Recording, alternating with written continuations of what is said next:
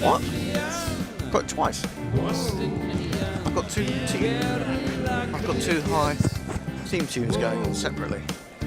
Have you got some sort of replay on there at the moment?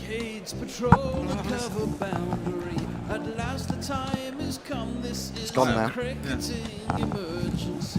Hear this call to arms for every cricket revolutionary. Take up your bats and stumps for the test match insurgency. At first they tried to silence us, but we would not be silenced. They threatened us with lies, so we threatened them with violence. Che Guevara, Sangakkara, Joseph Stalin, Douglas Jardine, Robespierre, Darrell Hare, Vladimir Lenin, O'Brien Kevin, guerrilla cricket. It's not about the winning, it's about how many rules you break. Even in cricket commentary, this is the best advice to take. Pick guerrilla cricket, it's the finest choice you'll ever make. There's so much more to cricket than rev counters and a slice of cake. At first they tried to sanitize us and clean up our act. But people like it filthy, and we know that for a fact. Fidel Castro, Lenny Pasco, Carlos the Jackal, Umar Akmal, Mahatma Gandhi, Grant and Andy, Brendan Behan, Austin Ian, guerrilla cricket. Stick with us, cause you know we're not the kind of thing that you see on the TV and the radio. So vive la revolution. First they tried to buy us, but we would not be bought. Okay, we were, but then we ran away, and we will not be caught. Would not give up the ghost when they left us all for dead. They decapitated us, but we just grew another head.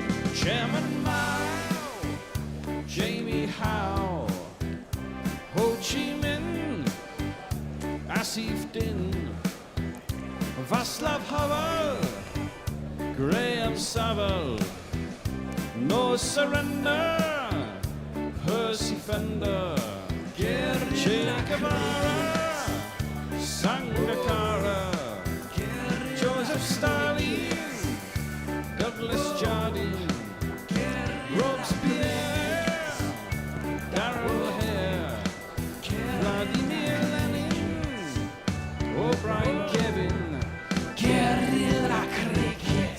It's the last night of the Poms, but there's little hope and maybe a touch of glory waiting out there for the remaining England batsmen. 302 for 8. They lead by 119. And we've gone to a rare 5th day in a test match in this Ashes. Extraordinary stuff. Good morning, good afternoon, good dawn, good dusk, wherever you are in the world. Welcome to Guerrilla Cricket, for indeed the final curtain being brought down on this quite frankly appalling Ashes series. I'm Gorilla Hendo, Nigel Henderson. I'm joined by big beasts of the Gorilla clan. We're not actually wearing sporrans and kilts, but and probably you're glad about that. But we are here, and on my right I have none other than the Bear. Hello. How are we all? I'm absolutely knackered. Yeah, it's me my too. 5th night in a row. I'm not surprised. You must be absolutely shattered. Get a groin strain like Ben Stokes. You can have the rest of the night off there. And that is the voice of none other than Tony Bishop, who I have to bow down to and admit that the last night of the Poms pun was his. It was. I've stolen it shamelessly, although I did admire a little bit more. I might even go on to say that, can England orchestrate their way out of this? Tony? Yes. No. Yes, no. Yes, it's me, and no, I doubt it.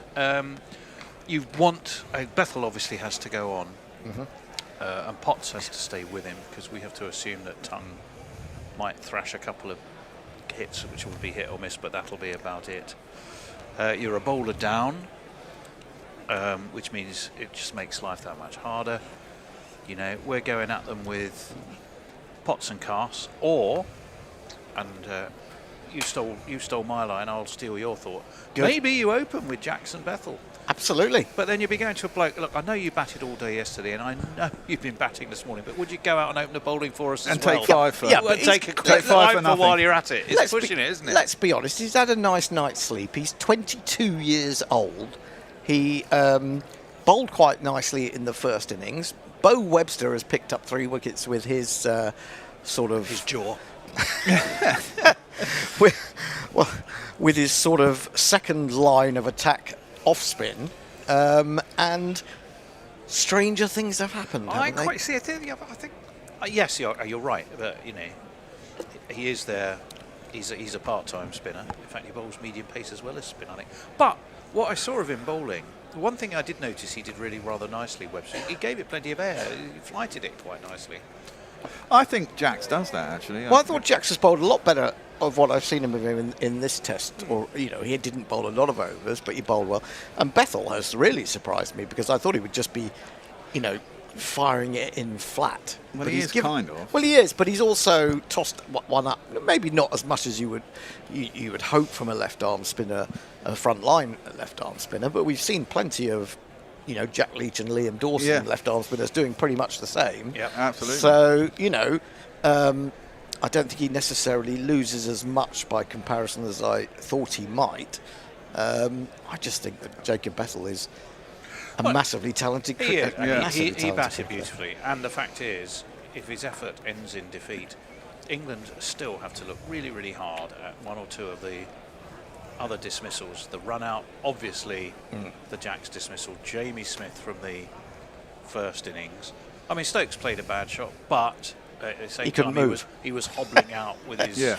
iffy groin, you know, which Well, is going to distract anyone. Also, I mean, the fact is, you look at the way that Jacob Bethell bowls, and all the replays, he plays, you know, he's got that classic thing that Root's got. He plays right under his eyes, right in line with the ball. I mean, he looks to have a fantastic technique. Well, But I don't want to say anything, but I have been going on about this for the I last know, year. I've agreed Yeah. with you all the time. You know, I think No that's one's been exactly what they honest. see. Sorry, in I have to get that in because it feels like to me like the mainstream media ignore this and then suddenly they all jump on the bandwagon as if they're like, you know, the great soothsayers. But stay with guerrilla cricket and we will give it to you a year before then. unless they're Absolutely. Australian media, in which case they'd be the Struthsayers. Okay. Right. The one good thing is that you only have one more night of this. Yeah. One more night of dad jokes. It's not an absolutely packed Sydney cricket ground, funnily enough. Does that mean that all of the Barmy Army have just decided to go home? I know the feeling because I couldn't go to the last day at Sydney in 2006-07. I just had enough. Usman leading him out. Wouldn't it? Yeah, which is but wouldn't nice. it be? I don't know. Wouldn't you feel really shit if you missed a famous victory? He says optimistically. Well, I'd have to look back at the scores of that one in particular, but I think there was even less chance of us securing. Wasn't the last Sydney Test England played here? Wasn't that hanging on for a draw? yeah, that was the zero, That was the wasn't it? Anderson and Broad just hanging on after Smith had got rid of Jack Leach. Smith. Yeah, Steve Smith. Steve Smith. Yeah, Steve Smith took a wicket, and all of a sudden, that started 2 or 3 more, and it was left to Broad and Anderson. So that was the COVID bubble Yeah, series, wasn't it? it was. That's another thing that people have been saying that this is, well, at least England have won a test on this tour. Is, yeah, you know, you're away from home. You're away from home, thousands of miles from home, and you've got to stay in a COVID bubble. And I know I don't agree with Stuart Broad the notion that series didn't count because of that, but on the basis that it's got to be harder for the away team, you know. In those Boredom. It circumstances. must have been hours and hours of boredom, not being able to do anything. Well, they're out there. We better get the jingles in because we don't know how long they're going to last. Well, yeah, I suppose we had these guys opening for England. Opening. Well, opening the day, yeah. Jacob Bethell's born Barbados now, he plays for the English team. They say that he is an all-round this guy's facing. Heard from pots that the kettles are filthy black. You know he might do. Let's bring him into the attack. It's going to be Bo Webster opening the bowling with a bit of spin. Well, there's 5 overs to go before the new ball. It is possible that Bethell may not face another ball in this Test match. Well, equally, he's got to get set again, hasn't he? First thing in the morning. Yeah, Get it's out in the always first 2 difficult. overs. Very, very difficult. There aren't that many players who go on the next day. No. He's in. Webster bowls to Potts. He goes back and thrashes that through the offside. Going to get 4 runs. Well, that's Excellent. Oh, it's going to be a great day for England. Well, does it get rolled at the beginning of the day? Or is it only between innings? No, England get rolled at the beginning of the day. 2 + 2 is Can we get, because we're in the innings? Sorry, it's a joke. Oh, right, yes. Sorry. You can't roll it in the morning, though, can you? Because it's not between innings, so it doesn't. Or does it get rolled every day? Goodness me. Now I'm I'll asking have you to admit, something. I'm not 100% sure about. Defended on the back foot to the man at short leg. There's a slip and a short leg. I'm sure I've asked this question before as well. It's one of those gaps in my knowledge, but it's not the easiest thing to find out. In comes Webster, bowls. It's very full indeed, and a bit of bottom hand, helping it up to mid-on. Oh, there they are, the Barmy Army. They're in the shade. Sensible. Webster in again. Oh, now that's turned a long way, and Potts had gone back, and it not only turned, but it bounced. And as I say, Potts went back, and maybe in the end he let it hit him right up in sort of just above the waistband. In again, Foolish, and flicked to mid-on.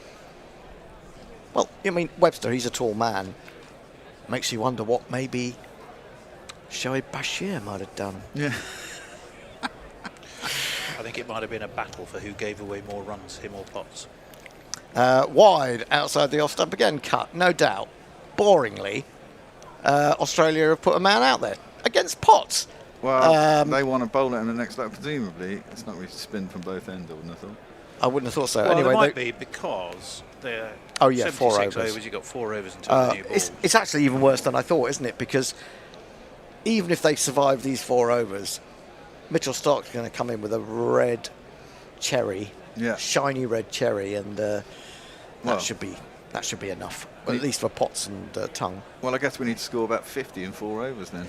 Yeah, well, if Bethell's not facing, that's not so easy. No. Anyway, Potts is on 5. He's kept the strike. He's going to face Boland now. Oh, Scotty So- Boland. Should we give him a jingle? Yep. Boland, Boland, Boland, here comes Scotty Boland. Boland, Boland, Boland, Chat already. Boland. Loads of people with us, hopefully. Loads. Loads of people. And a super chat. Oh, Yay, give it to us. So that's Philip Shaw. €2.49. Thank you, Philip. Does the bear have his beer necessaries? Yeah, I do. I'm going to go and grab one from the... Necessaries. His beer necessaries. Yeah. Sorry, Philip. All that effort for you to write it, only for me to mangle it. But Yeah. I know what you meant. Boland into Potts. Hit on the pad. It's going to be given out. Is it? No. Umpire says no. And are they going to review it? Might as well. You might as well. Steve Smith's having a whole committee He meeting. always, he always does this. It's not a bad way of doing it, though. I mean, he does ask the pertinent people. He asks Carey and he asks Boland and then he asks anyone else. Don't ask the TNT commentator. He probably wasn't watching. Well, I thought that was pretty close, but probably going down. Yeah, so it's close-ish, I would say. I'd be a bit disappointed if that is out, because I think there's enough doubt there, isn't there? Well, yeah, I thought there was actually on routes, but I mean, and on the I think DRS. it only just... Oh, that's surely going Would this down. be a good time to get your GPL entry in, do you think? Should we not hold off on the GPL? Well, we've opened it one wicket down, and it goes off. So now, if you jump in now, Yes, you've got a chance. now Oh, is your okay. chance. Get in there. GPL, the pot. Well, somebody won it, but it's still worth winning. Oh, someone's already won at this test. No, not this test. Last test. Last test, yeah. But this Missing. series, Yeah. It's missing by a lot. miles, jeez. Yeah, that wasn't a very good review. Don't know who ultimately convinced Steve Smith on that occasion. And another super chat. Another super chat. It's from the White House. Oh, really? I don't know if it's Donny himself, but he might be too busy at the moment defending murder and invasions. Yes. Cheers, Gorillas, for the usual exciting work, excellent work on the Ashes. Thoroughly enjoyed the coverage, even if England have been shit. They have. Here comes Boland to Potts, and Potts is back, and again, I'm not sure whether he actually got bat on that or whether it got past the bat and sort of hit him high up on the thighs, and it was both thighs really, because he was very square on, front on by the end of it. Let's have a little look. Does he got bat on that? I'm not sure he has actually. It's quite close to the knackers. No, I think he's right into the knackers. Yeah, I'm not sure if it was thigh. Ooh, it looks like it was thigh, then into the box. Yeah. I detected a bit of box movement. It jiggles, did it? Some jiggling, yes. Some reverberation. He's in again, bowls and driven at by Potts, but doesn't time it. Drags it up to mid-on. And there is no run. Let's have a look at Scotty Boland. 0 for 62, 4 for 33, 1 for 87, 2 for 47. Yeah, he's chipped in. He's chipped in very well indeed, bowled. Not just very well here, but very economically. I mean, he's taken a couple of wickets, but... Well, noticeably fuller than England's bowlers have bowled. And targeting, by and large, top of off stump. Funny how that gets you results. Boland in, bowls, onto the back foot goes... Potts and defence down into the gully. But do you know what slightly bemuses me, Tony, is that David Saker was brought back as bowling coach. Yeah. Now, either he's not doing his job very well, or he was brought in too late to impress They've upon made it these a part-time guys. job and a sort of a freelance case-by-case basis. Yeah, haven't well, they? it's because Tim Southey is playing in the IL-20 or something. And So, you don't have a senior, you don't have a fielding coach. but that's not. But my point about the bowling is that if you've got a bowling coach who knows Australia, David Saker is an Australian. Well, true. That was really my point. That's hit him again on the pad. Gets a little bit tangled up as he tries to defend. But he was tidily into line, though. Yeah, yeah.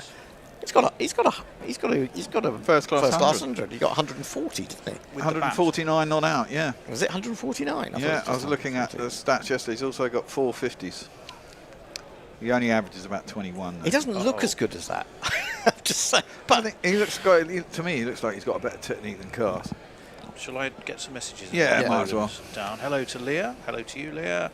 Jonathan Shorland, good morning. Welcome to the Fifth Gay Gorillas, says Carl Herbert. Jay Grover, hey up. No super chats today, but lovely to see the Gorillas resplendent in vibrant colour. What are we? Brown, grey and brown. Yeah. That's not brown. I mean, that's. No. I'm a very snazzy This brown. is deep to be olive honest. green. Okay.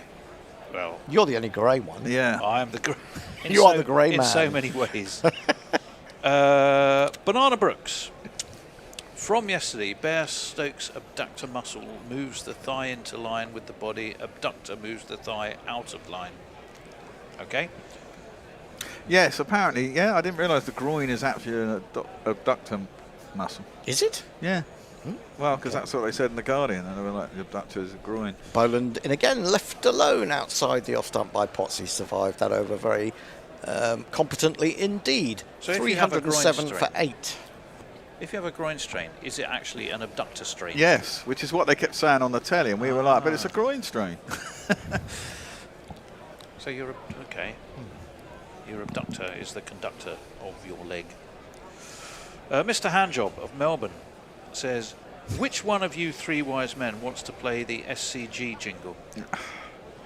Well, The Bear is the man in he's in control the position. Yeah, he's in position. there, and I believe he might be looking for it, Mog. Okay, well let's do the first ball of Webster's 15th over, 3 for 56. Steve Smith, he's a very emphatic captain in the field, isn't he? Ooh, hello. Almost autocratic. So Webster switches to round the wicket to the left-handed Bethell, just the slip in there for him, and he goes on to the back foot. Probably quite pleased to see it relatively short, so that pushing forward early in the day, wondering whether one's just going to nip away from him. He had plenty of time to play that one in the end. He's picked up a single, his first run of the morning, and England have added 6 to their overnight score. Well, I've got good news and bad news for you, Henry. Well, hold it for me now, Right, if you'll pardon the expression. I say, that would not be the good news. At least not for me. Webster bowls a full delivery to Potts, who just quite nicely dinks that down the ground to long on and takes another single. Shall we have the bad news first? It doesn't quite work that way. Doesn't work around. that way. Okay, fair enough. The very good news is somebody thinks you're dazzling. Yes, I expect it's Jay. It is. That doesn't really do a lot for me. Driven a full toss of this time. Bethell will get a single to deep extra. 310 for 8. The lead is 127. Do you want to hear the SCG jingle now? Oh yeah, go on then. It's going to be really slow. Yeah. Well, how about the end of this over? Oh yeah. We have to turn that off. Can't play it anyway. Outside the off stump, nicely stroked by Potts. They don't run on this occasion. At head, I think, moving round at mid-off. No, sorry, Kawaja. Here he is again, and he's down the wicket, and he flicks that aerially, but wide of a short leg. I was going to say that's probably where head is, but no, he takes off the helmet, the man there, and it turns out to be Weatherald. Anyway, it's another run to Potts. He goes to 7. Bethell 144, 311 for 8. 1 ball remaining. Is the SCG jingle dingworthy then? No, it's just that they've come across and they're like super slow, so they just sound like a dirge because for some reason the file's corrupted and But dirge, is that not what? That was a few. Isn't that what Mr. Handjob in Melbourne specialises in? He's played the reverse sweep, a little clip, taking out the slip. Just curious. He'll take the single, presumably, and he will keep the strike. Bethell, 145 to him, 312 for 8. Tony. Right, well, yes. I mean, literally loads of people. Danny DeVito loves Seriously? our channel. Good day from Brazil, you guys, he says. And he loves us, which is great, Danny. We're thrilled that you do. And we're happy to have you with us. Morning, says Extra Fluffo. Jay Grover, for some reason in giant capital letters, says Jesus fucking Christ, Tony. And Mr. Handjob in Melbourne says, Tony, powerful comedy. That might have been my terrible Struth pun. You can't handle the Struth, says Extra Fluffo. Which is good. I like that. Australia's going to win today, says Sajaz 1378, which doesn't take. You don't have to be bloody Nostradamus to work that one to out. possibly work that one out. But Boland into Bethell for the first time this morning. It's a good length ball around about middle and leg, and he defends it back to the bowler. I was going to say Struth Social. Is that what they're saying in the Struth White House Social. at the moment? yeah, that must be what. Who is the Premier of Australia these days? It's Albanese. Albanese. Albanese, yeah. Albanese, yeah. Yep. Albanese like Sunday morning. Stop making excuses for how shit England are in Australia, says a Mr. Handjob. I didn't know that we had. On to the back foot goes Bethell, plays it down into the ground, decides not to take the single. This occasion, the offside. Making excuses? We've hardly made any excuses. No. We just slammed England from the very start, pretty much. Some belters coming up here. Boland 2 for 34 into his 21st over. Beautiful blue sky in Sydney. Just people filtering in, but it's by no means packed, especially in the sun. Those particular seats. Into Bethell again, now from round the wicket, and he props onto the front foot and plays that with customary aplomb. According to Law 10, as relayed to us by a Mr. Henderson of Perth, yes, the pitch is rolled every morning. Oh, okay. I thought my joke about England being rolled every morning was Yeah, actually it was It was very quite good, actually. yeah. It was very good. I mean, I did sort of set it up for you, I suppose. You did well, but you didn't know. But I you didn't were. know I had, No, yeah. That's the thing, I'm feeling and that's a bit what dopey skillful tonight. commentators do. You see. Well, you know, Hendo, you're the best. Yeah. Oh, stop it! Boland in again and chopped down to deep backward point for a single by Bethell. It's very unsporting of the Australians by sticking everyone on the boundary for Bethell. He's only got 146. He's got a man at third man, a man at deep backward point for the left-hander, but he's going to be bowling at Matthew Potts. Well, this is the thing. I mean, I was just about to say, this wicket still looks pretty fucking placid, really. I mean, how England would expect. I mean, I was saying yesterday England needed 250 minimum to cause any pressure on Australia at all, and that would also have created a time issue because it would have taken till lunch and beyond today to get to. Yeah. We could be old-fashioned and try for a draw. Oh, he's left that alone. How has that missed the stumps? Came back. I think you can. I think it's fair to say that rather than that being a good leave, it was a misjudgment by Matthew Potts. Which is what Crawley did yesterday. He kept it low, actually. That was a hell of a ball, though, wasn't it? It was, wasn't It was it? a cracking delivery. Again, he was very unlucky. He though. was. I was comparing it. I was comparing it with Nessa the day before when he was given out or not given out, and it was referred the cast delivery, the one that we thought initially had hit the bat but had just flicked the boot, and we thought, well, if it's hit the boot, he's out. Yes. And it turned out that he had just withdrawn his foot, or just moved his foot and then withdrawn it, so it looked more out than it was, and it had just hit outside.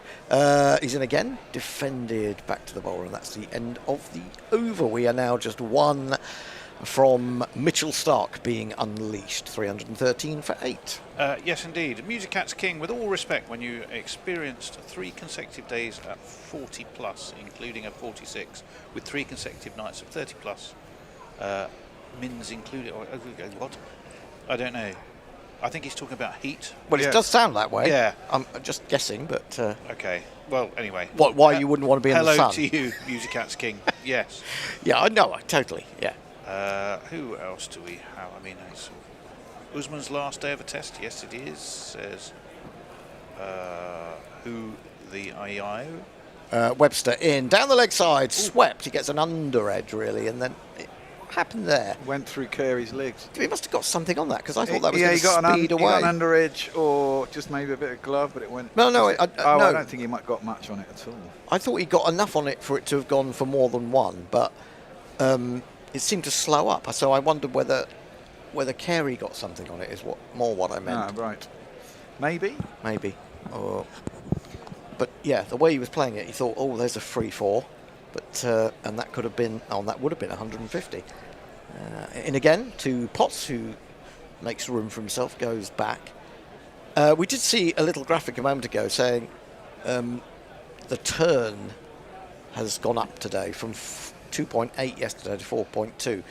But as the Bear points out, it is still quite placid, and you've got to get your length Yeah. absolutely spot on, haven't you? This is nicely punched up to long on by Potts for another single.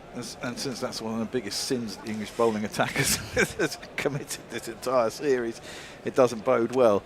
I thought Harry Brook was a bit unlucky yesterday as well. I thought it just clipped the top of his front pad. In again, down the leg side, loops off the pad, out into the onside. Kerry comes from behind the stumps to field.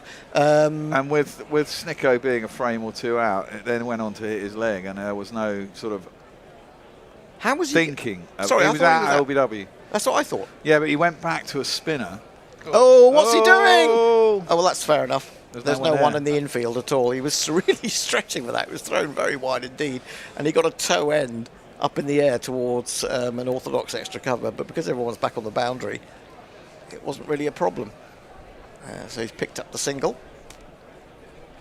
Yeah, and it looked like it might have just grazed the top of his flat before it came back to hit his leg, and the flat was outside the off stump, and the flat was in, and his leg was in line. I've only seen that dismissal once, but did it turn a long way? Yeah, it did. Yeah, I thought it did. I was kind of expecting, not having seen it live, I was kind of expecting when they showed it again that it was going to be a mad Brook brain fade, but it wasn't really, was it? No. Defended by Potts getting well in behind it. It's the end of the over. Webster 3 for 64 from 16. 80 overs bowled, and here it comes, the new ball, which Australia will take straight away. Tony. Yes, let me see. By the way, what a sloppy shot by Stokes yesterday. Yeah, we did talk about that at the beginning. That's Music Act's King. Well, apparently he couldn't move very well, so. R1 Crawford's not a fan of Rob Key. Key in particular should go. The prep has been farcical, and he backed this approach. That's his job. Yeah, you got a point there. It is going to be Mitchell Starc. He's going to take the new ball. We'll give him a jingle. He sounds like this. Mitchell Starc believes the truest hunter is the one who sees this guarantee. Oh, Mitchell Starc holds no mercy. Yeah, I mean, the buck does have to stop with Rob Key, doesn't it? I mean, he could have said to Baz, "Oi, Baz, you know, you're not." Well, we got to, do something to prep. Oh, quite. In that interview with Athers and Nass, they were. He was kind of suggesting, well, I've seen that one day cricket can actually help people get warmed up. I thought, okay. Starc in down the leg side and flicked through mid wicket. Oh, my goodness me! They're coming back for a second. Potts has done really well to get there, because I'm not fancying seeing Potts trying to take on Potts. Well, I'm not even sure whether did he come back for the second because he wanted 150. That's true. Might have been that. That is what it is. He's turned his first 100 into a daddy. It's one of these. You shall not shift me. You shall not shift me. I have made it to 150, and you shall not. 2 slips. Now, that's flown. I think he's got an edge to that, has he? Well, Carey was interested. Now Starc is standing looking. They've only got one review left. Doesn't seem to be huge excitement, does No, it? Smith is standing there with his arms outstretched, wanting some Action. feedback from someone. Yeah, I decided not to go for it. That was a bit like the ball that got rid of Stokes in the first innings, wasn't it? No, nothing there. Nothing there.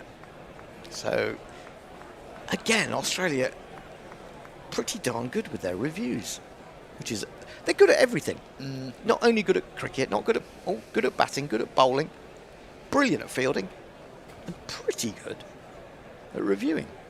Starc in bowls. Oh, now that's gone a long way, and it's grabbed out of the air by Carey to his left at slightly overhead height, and it still seemed to be moving. Cracking delivery. Couldn't get anywhere near that, to be fair. No. Super chat. Go on then. Who is it? After this ball. No, it's all right. It's Go quite for it. long. Oh. Well, it's not the shortest of super chats. Well, hang on. You were just trying to get super chats in during Bo Webster's over. No. Now Mitchell Starc has walked back to the pavilion, and you can't get one in. In comes Starc again, wide, very wide indeed. And for a moment, Bethell thought about trying to cut that one, but it was well out of his range, really. It's the estimable Hombre Nuevo. Hombre! £5 English. Many thanks for the wonderful hard work and coverage as you do so well. But please don't bring back, is the jumper green or brown? It's not us. That's one of our great games. One of the great guerrilla games, that is. And I actually can't tell the difference between green and brown a lot of the time. I can't tell the difference between green and grey a lot of the time. Or even blue and grey sometimes. Particular blue, obviously, not sky blue. Starc again to Bethell, and who finds the outside edge. It's gone down to third man. It'll move round to stop that, and I imagine that he will have taken the one on this occasion. Yes. So Potts has to survive one ball from Starc. That might be one ball too many. Big big swinging Yorker. Well, that's what I was thinking. But then he might be thinking that too. He says, don't worry about the bouncer, just get right on the front foot. Exactly. Let it hit you. if you Big have to. stride. Take it on the helmet if you have to.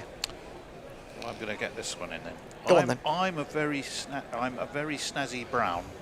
Is the most endo comment I've heard for a while. That's from Glimmer to it. I'll tell you what, when I was about 17, 18, I tended to dress only in brown. You rocked the occasional shades of beige, did you? Stark in bowls. Nice drive. They're going to take a run. They might They even should get two. two. Here. In fact, they're coming back. Yes. I think it was Weatherall almost ran in front of the man coming round from third man and sort of put him off his stride a little bit. Potts is in double figures. England to 321 for 8. They lead by 138. Jay Grover, I feel far better being kicked in the abductor than the bollocks.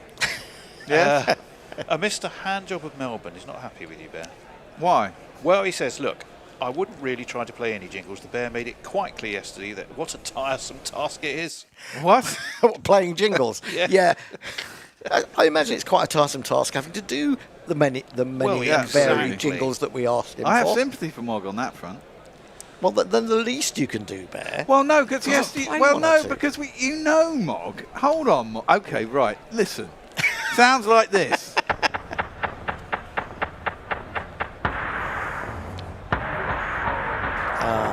See? It's playing at about a tenth of the speed it Wasn't probably that should Mog's be at. Christmas single? I do get him confused. I think you might have got the wrong jingle, Bear, though. No. all the ground jingles that you sent through have got this problem. They're all really, really, really slow. I don't know. It's a processing thing. Wishing you a grindcore jingling Christmas album. It's too slow for grindcore. Boland into Bethell, left alone outside your stump. First time that Scotty's got his hands on a fresh cherry this morning. He's bowled a couple of overs with the old ball, but now he's got the new shiny one. $2 from Mr. Henderson of Perth, super chat. Thank Wants you. to know when the GPL's going to close. Either at lunch or when a wicket falls. Lunch or first wicket is the answer to that. Because otherwise everyone will know what score they still might just go. Let's hope it's lunch. Well, that'd be marvellous. Massive. You'd have a game on your hands then. We would have a game. Boland in, a little bit of nibble away from round the wicket, but left alone by Bethell. Had 3 scores of 150 plus in this test. We have, yeah, it's true. Well, it's a much easier paced wicket. Yeah, and another big 100 from Smith not out. Was he out in the end? He was out. He was wasn't out in the end, 138, wasn't he? I mean, almost as soon as he came to the wicket, because he was so ugly for the first few runs, you just knew he was going to end up with 100. You did, didn't you? It was so depressing. But the drop by Jacks. Yeah, but that wasn't off No. Smith, was it? Oh, that's come back. That's a bit high, isn't it? I think that's high. He's given it. Yeah. Oh, I think that's Well, high. he's got to review it. I think He's that's been out. given out LBW, but I think that's high. I think that's harsh from the umpire. I really do. He's got a review. I mean, to have given that, if this ends up clipping, I think it was. I had it 3/4 of the way up the middle. I mean, he has had to go back to it. It's just followed him, really, hasn't it? I thought it kept a bit low actually, so it'd be Yeah. interesting. I But again, didn't see it as high. if it is just clipping, it'd be 2 English batsmen who just had it. I mean, the one that Root got was just so unlucky. I mean, it was literally just clipping the top of the bail. Oh, he's up on his, up on his Oh, toes there, you're isn't right. But it's on its way down. No, Is it's it- not on its way down, but it Trajectory-wise, is isn't quite deep in his crease. I think that's going to be knocking the bail. I think so. Well, I think that's harsh for the umpire to give. When you see what the ones that they often don't give, I think that's. Oh, missing! Yay! No more reviews, Australia. Oh yeah, it's true. No, it's okay. England's review. Oh yeah. Okay. I reckon Gaffer's had a tea time booked this afternoon. It didn't look right to me, I have to say. I mean, I'm totally with you online, but Yeah. in terms of height, it didn't look right to me. Anyway, so Bethell survives. It's amazing how how excited we can get at 3-1 down. Yeah. The game He's not almost out. over. He's not out. It's a small, it's Victory. a small victory for us. It's a moral victory. Absolutely. It's a good ball though. Now we It do was have a a great jingle for ball. those. I mean, he's off the ground, isn't he? He's decided to come down the wicket to that one, but he's beaten by an absolutely corking delivery. It goes the other way. Misses Tony. Excellent stuff from Poland. What can he do? Brings one back that much. You then come down the wicket to try and guard against the LBW, and he takes one away from you and beats your outside edge. It's the wobble seam, isn't it? Cracking Who knows delivery. which way it's going to go?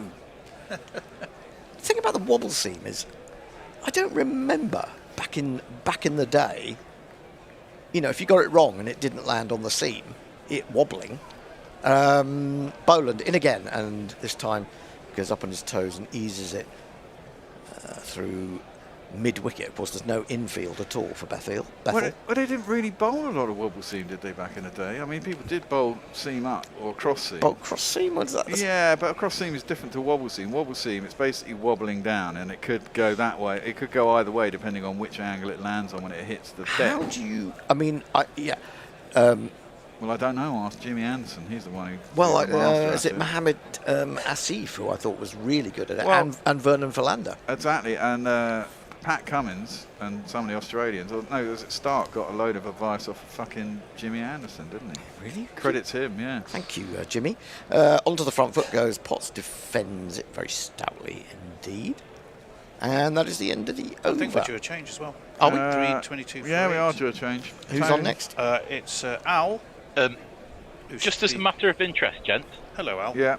when you say back in the day, I mean, back in my day. right, I just wanted to. Yeah, 25 years ago, 30 years ago. I just wanted to clarify. Okay, Tony, you're going to have to come yeah. over here. Very Well, quickly, I'm just going to read Mr. Handjob, who said, I can't seem to do super chats from my phone, but rest assured, I just tried to give you 100 quid. It's the thought that counts. It is. So No, it's not. It's the money that counts. well, that's true. That's what it is. So, just to tell our listeners, if you don't recognise the voices, you've got Messi on tweets, you've got Al on summarising, and Tony, when he's eventually moved into position, will do your ball by ball. I will just tell you that is a short ball from Stark. Not sure that Bethell got anything on that apart from elbow. I think it's gone fine for 4 leg buys, so that's helpful. It doesn't really matter how they come as far as England are concerned. I think you're ball by ball, Al, if I'm right. I am. Sorry, Yeah, yes, I thought you were. It's the it's off the elbow, as Hendo was so eruditely told us. Morning, Alan. Morning, sir. Morning, Tony. Good morning, Lord Mastermind of the Wirral.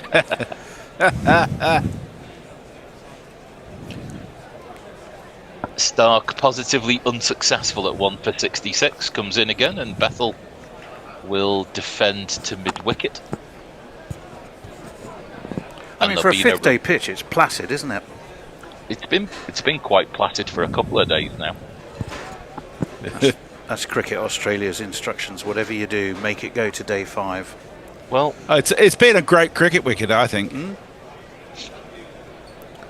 so how many county points would Australia have lost for the pitches in Brisbane and Melbourne? We've been relegated. I would think so. Actually, no. Durham's been relegated. Sorry. This has some shape and swing, but bounces twice before it gets to the keeper. Mind you, somewhere there's the Somerset groundsman going, it doesn't seems fine to me. Yeah. I don't know what all the fuss is about. Oh God, you're going to stir up Will Reynolds now. How flat is this track? Exactly. Only Exactly. only 20 wickets in a day. Ah. It's only happened 9 times that the third innings has started on the first day of a test match. Yeah. I'm imagining a few pink tests in there. Pink ball. There may have been. I'm No. sure. Oh, yeah. Some of them before- are like ages ago, when they were 3-day tests as well, probably. Yeah, in this century, it's only happened 5 times, I think, and 4 of those have been since COVID. Stark in, and that beats the outside edge. all middle, that bat from Bethell. You see no edges, Tone. Yep. He's been classy, he's been compact, he's played proper cricket. And he's got his rewards for doing it. I'm just looking for that list. I had it somewhere. We do have a super check coming up, by the way. Ooh, fabulous. Right. Well, let's Stark bowl this ball, and then we'll go super chat. Hopefully, it's that £100 from. No, from Mog. it does relate to Mog, though. This one is down the leg side, missed by Bethell. 326 for 8, a lead of 143. Go on, Jess. It's from Hinchster, who sends us £4.99. He says, does Mr. Handjob realise there is a difference between uninterested and disinterested, not just grammatically, but also how much they cost? I can assure you with 100% accuracy that he knows precisely the difference between the two. That word has been chosen deliberately and carefully. I believe that's a debate we've had before as well. Yes.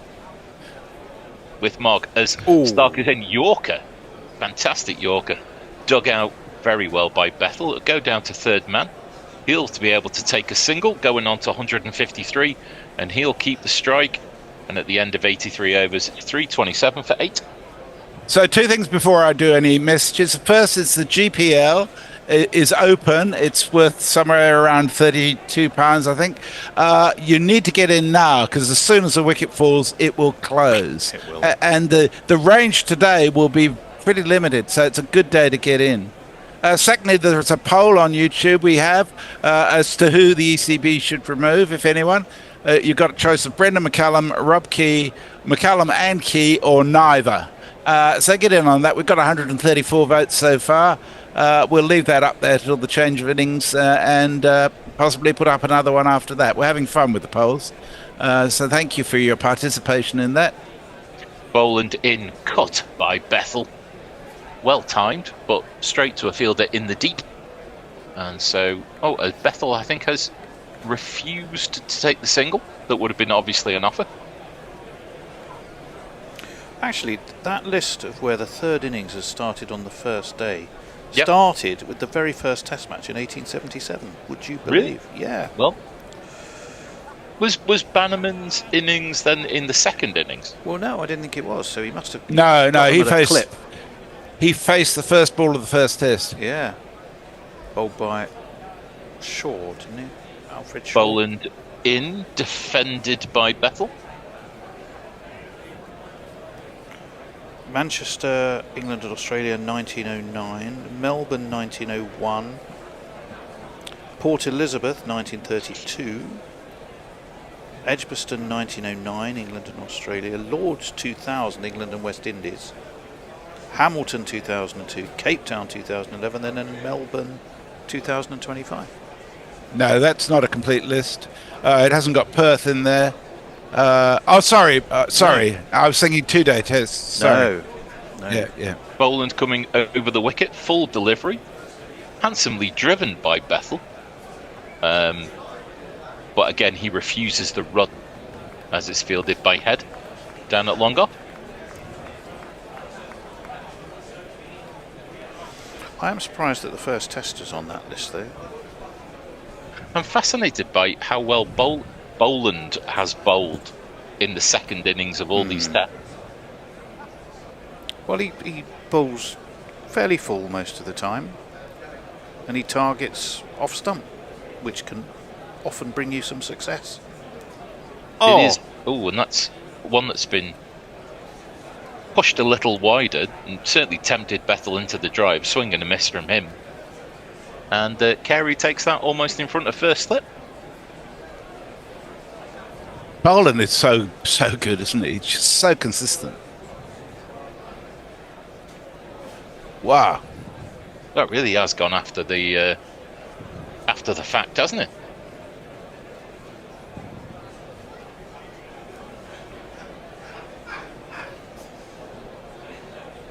Deviation off the pitch, and then in the air.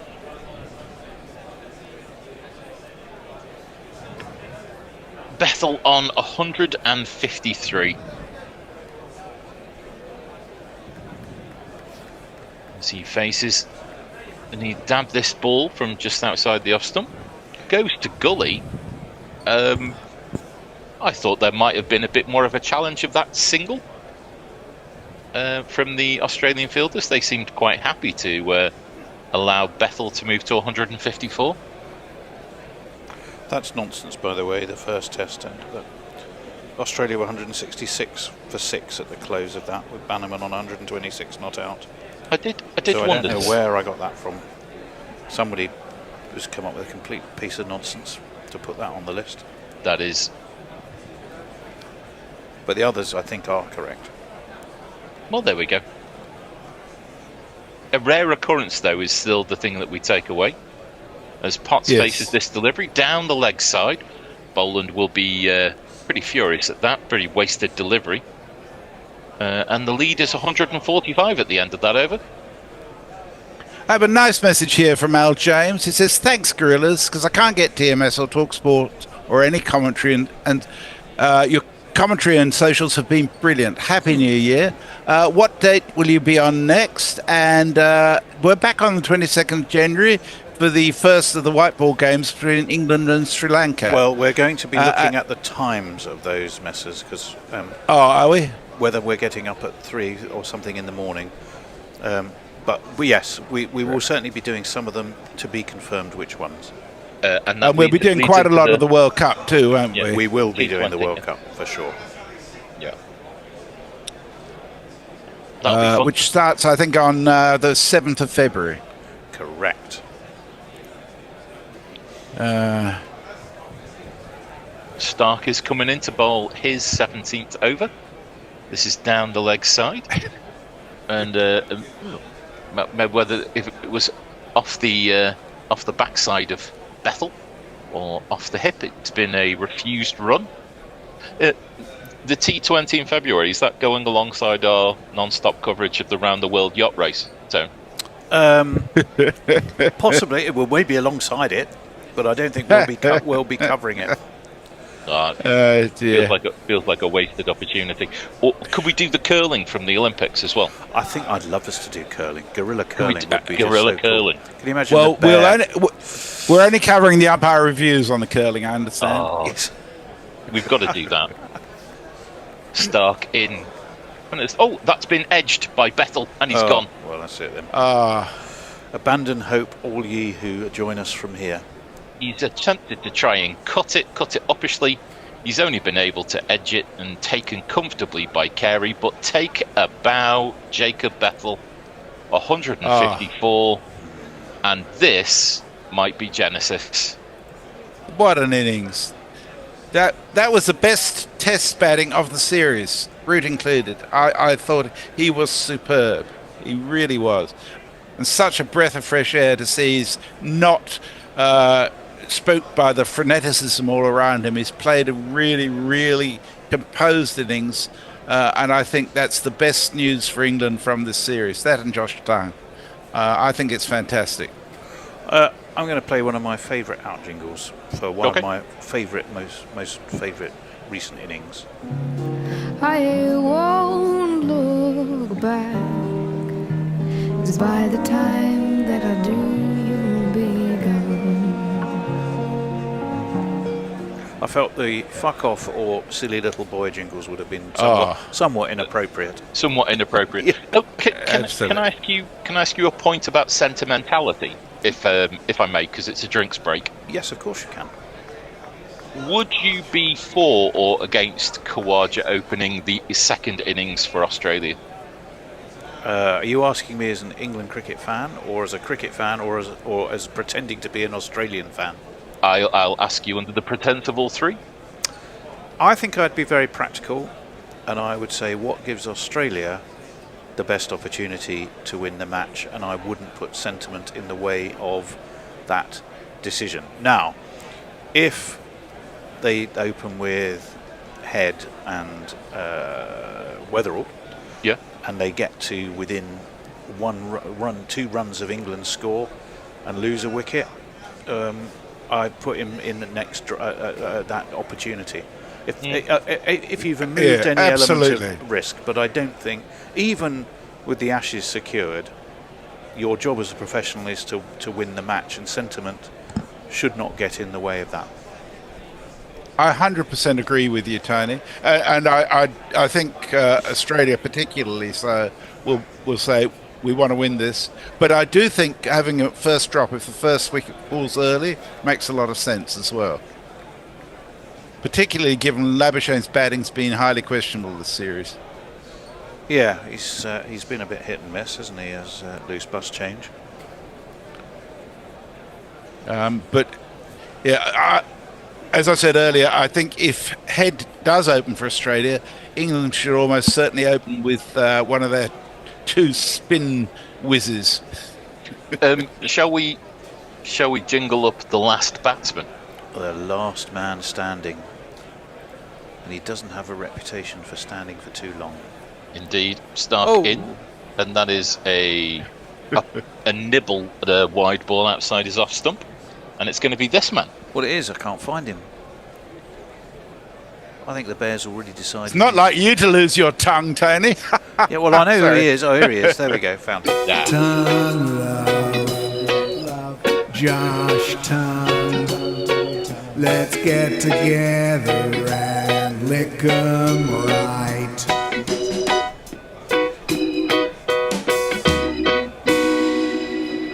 I mean, he's been a sensation with the ball. Well, a sensation might be an overclaim, but he's been superb with the ball.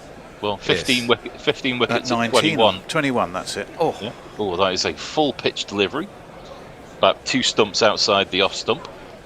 Too fast, too straight, too quick for Josh Tongue. And that goes through to the keeper. Oh, that's not far away at all, is it, Tom? no. It swung in between, I think, let's have a look. Did it go between bat and pad in the end, or did it beat the outside edge? No, it went between bat and pad. That said, pad and bat were could have had yawning chasm between the two. could have had a correspondence love affair with each other. They were that far apart. Yeah, as long as it was a long distance love affair. Yeah. Sorry, Tony, can you remind Bear to close the GPL? Somebody's piled on around 150 very quickly. Bear, you need to close the GPL. That next ball, full delivery again, defended to mid-on. £150 or 150 as the runs? 150 150 rounds. I was thinking pounds when you said that. I wish. I was going to go, well, if the money's there, we're not losing so much because it hasn't built up yet. Somebody was smart. They may just have done it before the wicket fell. This one straighter, and that is played out to mid-on. Travis Head will do the fielding. There'll be a single taken. Yeah, Josh Tongue is off the mark, and the lead is 146 at the end of the over. Glimmer Twin says, surely Bethell will now be dropped. Refusing the single is hardly running towards the danger. In fact, by definition, it isn't running at all. Well, yes. Amit M says, Stark in the last 3 tests has been meh. Always tapers off by the middle of the series. That's actually not true, Amit. And he's still taken some really key wickets, particularly when the ball's been hard and swingy. I just don't think that's true at all. Even today, he's bowled beautifully, even without a wicket. How can you not describe him as being too good? 30 wickets in the series. I think you'd take that somehow. Fucking awesome, isn't he, as ever.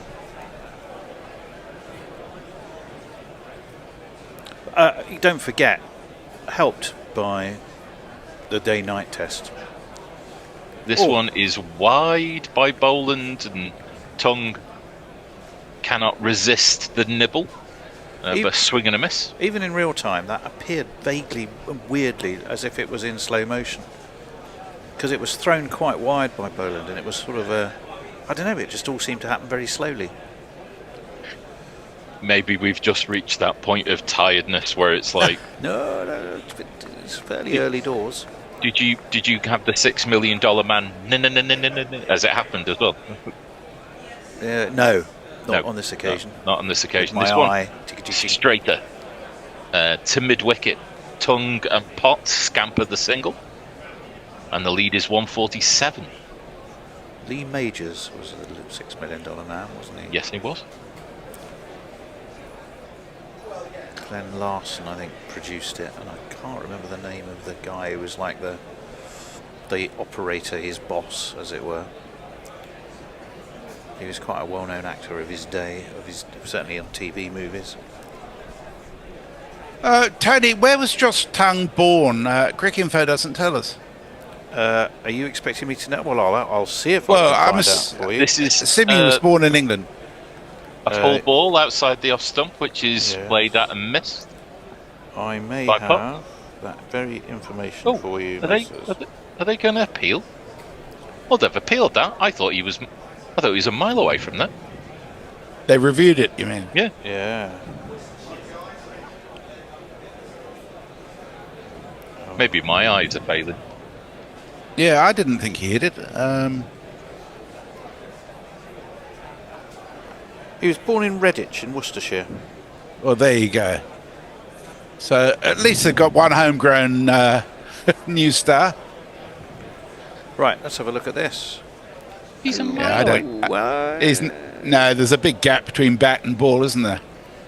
But you never know with Snicko. There's a tiny little murmur. But That's background noise. You have Yeah, the that's- same level of murmur 3 frames afterwards. That's Marnus Labuschagne chatting. So, but he, someone. No, it's the hate from the bear travelling 8,000 miles. That's what it is. Gaffers has waved his arms under his belt or under his chest or whatever. They should lose their third review. That one was so bad. Boland in again. This one defended by Potts. Fielded by the helmeted. Is it Labuschagne? Yes, I think. No, normally 60. under the lid it would be head, wouldn't it? It might be head. Potts' incentive now, of course, is the longer I stay out here, I won't have to bowl. I'm not going to be carted around the SCG by Travis Head. Yeah, Potts has already started conceding runs without having started with that change of innings. We have a super chat coming up, Tony, and you might want to consider using the Vaughan free jingle. If I can find it. Boland in, clipped away through point by Potts. Well timed, sir, and that will bring you 4 of the King's runs. Yep. The King's runs. I'm looking over a ford. You could argue that Australia's runs are also the King's runs, of course. Yeah. The Commonwealth's runs. Oh, I do have Vaughan free right here. Excellent. Well, at the end of the over. Which is 1 ball away. Boland in. And this is an attempt. Oh, That's a glorious shot. Potts has flashed the blade like Zorro between cover and extra cover, and that's gone And if you flying. can't listen, then you bound to see the way you get shot for crossing a boundary, crossing a boundary. There's a lot to like about that shot. Yeah, it's just excellent. Stood Give me tall, some of that. crashed it away. Right, Messers, here you go. Born free of his stupid voice. I warn you though, it's over a minute. You may want me to. No, that'll do. That'll do, Tony. 1004 has sent us £5. Thank you very much. He says, sending you money because you're not Michael Vaughan. I mean, if only everybody could pay us because we're not Michael Vaughan, we'd be rich people. And it's one of our outstanding features is that we're not Michael Vaughan, in fact. Well, the lead is 155. Oh, sorry, Jess. I'll let you come in after Stark has bowled this ball. He comes in, and that is whistling past the outside edge of tongue. No run. Go on, Jess. There's so many messages, the ones that will get rid of the super chats. But I would say there's been a couple of people just spamming stuff, and I've had to ban them because we can't. There's a lot going on our stream anyhow, but to spam within it just makes it really, really difficult. So please don't. But we do have another super chat from the wonderful Zippy Tuna who's sent us $5. I'll come back to that. We'll have that after this next delivery. Stark 2 for 68 in this innings. That's a horrific bouncer. YouTube Prime Super Chat. And Zebicina says, thanks for the great Ashes coverage, even if we didn't get the highest quality of cricket this time around. Well, we feel it's our duty when the cricket quality is low to improve the quality of the commentary and the banter. So maybe it's a sort of counteraction that created something for you, Zippy. Thank you very much.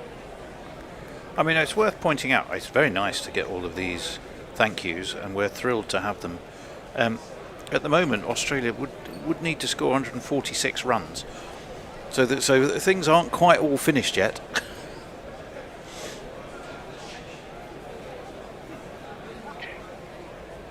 Well, yeah, ethically speaking, as this is again whistling past the outside edge of tongue, it is too good from Mitchell Stark by half, Tone. Yeah, I mean the ball down leg is he's bowling. He's trying to get the ball to lift at him. He's nowhere near. His landing point is what they're looking at. Let's have a look. Yeah, it really rises on him, doesn't it? Yeah. Carey takes it by above his his own head height. Yeah. But he didn't quite get the one right that was down the leg side. But you can see what he's trying to do. I think he needs to bowl less well, and he'll get a wicket. Yep. This one's straight. Hello. Oh, what a handsome drive that is by Josh Dunn. Gee whiz. 4 runs worth 8. 4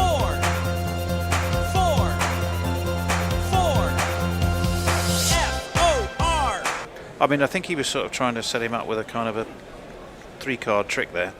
Short down leg, short down off, and then full and straight and swinging into him. But it didn't work.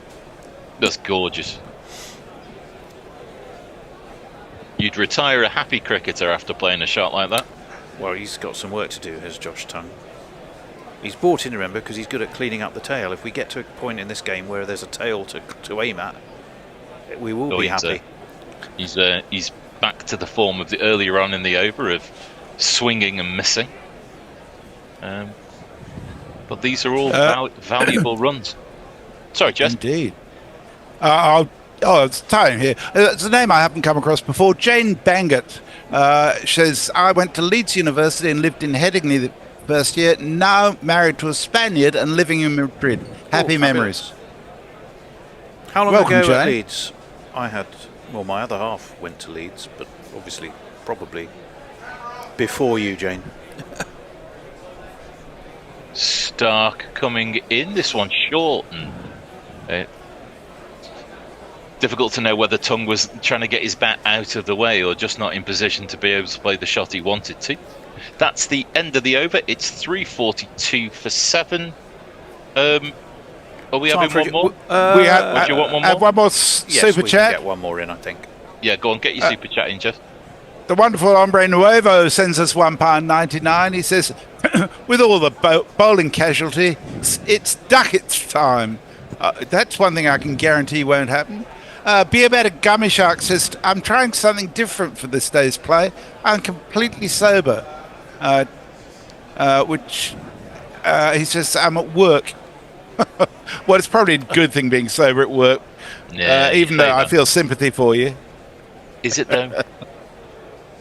Depends what your job is, mind you. Yeah. You know, heart surgery probably best done sober. Well, you say that. Boland in, and Potts tries to flick the ball away down the leg side, but it hits him instead, and there'll be no run. He's on 18. Fighter pilot. But I used to work in advertising. I can assure you, there were many days I wasn't sober. Are you saying that? Are you saying that for the work is a loosely used term in advertising? Tony, are you saying that Mad Men is more of a documentary than a Hang on, a drama? We've stirred Forthy, I think. There. Yeah. But he was a planner. They didn't do much drinking. Then now. Potts almost attempts to come down the track to Boland and defends the ball, and there'll be no run. Potts has batted beautifully.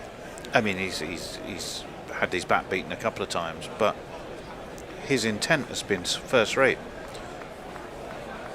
He put placing a high price on his wicket. There's one or two of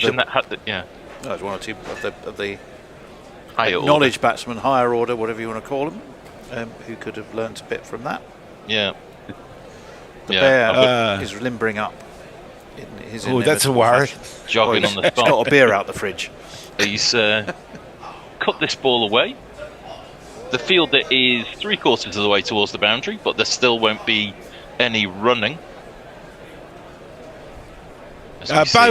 Bo Vane says, great job, guys. You almost feel like friends. Thank you. You're picking on Vaughan, and I thank God you're not James Brayshaw, worst sports commentator ever. I think there's a big competition for that moniker, but James Brayshaw's definitely up there. Well, as long as you don't think it's us, that's the main thing. Boland in, this one left alone by Potts. It's through to the keeper. I'm surprised I've only got the 2 slips. I mean, it's still a fairly new ball, and you've got 10 and Jack in. I mean, why only 2 slips? That makes no sense to me at all. Yeah, it's surprising, isn't it? Surely you'd attack for all you're worth and book your tea time for round about, an hour after lunch. On the subject of drinking at work, Zippy Tuna's got a solution. He says, I became my own boss, and now I'm very lax with what I let myself get away with. Do you ever have to discipline yourself? This one left alone as well by Potts. And before I go off, we got one more super chat from Darren Paul, who sends us £5. Oh, thank you. He says, been a fan for years, lads. Thanks as always for the great comms. I'm listening while enjoying some dice cricket. Bloody lovely stuff, lads. Thank you, Darren. Dice cricket brings back memories, I must say. Oh boy, does it ever. Robbed I was. I'll never forget being robbed in that final. Endo skullduggery and the Bears' fat thumbs absolutely did for me. Never forget, Tony. This one is attempted to be played out to the leg side for a single. Potts can only play it back to the bowler though. This ends our spell 3-4-2 for 9. I will say good morning to Forthy. Morning, Al. Morning, Forthy. Morning, Messi. It's me, Sanshi. Oh, hello. It's me, Sanshi. Is that a jingle-related injury there as someone's changing chairs? See you all soon.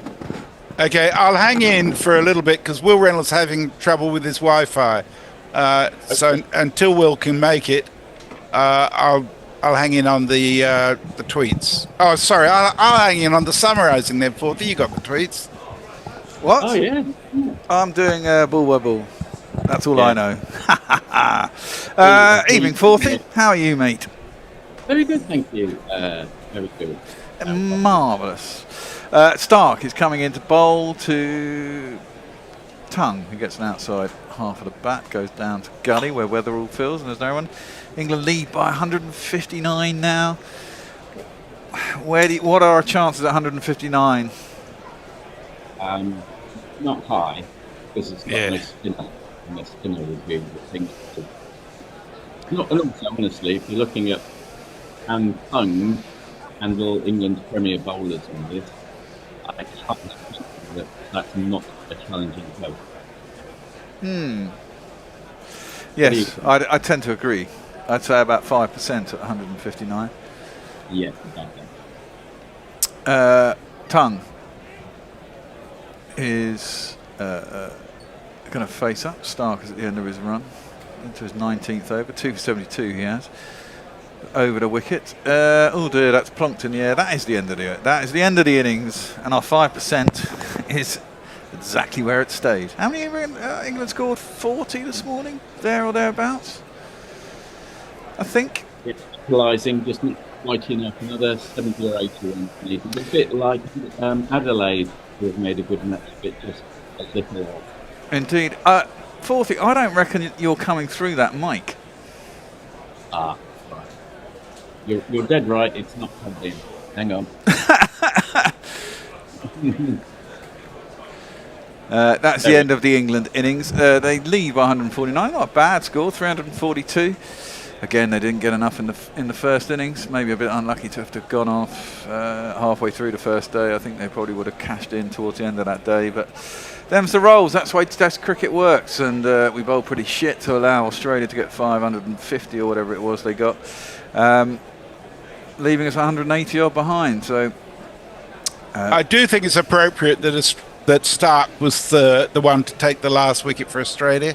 I think it just reinforces the fact that, for me, he's definitely Australia's man of the series, even though Head has played such a role. I think he's been so crucial for them. yeah, Well, it's between him and Head, isn't it? And it's between him and Head, yeah. really, for man of the series. Will Reynolds is here. If someone wants to let him in. I'm not. I'm not co-host today. Shall I read a few messages, or would you like to? 'Cause we've got a lot. I'll bugger off and let Will in. Okay, Will is now in. Read some messages then, Fourthie. Yes, not exactly sure where to pick up, but let's start at 11 o'clock with Kyriakos replying to be about Gummy Shark. I had some rum with freshly blended apples yesterday. Zippy tuna. We had that one. David West, England have lasted longer than I thought. Kyriakos, that's nice batting, playing positive cricket and not just being sitting ducks. Jake Hammond, we need runs, we're not going to win. Better Gummy Shark, and here's something about rum and apples. Jay Grover, take it back and no more shall be said. Extra Fluffo, it's the Struth Locky Sticks. Danny Morrison isn't at all irritating. Controversial. Jay Grover, Very controversial. Indeed. I'm my own boss, I'm unionising. Nick Vickers says, I'm based up on the coast in Lyon. Not sure if I pronounced that correctly. Some of my mates used to live in Headingley. We went to a day's play at the New Zealand Test many years back. It was crazy. Music Cats King. I've had to be sober too because I'm having a liver scan tomorrow. I've lost weight as needed, so hoping for the best. Well, best of luck, Music. Indeed. That's it. It's always worrying when you go in for those checks. Beer battered Gummy Shark. If I didn't have to drive to and from work, I'd be 6 today. Warm one. Indeed. Jay Grover. Fuck dice cricket and Hendo's insane lust for power. Yes. AL. Yes. We'll sign off on that. AL Jones. You think we'll get a good leggy out of Jacob Bethell, Archie Vaughan, Atherton's youngster, and he leaves it tantalisingly, hanging. Beer battered Gummy Shark, all the best on the scan music hats. Yes, we all agree with that. Indeed. Luke Hallahan, Evening Gorillas, strong lineup that I switched onto. Well, you've got a new lineup now. I hope you think it's equally strong. Extra Fluffo gone. Zippy Tuna Fourthie speaking to us from beyond by the side. Yes, I've plugged my microphone in there. Luke Hallahan, I'm on about you guys, not the clowns on the pitch. Carl Herbert, Wi-Fi must be like a Somerset pitch. So as you can see, lots of messages, and it's not often we get a chance to read them all out. And sorry that we haven't had a chance to read all of them out in recent days, but there's been a sheer quantity. 41 pegs for Stark, says Extra Fluffo. Is it just me, or is Worthy Shining Knight? AL James, is dice cricket 2 hexagons you roll 1, 2, 3, 4, 6 out, and the other, how's that out 6? Yes, well, something like that. Similar, yes. Similar. Defunk Kiwi here. If you cut lock can push this lead to 180, sorry, but we haven't. I think the bowlers will be pleased. Jake Hammond. Tongue is awful at batting, but good at bowling. Well, he didn't that too badly for number 11 there. Jay Grover. I doubt it. Vaughan seems the best punt, but I think he wants to bat. Will would know more. As with Jay, sometimes a little cryptic. Eric, the 5% solution. Reference to Sherlock Holmes, I think. Jayants, Stark has taken at least 2 wickets in every single England innings this series. Has anyone ever done that before? Well, we'll have to I'm pretty certain they have, yeah. I'd imagine. You would think so. Right. Pranshua Agrawal, what do you think about India versus New Zealand ODI series? The odds for New Zealand are 482. I am stunned. Is it in New Zealand or is it in... Well, India seem pretty unbeatable at ODI at the moment, to be fair. Mike Black says, my brother Dave swallowed one of the cylindrical dice from the dice cricket game I was at. The next few days, every morning, my dad would ask him if it had reappeared, and he would reply, not out. Very good. Very good. I don't know whether that's a joke or whether that's a real story, actually. Luke Callahan, Stark defo man of the series. Darren Pierce, Bethell played almost the whole innings in between Crawley's 2 balls and Hung. Kyriakos, he'd beat my MOTs, but many people saying head in the series, referring to Stark. Well, we had a poll yesterday. It was basically very close between the pair of them. Yes, I think Head won it, actually, didn't it? I think so, yeah, by a couple of percent. Yeah. And Diana Pat quoting another of our polls whereby McCullum and Key should be removed. And she says, this is so depressing. Unity Cats King, if not for Bethell, the target would be just 6 runs. Doesn't always work quite. No, yes. We've got another super chat as well, and it's a big one. So I can play a jingle? Okay. Yes. Let's play this jingle. Super chat, yeah. Super chat, yeah. Super chat game. Super chat game. Yes, it's from Nick Wales, and it's for 10 US bucks, and he says, jumping on the gratitude bandwagon. Thanks for the wonderful coverage this series from a Southwest Londoner listening in from Austin, Texas. You are very welcome, Nick Wales. Indeed. So then, I'll break off. Yeah, let's ask Will about Archie Vaughan then. Is he a classy spinner? I mean, I can't imagine he is. I mean, what you have to remember is he's 18. Yes. So literally none of this is a definite. He's an alright spinner. He can hold up an end-ish. He won't end up being an all-rounder, I don't think, and I think he will probably end up batting at 4. Is he a decent bat, like his dad? He's decent enough. He opened for us for quite a lot of the season, and basically then the pressure just got way too much for him, which is totally understandable, and we had to put Josh Davey up top. And then, he went to 4 or 5. Can't remember. 5, I think. I mean, he's good. He is really, really good. But he's being bigged up way, way, way too much. It doesn't help that he's his dad's son. Yeah, of course it doesn't. In the same way that Rocky Flintoff is really talented, but it doesn't help that his surname is Flintoff. And sport's weird, isn't it? Yeah. That's the way it goes. And there was also that a couple of years ago, wasn't there? I think Atha's son, who's got his mum's surname at Middlesex, had a bit of a good start to a season 3 or 4 seasons ago, and everyone was like, yeah. As soon as there's someone famous's son, suddenly it's there is so much more on it, which is a bit unfair on them, to be fair. But there's been quite a lot of tons of something that Stuart Broad is probably the most successful, isn't he? Yes. Yeah, but definitely. Then that's it. He was a bowler. Yes. There's a lot of Richard Huttons and Chris Cowdreys to take into account as well. Exactly. Yeah. I mean, it was quite handy that Broad was a bowler and not a batter, because comparison wasn't there, really, was it? Right, the teams are out. Looks like Cast is going to have the first over. I reckon if England will win this, my optimism says they need to have Australia 50 for 5. I would say that Yeah. 50 Just for can't- 5, then it's an interesting game. Just can't see it, but No, I'm I can't hoping- see it either as well. I mean, the other thing is Head does what he does in Perth, and this is all over by lunch. Yeah. Which is equally likely. Anyway, the batsmen are out, so we'll give them some jingles. It's just a sweet driver's head. A sweet driver's head. From transdimensional driver's head. Everywhere you do, you always check weather rule with you. Everywhere you do, you have to check weather rule. To every ground you go, this jingle was so bloody obvious. And He's cold, bright and cast. He tries to bowl really fast. Don't expect art, but he'll put you on your ass. Riding cars, riding cars. there we go, we're all jingled up. Oh yeah, it's me commentating, isn't it?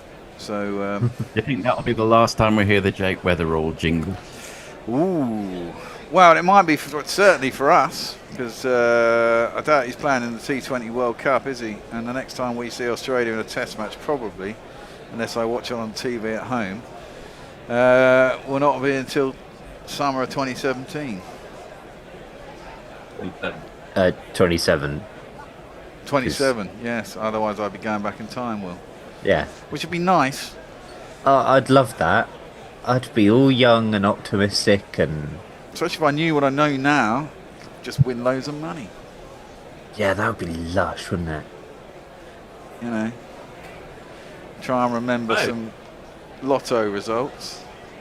Oh, you first don't have ball. to- Big appeal for LBW. It's not out. And then it's thrown the stumps down. Then they haven't gone for a run.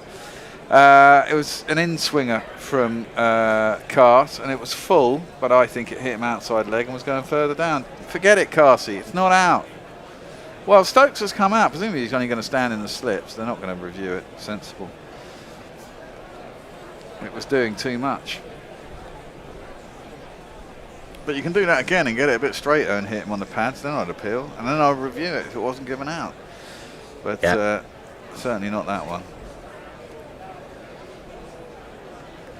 Still good to give them a bit of something to think about, first ball. Yep. Ooh, it's not too far off being run out as well, because he'd gone down a crease, didn't know where the ball was. Three frames he had his bat down for. Which is, well, 25 frames per second. It's probably more than 25 frames per second, to be fair. Modern days. Maybe 60. I don't know exactly what TV runs on these days, funnily enough. Head facing up, second ball, Cast is in. It is full again, this time it's on its pads, strays down the leg side. There's two men out in the deep. And he'll get himself off the mark straight away with a single. Australia on their way. The target is 160. So how many? What I need to know is how many runs England scored today. To see if anyone's in a chance for the GPL. Last night we had a lead of about 6 or something. 6 or 7. Well, no. We got what 342.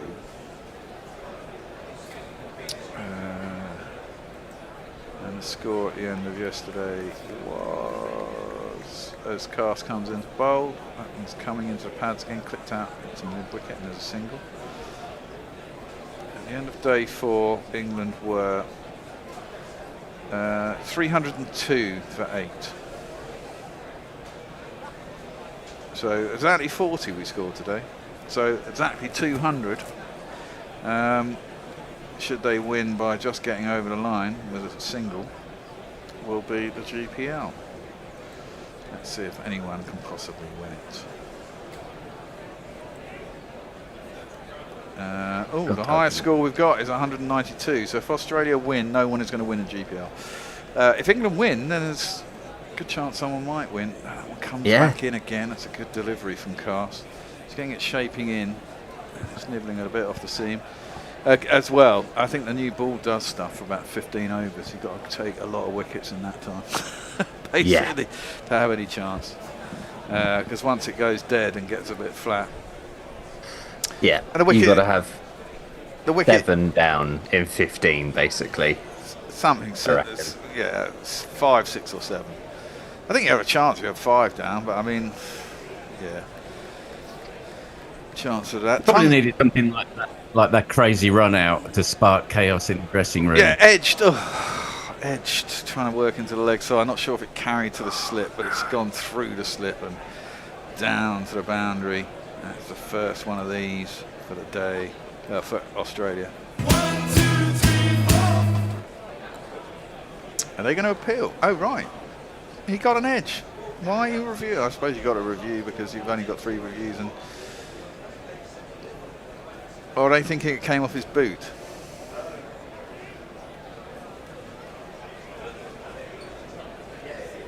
I don't know. I don't know what's going on. Why here. are they reviewing? Did he get signal leg buys and then he's gone to review it? I don't know what's going on here. Well, the decision has been reviewed. Maybe they did appeal. I don't know if they did appeal.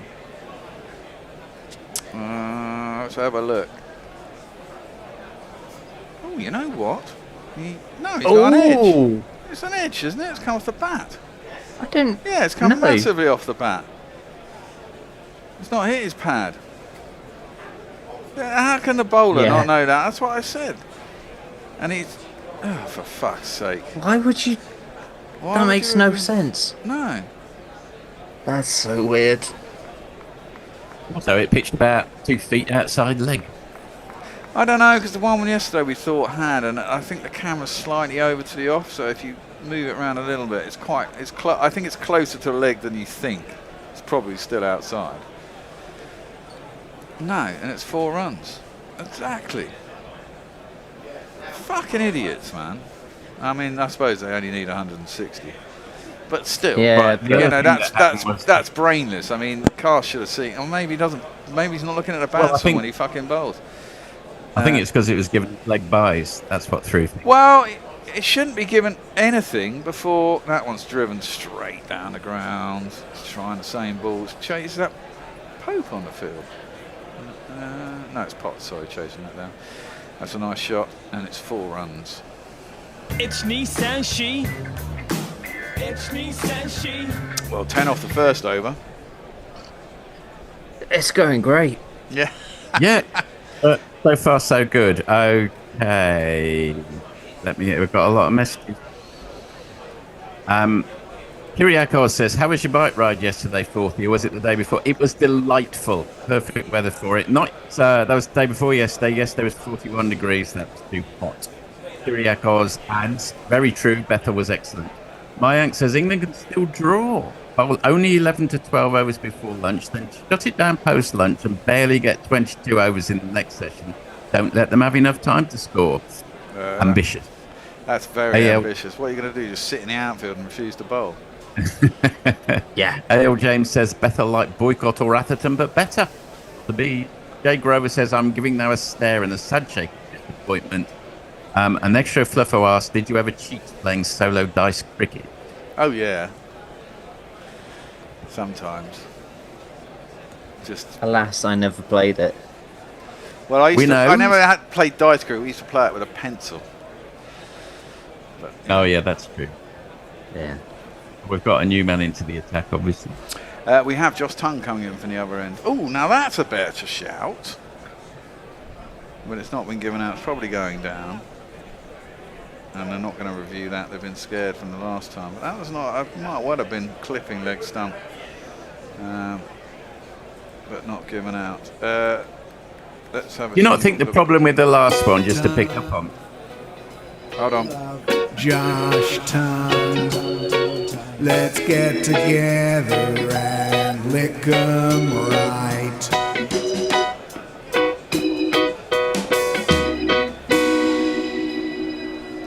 It was the umpire that threw them under the bus with the last one, because he gave it as leg buys. Well, we didn't see him give it as leg buys, and theoretically he shouldn't. I don't think he did actually. I think what happened is the only person who appealed was Cars, and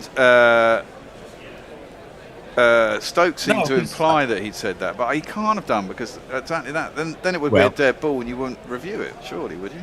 Yeah, but Bear, I saw the umpire reversing his decision on 4 leg byes and giving it a 4. Ah. Uh-huh. Well, they shouldn't have really been able to review then. I don't know. I don't know about that. Weatherald leaves that one outside the off stump and there's no run. Or you shouldn't have bothered reviewing. It was only Cast who said it hit the pads. Everyone else. And the way it sped off as well. It doesn't. Well, that's what speed they were off. asking the umpire. What did you give? I said, I gave leg byes, well, in which case we'll definitely appeal. Of course, they wouldn't have got it anyway because he pitched outside leg, but Yeah. that's another.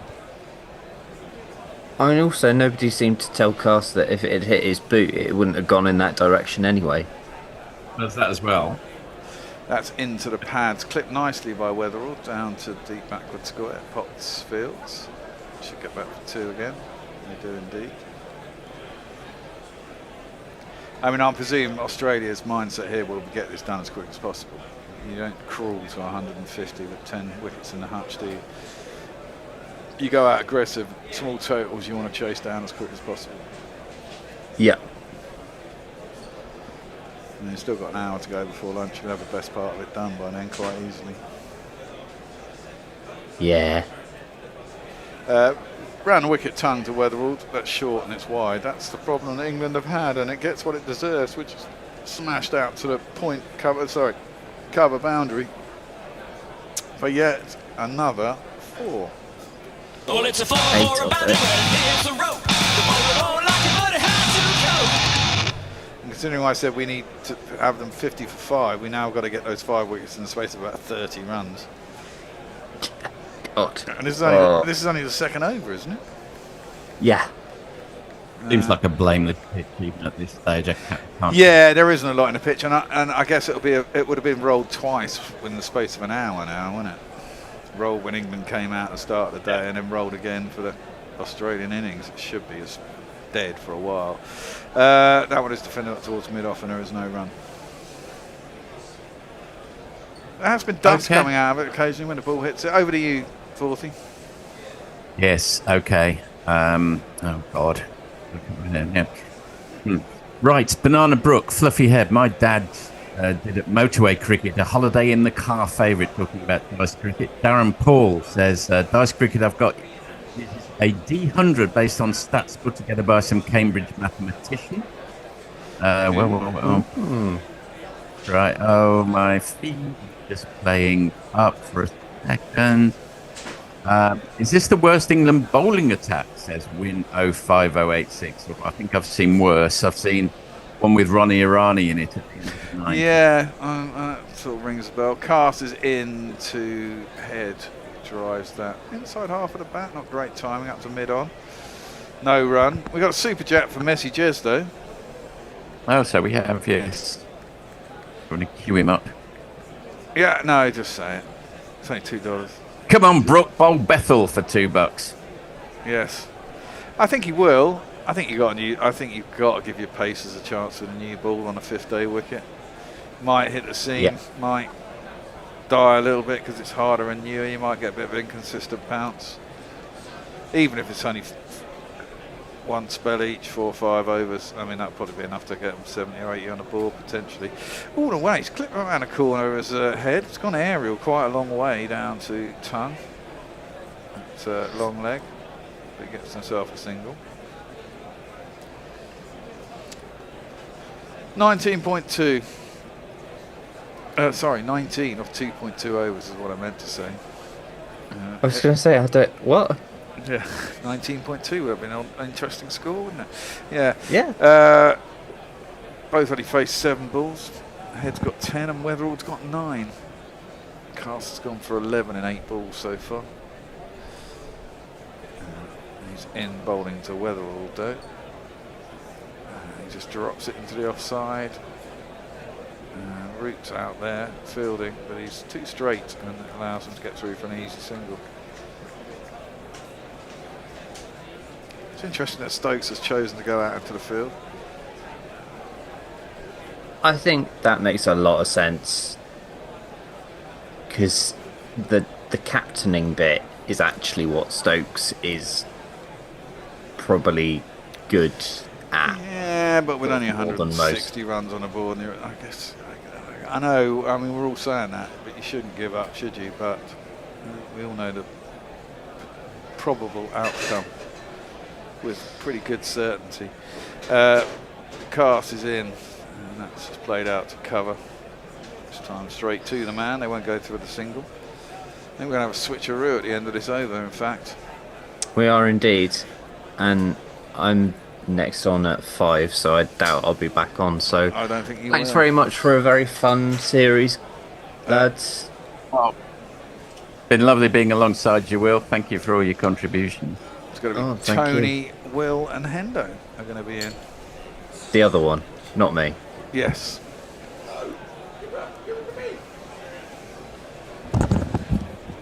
And Samantha's been tossed to one side, and Hendo has picked her up and is hugging her close to his bosom. That one is attempted Yorker by Cast. It's dug out by Head. No wonder she's lesbian now. Well, maybe. That's harsh. Harsh on Hendo. Love you, Hendo. Dug that one out. What was Cast doing beforehand? My God. I suppose you can talk about that. Last ball of our spell together. Australia on 20 for none. This is the third. It's the last ball of the third over. Cast is in to Head. He just plays that again out to the offside again to Root, who fields. And then there is no run. And then Cast points at his feet. I think he wants some new boots. Anyway, right. I'm going to hand over to Tony. I'll see you, boys. I'll be back for the next. You can, and I think if I'm right, I can see a super chat has hoved. Yes, hoved into Interview. Just while we're changing over, we haven't got time to read all these messages. There's so many. If you really want to have one read out, do the super chat thing. But I'll just call out some names and thank you for all your support. Mike Black, A.L. James, Eric, Extra Fluffo, Jel Moy, Luke Hallahan, Kyriakos, James, Jake Grover, of course, Nick Wales, Shining Knight, Crazy Pro, Carl Herbert, Extra Fluffo, Clive Alive. Right. Mayak. Oh, you're still going. Thank you, Forthy. Well, there's a load more. 20 without loss.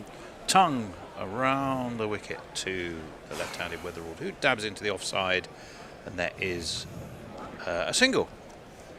So that target required for Australia should come down to 139, I think. A little refresher, as if you needed it. 302 for 8 is where England started the day, lead of 119. They added 40 this morning, took the score on to 342. Bethell succumbed at 154. He edged behind off Mitchell Stark, so he had added 12 to his overnight score. Potts, the not-out batsman, who batted pretty well and solidly, to be honest. 18 not out for him. Tongue comes in. Straight driven. Is it going to beat the fielder? No, it's not. That's is that Ben Stokes going down? Yes. No, it's not. It was Potts, wasn't it? I don't think Ben Stokes is going to be throwing himself around with his dodgy abductor. Josh Tongue didn't last too long. 6. He was caught. Labuschagne shoveled it really out to mid-off. Labuschagne just said thank you very much. And that was it.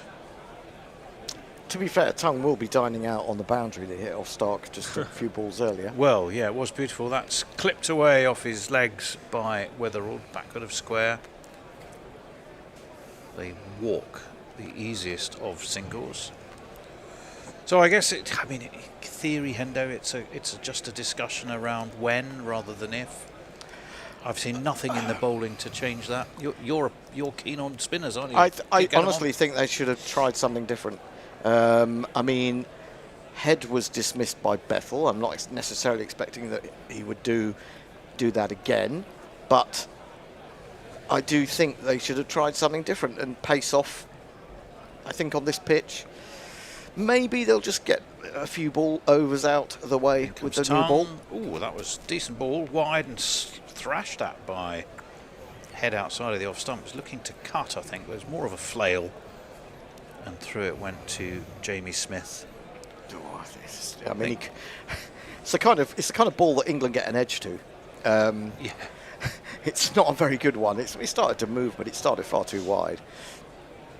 Jamie Smith, a man who I'm not sure will look back on this series with a huge amount of fondness, personally. He's kept tidily enough, but he's been eclipsed by the excellence of Carey, and he will carry the weight of that shocking dismissal. There again, it's the same again. It was a rising ball outside of off stump. Travis Head is cross with himself, shaking his head shaking his head. As again, it was very similar to the first one, wasn't it?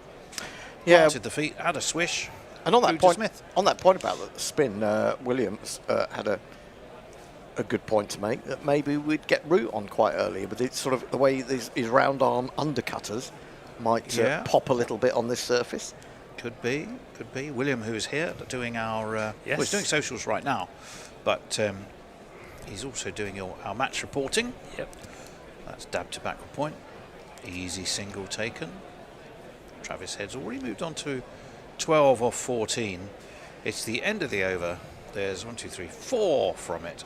24 without loss, 136 the target. William. So we have got Beer Batter Gummy Shark, needs some minus like tripe to tempt them. So, yeah, that's true. Yeah. Long tracker, half trackers. And what else we got here? So some people asking, is Stokes on the pitch? And obviously, here he is on TV now. Yep. A few questions about the weather and the temperatures. Kyriakos saying it'll get hot, about 33 peak. And Luke Callahan is up saying, I'm doing my GCSEs as well as socials. No, I'm at university now, so just to clear that up. And just finally, David West. I think you should drop your voice by an octave when you say that. That's slapped away. That's there's a man at the cover boundary there, and it will be 2, I would think. Carry on, William. I was just saying, David West, DLE, looking D1E, sorry, looking pretty easy for the Aussies, isn't it? Yeah, it is, and this was always going to be the fear when you Roots out. Stokes is out there. Will he bowl? No, he won't. You've lost your 3, well, possibly frontline seamers. You've got Potts, who improved but went for 140 odd. I mean, some crazy he'd got a lot better after his 9th over. Yeah. He looked like a man who hadn't bowled for ages, which effectively is what he is. That's beautifully driven. It was thrown up wide of off stump. It will be fielded though. Just actually Will Jacks. An interesting kind of question coming here from Danny Saltdean. I saw Lara 3 times and never saw him pass 17. By contrast, I saw Ian Salisbury take a 7th. What's the biggest difference between a player's actual skill and what you saw personally? And I think that's in relation to, was it Kerry O'Keefe said Bethell's innings was Lara-esque, I think, was it? So. Yes, that's a really interesting question, actually. It is a good question, yeah, absolutely. Well, I'll come back to that after this. I've seen plenty of rubbish players for Watford who have scored important goals. Ooh, oh, horrible. That's a funny shot by Travis Head. Another swish, probably too close to him. Having stepped back and looked to cut a couple of times. That one he tried to cut, but it was too close to his body, wasn't it? That's a horrible shot. I mean, I don't... weird shot. He does get away with a lot, Head. But then he makes you pay, doesn't he? He does. It wasn't a cut, but it was... It did nip away, maybe? Nibble away? Did it nibble a little bit? No, it just went on with the arm. A tiny bit. I mean, he's played 3 plays and misses in the last, probably his last 5 balls, 6 balls. Yeah. On a pitch that's not doing a hell of a lot. In comes Cast from the Paddington end, wide of off stump, through to Smith, but died a bit, taken at ankle height by Jamie Smith. I think he played outside that one, strangely enough. Well, that question about what you see. Are England bringing in a leg slip to him here? No, they're taking. They're taking a slip out and pushing them back to short third. Well, no, they're pushing him back to conventional third. Well, I suppose they're looking for the uppercut, so we're going to get a short ball at some point. Yep. I was going to say about that question of what you've seen and what you don't see. People mentioning James Rue at Somerset. I'll come back to that in a Well, minute. Cast is coming in past Ashan Raza, pulled by Travis Head, doesn't really get hold of it completely as he would have wished. It's gone out to mid-wicket. They've taken another single. Yeah, I've seen quite a lot of James Roux. He's got 10 first-class centuries Yeah. at a younger age than anyone. Is it? I think that's the stat. But if not, it's something along those lines. But I've watched him a few times on on the YouTube stream of county matches, and I've never seen him get a run. So it's it's very difficult when you don't see a player for very long to actually make a judgment. I was quite looking forward to seeing Archie Vaughan. I heard him mentioned earlier. I went to see Sussex Somerset, and he gloved down the leg side first ball. So Cass into Jake Weatherald. First ball of the match, actually, I think it was. Just leans into this, pushes into the offside. He's got an ugly stance. He's one of these players, is Weatherald, who crouches and then just crouches that bit further as the ball comes towards him. It's overly busy, if you ask me. Yep. I found we missed a super chat, I think, in the changeover. So $2 from Nick Vickers, 3486. ABC, BBC, TNT. Nothing beats the mighty GC. Yay! So, there we go. And what else have we got here? Hopefully that's true. A lot more to talk about the weather again, temperatures, and the historian. This week has survived the weather week. And then we now end. Yep, and then we've got side. Australia's going 6 runs and over. Wow, I think that was a bit earlier. But yeah, they did get off to a decent start, and that is pretty much it. Keeps us up to date. That's good. Thank you.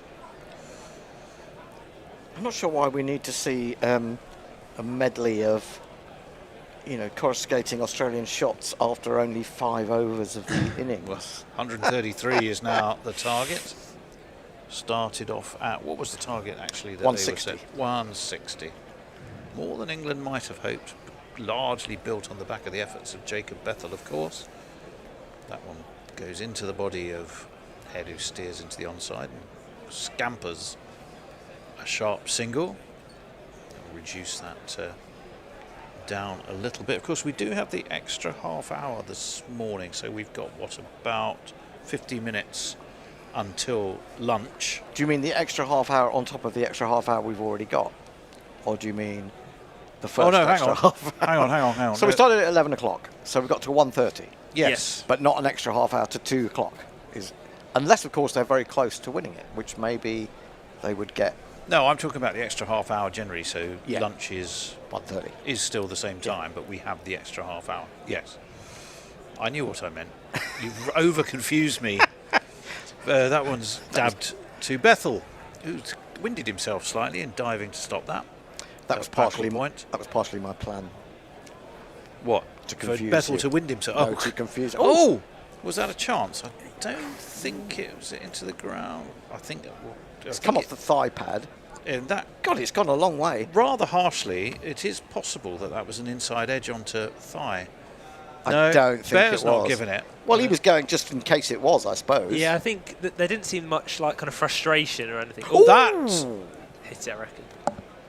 Well, William thinks an inside edge. Bear's doing an impression of a performing seal. And no one's actually appealing. So there we go. Yeah. And it was also, even if he wasn't an inside edge, was it going down leg anyway? No. It was a massive inside edge. That's though. huge, yeah. Massive inside edge. I've got a theory about Stokes being out there when he's not able to bowl, and it's not just because he's captain and is pulling rank. Hold that thought. You've got me As Bennett teased. would say. Pushed into the onside. No run. Yeah, I mean, it's going to be his last test in Australia, isn't it? And he wants to be out there for the final knockings. Yes, that could well be the case. Because when are we next back there? 29? 27. Because there's the one-off test, isn't there, for the anniversary game? Good point. So that's Good next year point. now, isn't it? Yeah. Well, then he may be out there for So, that. yeah. He might be. You'd expect It's someone possible. to be out there for that. Does that count as an Ashes, though? It doesn't. No. So this would be still his last Ashes. Yes, yeah, that's true. Yeah.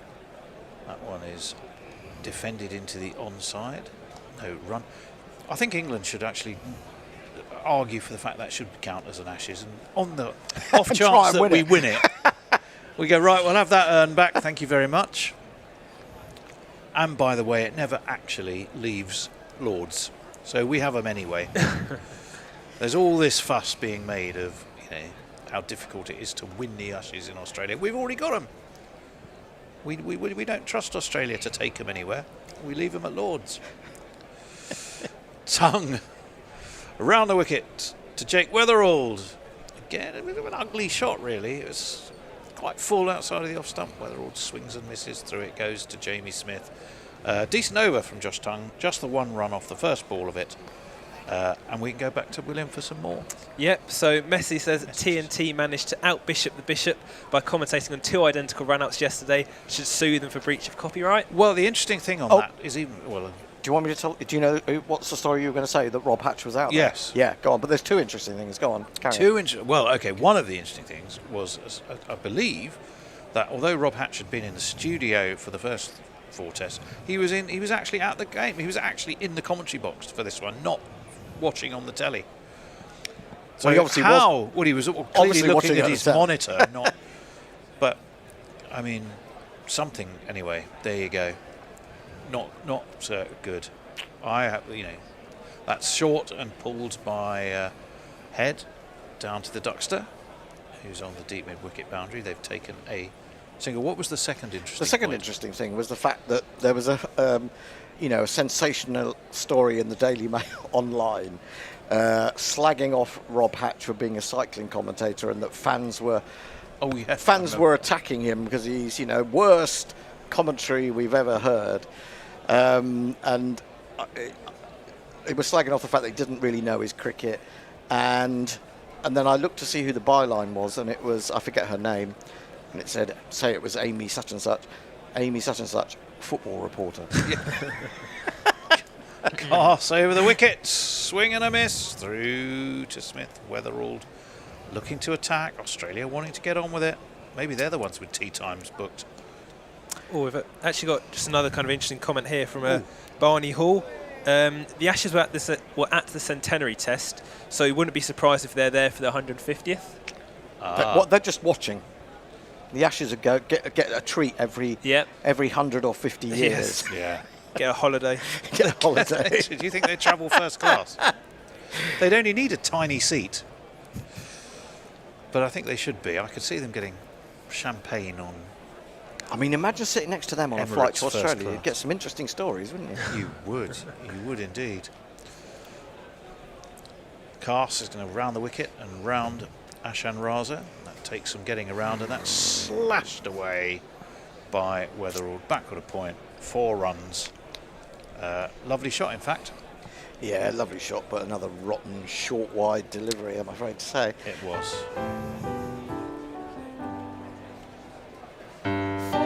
No, I don't dislike Carson. I think he's got really good balls in him, but the fact is he gets hit around too much. And I think one of the problems when you look back on this series is not, even though he's taken the second highest number of wickets amongst players in this series, you've got to look at the England bowlers' he lacks run rates, consistency in line and length. Well, economy rates. Wide of off stump. Shout from, no, says Ashan Raza. Smith threw the ball up, I think, more in hope than expectation. There's the usual hands held wide. Does Ben Stokes anyone is going, know? Someone advise me. And he's reviewed it. But I don't know what you lads saw, but look it to me. Was that definitely out? I don't know.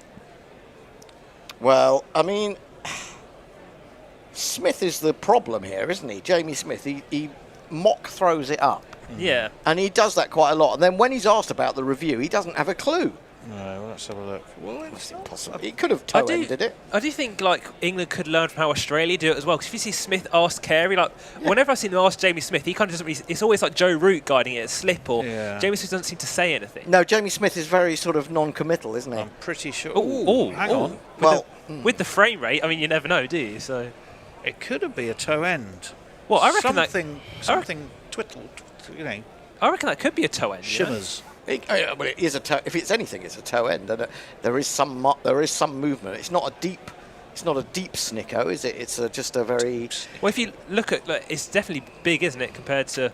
It's long, I would say, rather than deep. Yeah, and that can matter a lot. Yes.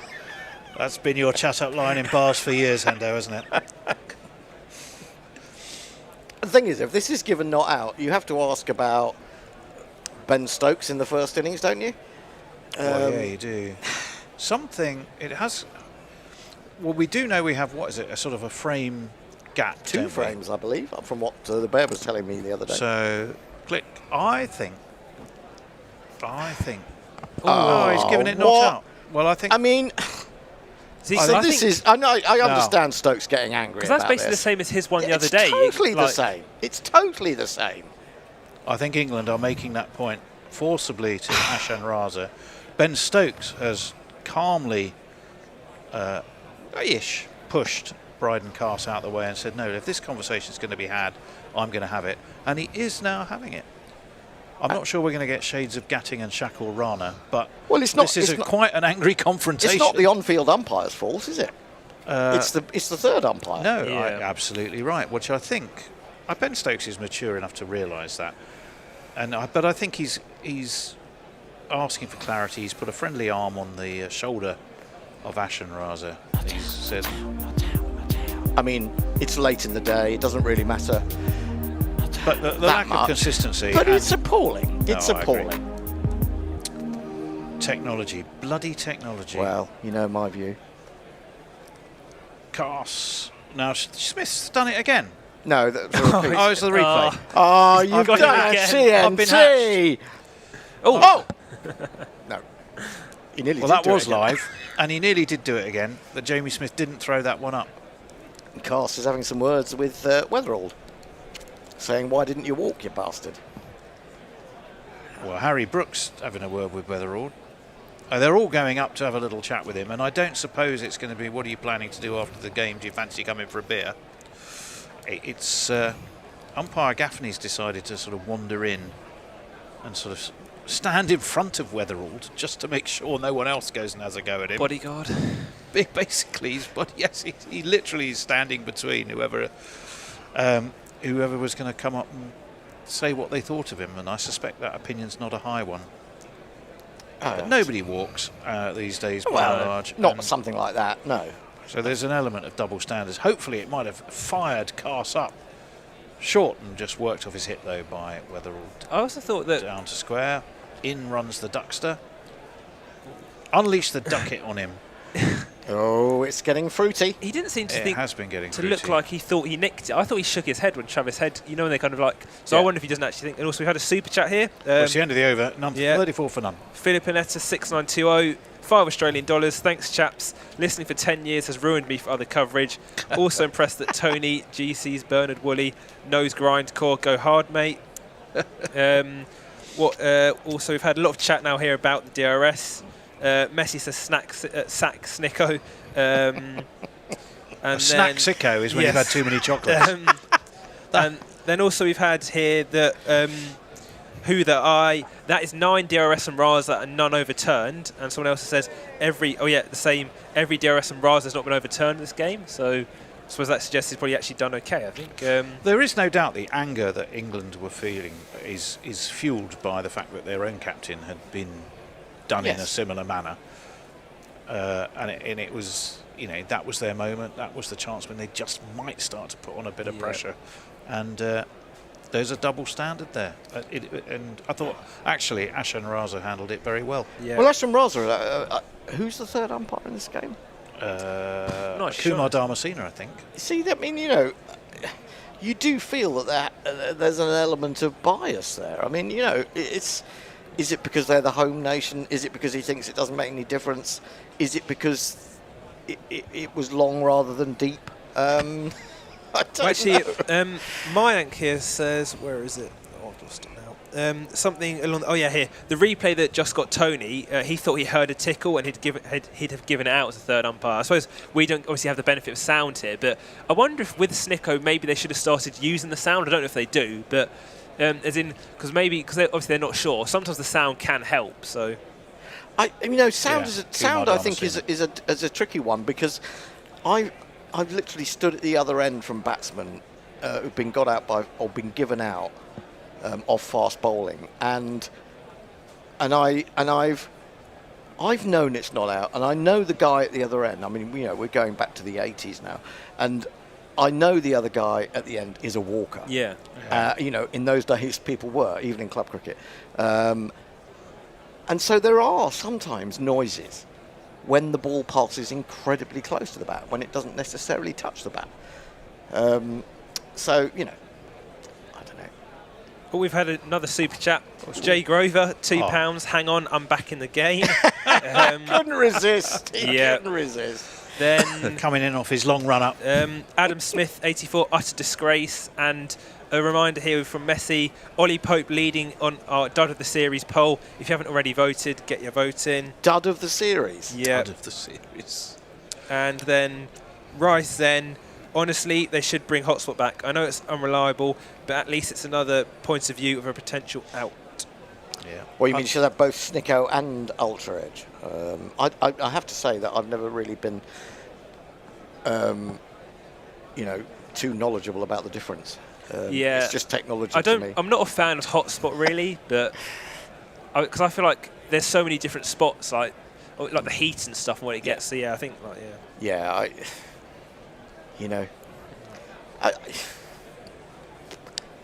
126. That's the one thing we do know. Is what 127? I beg your pardon. That's another replay. How many times are we going to see this? Oh, it is, because we're having drinks at the moment. This is the stuff that winds my dad up, though. He's like, why doesn't it say it's a replay of the top corner? I mean, it is. I think it's probably a fair point. But yeah, no, well, it is. But I mean, if you go back to our era, they always used to put up action replay. Well, here because there is no captioning on the screen. What do you mean, no captioning? Well, when they're showing the replays, they don't have the live thing at the top, do they? That goes away. Oh, yeah, but that's tiny. Yes. I mean, you're not going to... Well, this is a replay now, isn't it? It's still that's live, true, so, yes. Yeah, this is still a replay, yeah. Weird. Well, he's still not out, is what I can tell you. Look in the book. Look in the book. Who will say he's got that number 66 on his back? He's no Joe Root, though, is he? He's no Joe Root, and he's no World Cup winner. Well, we've got Eric J001 saying the cable for Snicko runs through the Aussie dressing room. Just saying. But then we've also had from Els, don't need Hotspot for 18 drop catches this series. Right. Well, we're going to see some spin. They've given Jacob Bethell a little rest after his magnificent exertions. So, come on, lad. Well, you got yourself 150. Now, come on, take some wickets. I did want him a bit earlier, but. They say that he is an all-rounder, but that remains to be seen. Over the wicket he comes. And he's reverse swept for 4. Reverse swept for 4 by Weatherald. Welcome to the bowling bar of the game. Innings going, great guns. I hit the ball. 4 runs. I hit the ball and it went for 4 runs. That was a ball you could describe as either a bit of a loosener or the sort of ball if you've been batting all day, batting for the first part of this morning and then asked to come and bowl when you're the part-timer. That's probably the first ball you'd expect. I think he's got to throw it up out there to see if he can hit those foot marks. Well, there is a slip and a forward short leg. Over he comes to Weatherald, who dabs nicely into the offside, jogs a single. I mean, is he going to chat to anyone? No, he's focused back on his game now, isn't he? England on theirs. You've got to bring him forward. I mean, it's no good if it's short enough for him to go back. He's going to be able to play it off the pitch more or less. But if it does turn, it does jump, he's got to be bringing him forward. Was all getting a bit tasty though, Hendo? A bit tasty? It's a bit too late for it to be tasty. That one does turn back in to Travis Head. That's a lovely ball. It was a superb delivery by Bethell. Certainly turned. He's missed it by a long way. Just before that ball, I was thinking maybe a silly mid-off as well. You might as well. I mean, you might as well, mightn't you? Well, do you really need the man back up saving the 4 on the cover boundary? Or one again? Oh, he left that. but it pitched way outside of off. It's going to appeal. He's appealing. I think it's a polite inquiry. It was Did they run the leg byes? No, they can't because he left it alone. Oh, because he didn't attempt a shot, did Yeah. he? No, of course he didn't. No, it's not. Just had someone's asked what's the field. If you, I don't know if you can put that into your commentary. We can as much as we can. Well, I can tell you about the slip and the short leg. Can't see much else. There's a man at deep cover. Yeah, there will be. As it reveals itself, don't worry, we will tell you. That moves in as well. Bethell skips to his left of field. I think that was quite well bowled actually, because I think he saw a head coming. Just fired it in. It's Joe Root who's at forward short leg. Really? Well, yeah. Thrown up outside of off stump, slapped away to deep extra cover, which is Josh Tongue. Yeah, it's as a single unbit, but it's end of the over, 40 without loss. You haven't got much 8 margin complete. for error, have you? A tiny bit too short, and you're in trouble. We're due a change. We are. It's me again, isn't it? The bear is giving us the hurry up. Is he? He is. Yeah, he is. Well, so it's down to 120 now for Australia. They got off to a rapid start, 40 for none. There's been a bit of controversy. Bethell's just come into the attack. I'd be inclined, as William was suggesting, to have a little look at Root, or even Jacks taking it away from the left-hander if it does turn and pop a little bit. Suggestions that the ball is taking bits out of the surface from time to time. But it's not going to be a spinner. It's going to be cast to continue. Bowling to head now, 17 off 24. Weatherald has 22. That was disgraceful what just happened there, wasn't it? It wasn't. Fucking snooker is a it's so disgrace. shit. Wasn't I mean, they were saying on the telly, because we've got the volume up a little bit. They were saying that Stokes was given out in the first innings on a very similar. Yeah, totally. That's what I was saying. Exactly the same thing. Well, it was a different shape as Head tries to pull this and hits over the top of it, misses it completely. Yeah, it was very flat, but there was nowhere else for the sound to have come from, was there? No, and this is the point.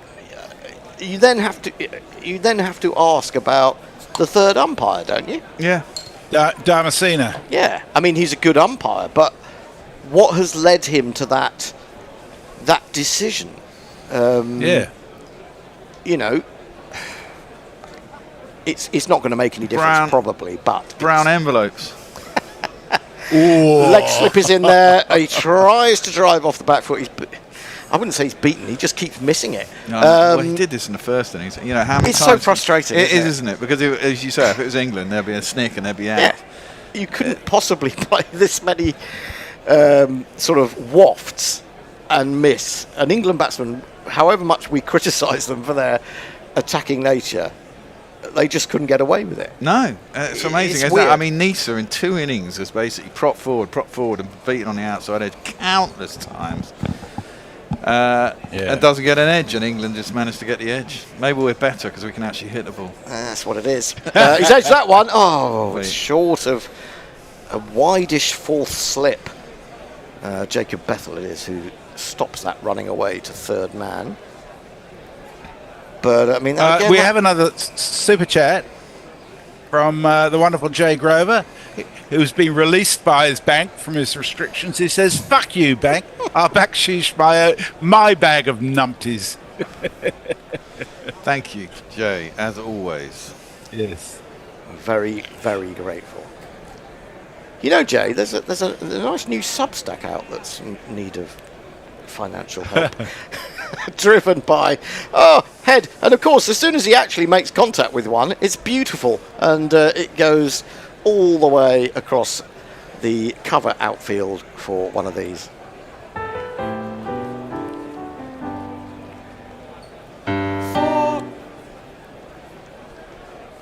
Bit too full, wasn't it? The shorter ones are the length of the ones he keeps missing. What do you think, Bear? Spin? More spin? Try it? Because we're running out of runs. Yeah, we are running out of runs. The problem is, I don't think it's going to spin off the straight. That's why they've gone to Bethell, isn't it? There's a lot of rough outside the left-handers off stump. Well, Webster was getting it to do a little bit, wasn't he? This is tucked up very slowly to mid-on, and they'll hurry through for the single. Head moves to 21. Did he to Bethell? I'm not sure he did from around the wicket. He was certainly getting it to the right-handers. Who? Webster. Yeah. Was he getting it to turn off the main part of the track? Can't remember, to be honest. I'm so exhausted after 4 full nights in here. It's quite difficult at Sydney to tell which end they're bowling from, isn't it? I'm not quite sure whether it's the Paddington end or the Randwick end. It hasn't got a handy old-style pavilion at one end. No, they're off to the side, aren't they, at Sydney? Form you. Carse in again, bowls. That's a rubbish half volley driven between extra and mid-off, and Carse will feel that the world is against him as this hits the boundary rope. He looks like he's given up now, doesn't he? Yeah. I think that sort of that rush of anger for that decision has sort of dissipated, and now he's just resigned. Well, I said that to get to that 50 for 5, so then he's now to get 5 for 1. 1 for 5, basically. Well, I mean, England are staring down the barrel of another 10-wicketer here. Yeah. Well, they didn't lose by 10 wickets in Perth. It was 8, wasn't it? Well, yeah, but Possibly the most important message of the day on YouTube. It's actually from me. It's the link to Hendo's Substack. If you want to read Hendo's Substack, and Hendo writes beautifully. I don't know if people appreciate that. Click on that link, go and have a look, and if you choose to, you can give him financial support as well. And I would point out that despite Messages' surname also being Henderson, he is no relation. This is driven I don't even get a commission. driven on the up out to deep extra. Tongue has to make some ground, and they'll get back for 2. 51 for no wicket, 50 up then for Australia. And they go and hug each other. Oh, fuck off. Oh, It's a what? 50 partnership. Is this, hang on, is this just taking the piss or what? Yeah, it is. They're trying to annoy English people. Which they're doing Well, I tell you successfully. what, we should just turn it off and go home. Then see how they like it. Oh, dear. Jay's got us another super chat after this ball. Here's Bethell, left arm over, 2 close catches, and that's a rather ugly smear by Head, but he gets away with it, of course he does. As the throw comes in from long on. I mean, you see, is it because he hits the ball so badly when he does that? He gets away with a lot, Head, doesn't he? I'm just thinking of Will Jacks yesterday, coming down the wicket, second ball, getting caught, and we all say, horrible shot. Why is he doing that second ball? And that is right, but that's what Head's that doing. was big head up in the air, smear. Oh, that's aerial, isn't it? Well, it would have been. And it was if there'd been an orthodox backward point, but there isn't. And it's going to dribble into the boundary. Another reverse sweep from Weatherald goes for 4. Now my innings going, great guns, I hit the ball, 4 runs, I hit the ball and it went for 4 runs. Yeah, it would have gone straight down. Jay sent us another £2. Hey. He says, Hendo, I know what they'll say. I give enough. No, it's you the don't way get it enough. says it, though. You need more, mate. You need more of it. You know you do. It'll just unlock your pockets. Bethell in again, bowls. This one doesn't really turn, but Weatherall gives himself room and chops it away to Ben Duckett. Is he saving his opening spot here, Weatherall? Well, possibly. He's gone to 31 now, outscoring Head. And in fact, 31 off 27?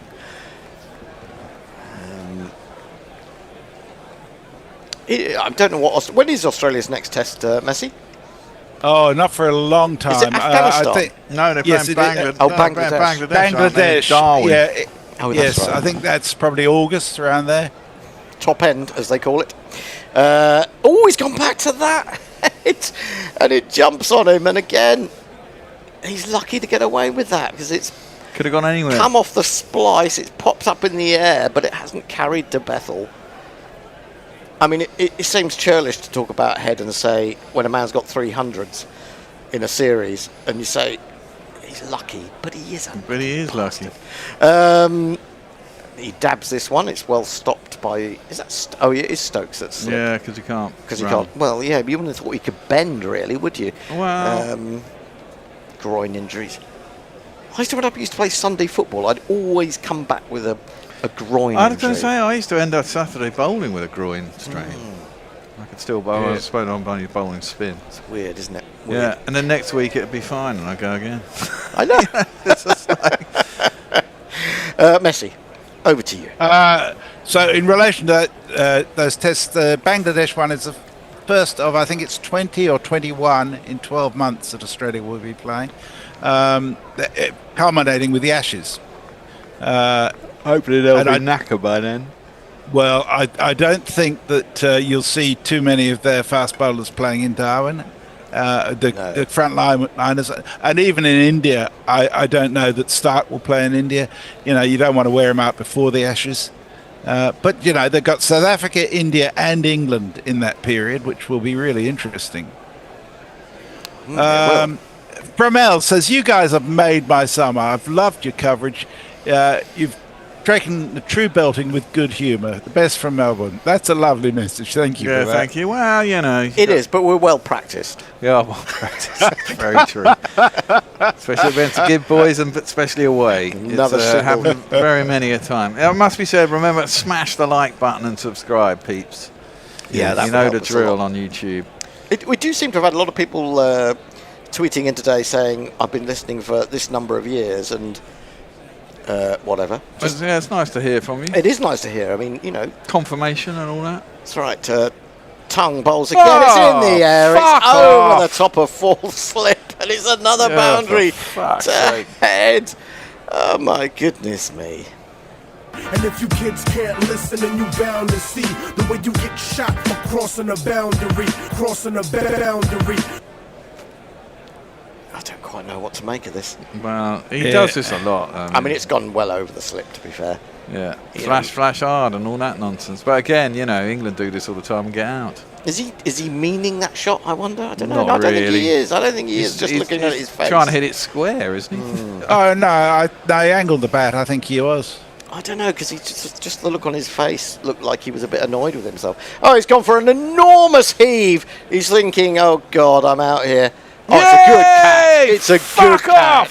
It's a good catch by Bryden Cast. That was over his shoulder. It went very high indeed to mid-wicket, but he pouched it with the minimum of fuss. I actually think Head knew he was playing badly, and he just thought, I'm going to give it away. Sod it. I'm embarrassed myself. Yeah, I'm embarrassed I was myself. actually out. I think in a way you're right. I think he thought, well, you know, I might as well do what I do, and if I get lucky, I get lucky. I think he's done that once or twice in this series, or actually when he's not been, really creaming it. I think he does. He's got the decency to be embarrassed. He's gone for 29 off 35. Of course, if that was to come back to bite Australia, there'd be a little bit of consternation, but I'm not sure there will. But it wasn't, of course, Head that edged that one anyway. It was Weatherall, wasn't it? Okay, we could have had 2 down then. Yep. Anyway, so we've got a wicket, so it's not going to be a 10-wicket victory, and that is a moral victory for Moral England. victory. Another moral victory. And Labuschagne coming in at 3. I thought it might be Khawaja. Yeah. Well, you've got to win the game, haven't you? I mean... Yeah, that's true, but I mean, Khawaja's not a bad number 3 in Well, no, but he's not in any great form, is he? No. I mean, he got that 80 when he came back in Adelaide, but he hasn't really done But North Marnus. No, exactly. I mean, Marnus is worth his place for his fielding, but not his batting at the moment. Well, funnily enough, I've got a Substack in the works. It's in my draft folders and is yet to be finished, which is about catchers as opposed to catches winning matches, and Labuschagne features quite strongly in that, I have to say. And Smith, no doubt. I haven't put him in yet, but now you mention it, I might have to. So, man coming to the wicket is this one. He keeps floating on a light beam with an average that is obscene. His name is unpronounceable. The selectors have no trouble.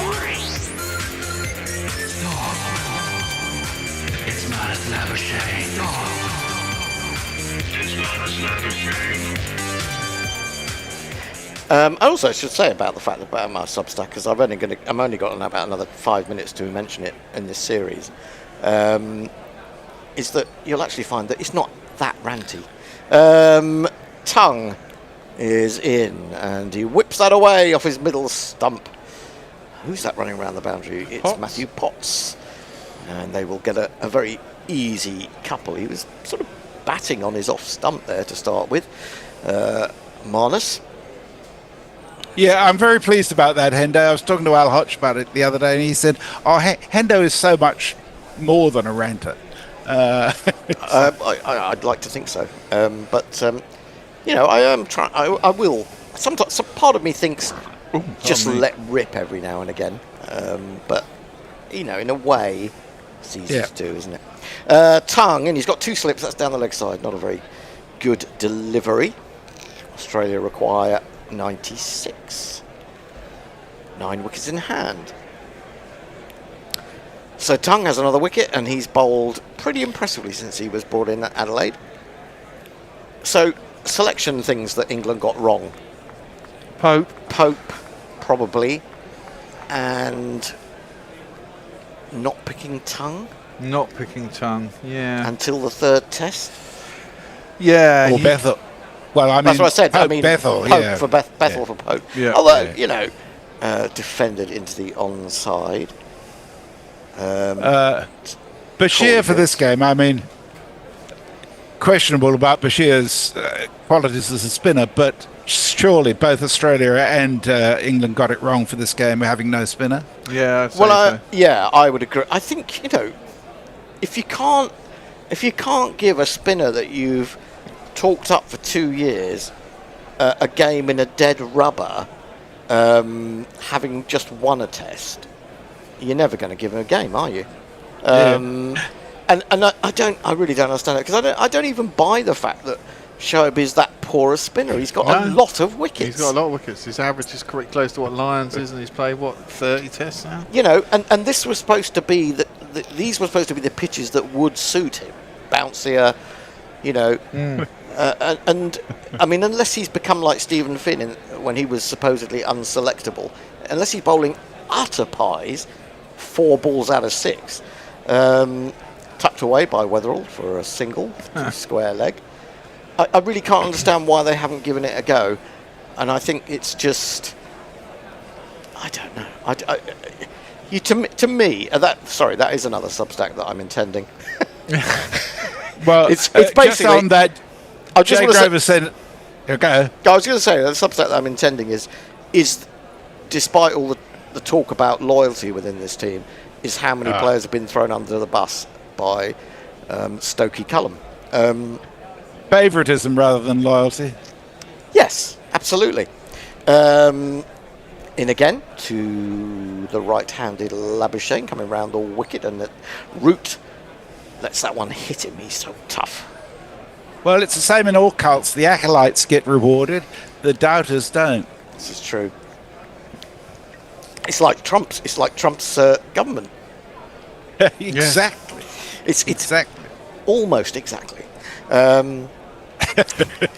Well, they haven't invaded Greenland yet. Bethell on to the front foot comes Labuschagne, plays it neatly enough to extra cover, gets applause from his captain. I just read that he wants to increase their defence budget from £900 billion a year to £1.5 trillion.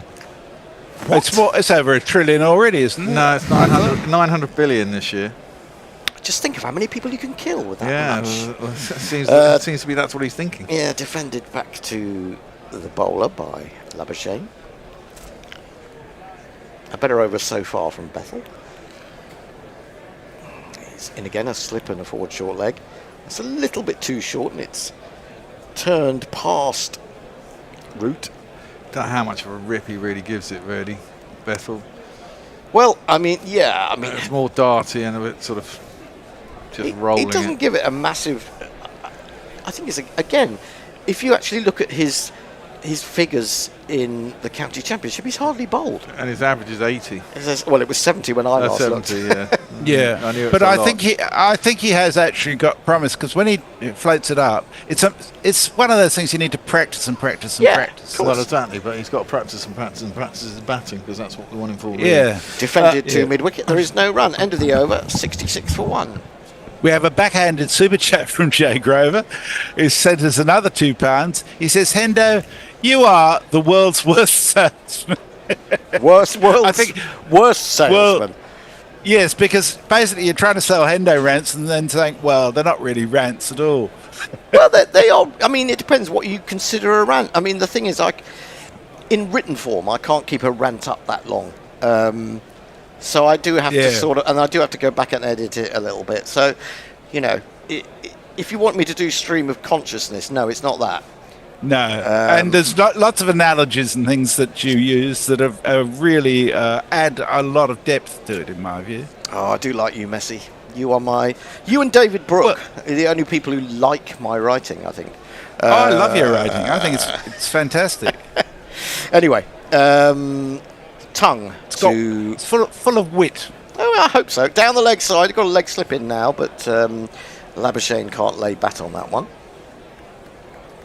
Tongue has 1 for 19. It's the last knockings. It's the last knockings of the Ashes 2025-26, and it's pretty much like every other Ashes in Australia in my lifetime. How many times have we won in Australia in my lifetime? Twice. It's 86, 87, and then 10, 11. No, more than that. Possibly going back to the 70s. Did we win in the 70s? Defended by Labuschagne. Back to the bowler. There is no run. What about Illingworth's team? Didn't they win? 1970, 71. Yeah. Sorry, 70-71, because that was my first series here with John Snow. That was just before I was born, so that wasn't in my lifetime. Yeah. I was only it's the first test match I ever saw. It was at the Wacker. It was a really dull draw. Right, yes. Short, down the leg side. Labuschagne in that sort of rather over-emphatic manner, lifting his bat high above his head. Nice footwork from Tungy there. Oh, yeah. Yeah, and 4 years later they came back, of course, was the series with Lillian Thompson and Colin Cowdrey called out from England to be battered by them.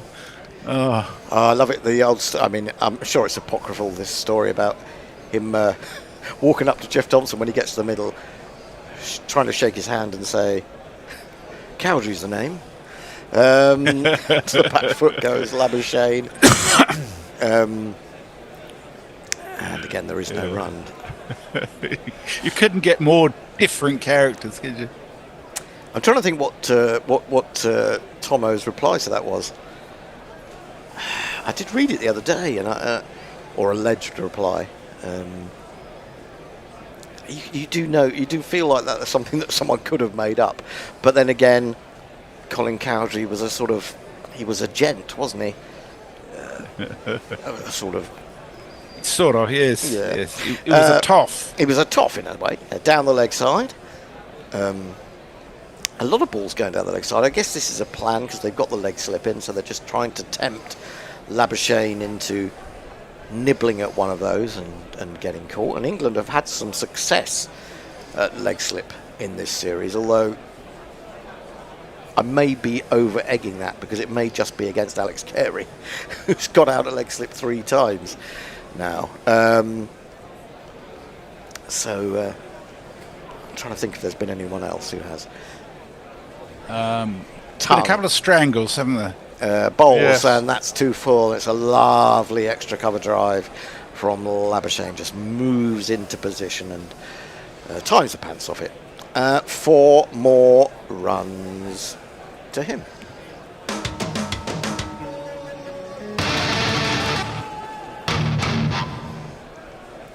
So do we know... Sorry, go on, Messi. Jay Grover spent another £2 to give you the benefit of his experience. Excellent. He says, write drunk, edit sober. Good lesson.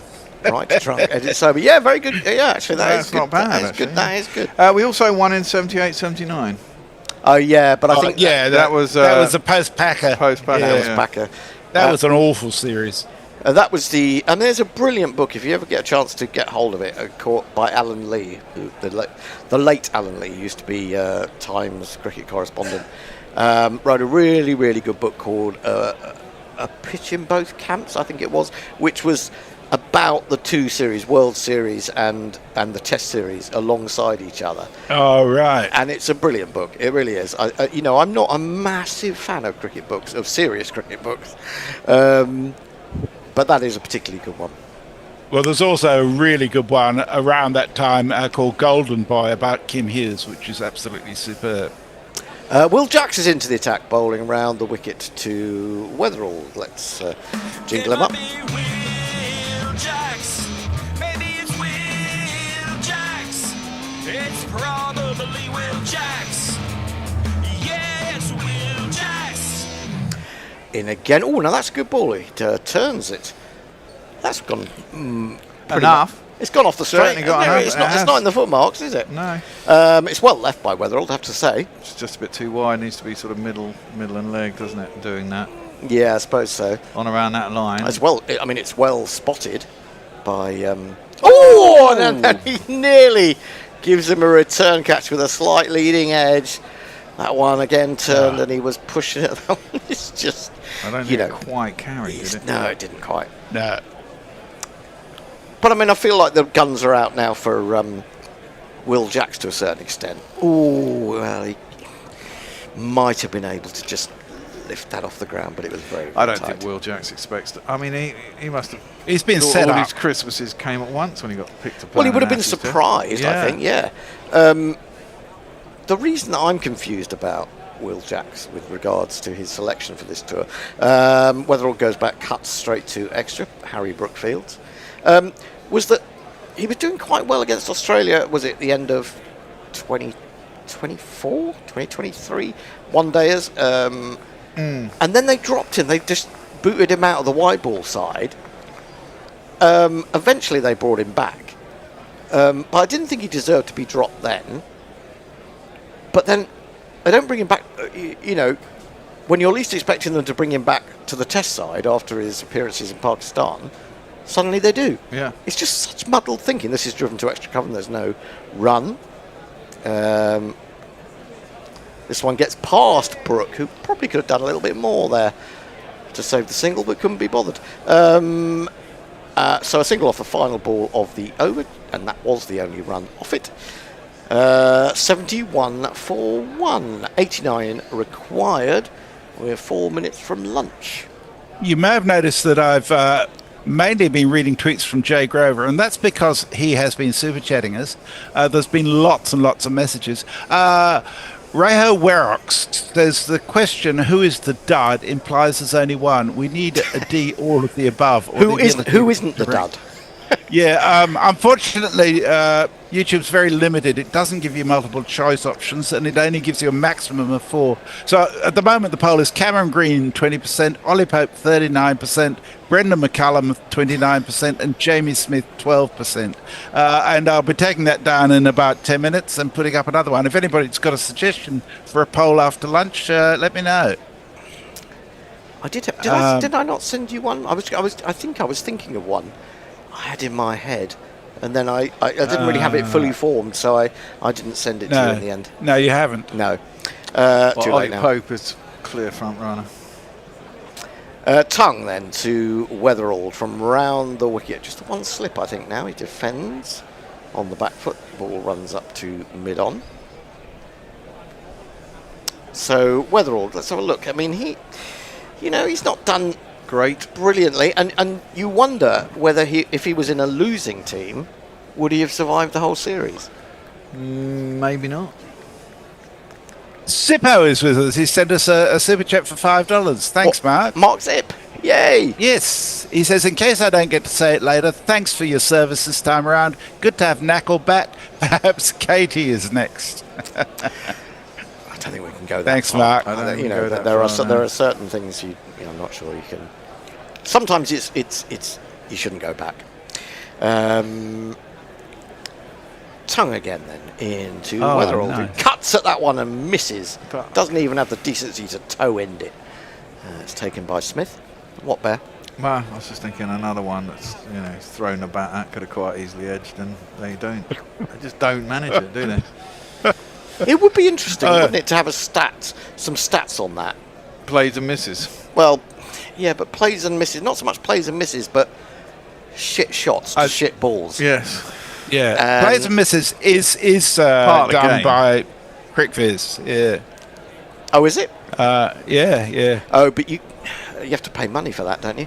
Yeah, but defended onto the offside where Rootfield is extra. Cricket Info do a control percentage figure, which is sort of. Oh, meaningful. yeah, but I mean, that's very vague, isn't it? I don't know what that really yeah. means. They need to sort of give us the parameters on that to make it worthwhile, in my opinion. Yeah. Exactly. Well, maybe they do. I've just never dug deep enough. Jay's had a visceral reaction to the suggestion of Katie. He just says, no, fucking no.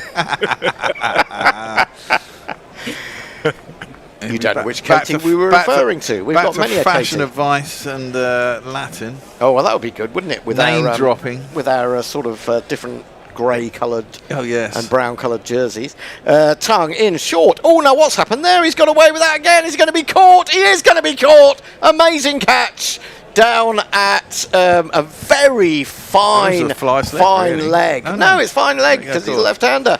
Wow. He got completely muddled up by that one, Weatherald, and he got some sort of weird top edge. He just seemed to maybe stop his shot. Let's have another look at it. Short. Yes, and he's not in position. He's actually... It's a top edge, but how has that ended up because he's going on the closed leg the face side? of the bat, basically, hasn't he? He's not opened it, so it's not gone over there. He's closed it. But at the very least, you'd have thought it would have just gone straight over the wicketkeeper. But the fact that it's sort of found its way to fine leg. A brilliant diving catch by Matthew Potts. And Weatherald gets his comeuppance just before lunch. Still need 89, 2 wickets down. Could happen. That'll be lunch, I suppose. Yeah, it probably will, actually. As we've gone past the half hour on the downward spin, 1:31 in Blighty, and whatever it is in Sydney, about 11:31, 12:31. Yes, Sydney. Yes, indeed it is. What did you make of that, Messi? Well, to be honest, I'm not really surprised. I think Weatherall's had a pretty ordinary series. I think the selector stood by him and gave him all 5 tests, and he's failed the test. So do you think, even before this series, we were being told that there wasn't an abundance of opening talent coming through.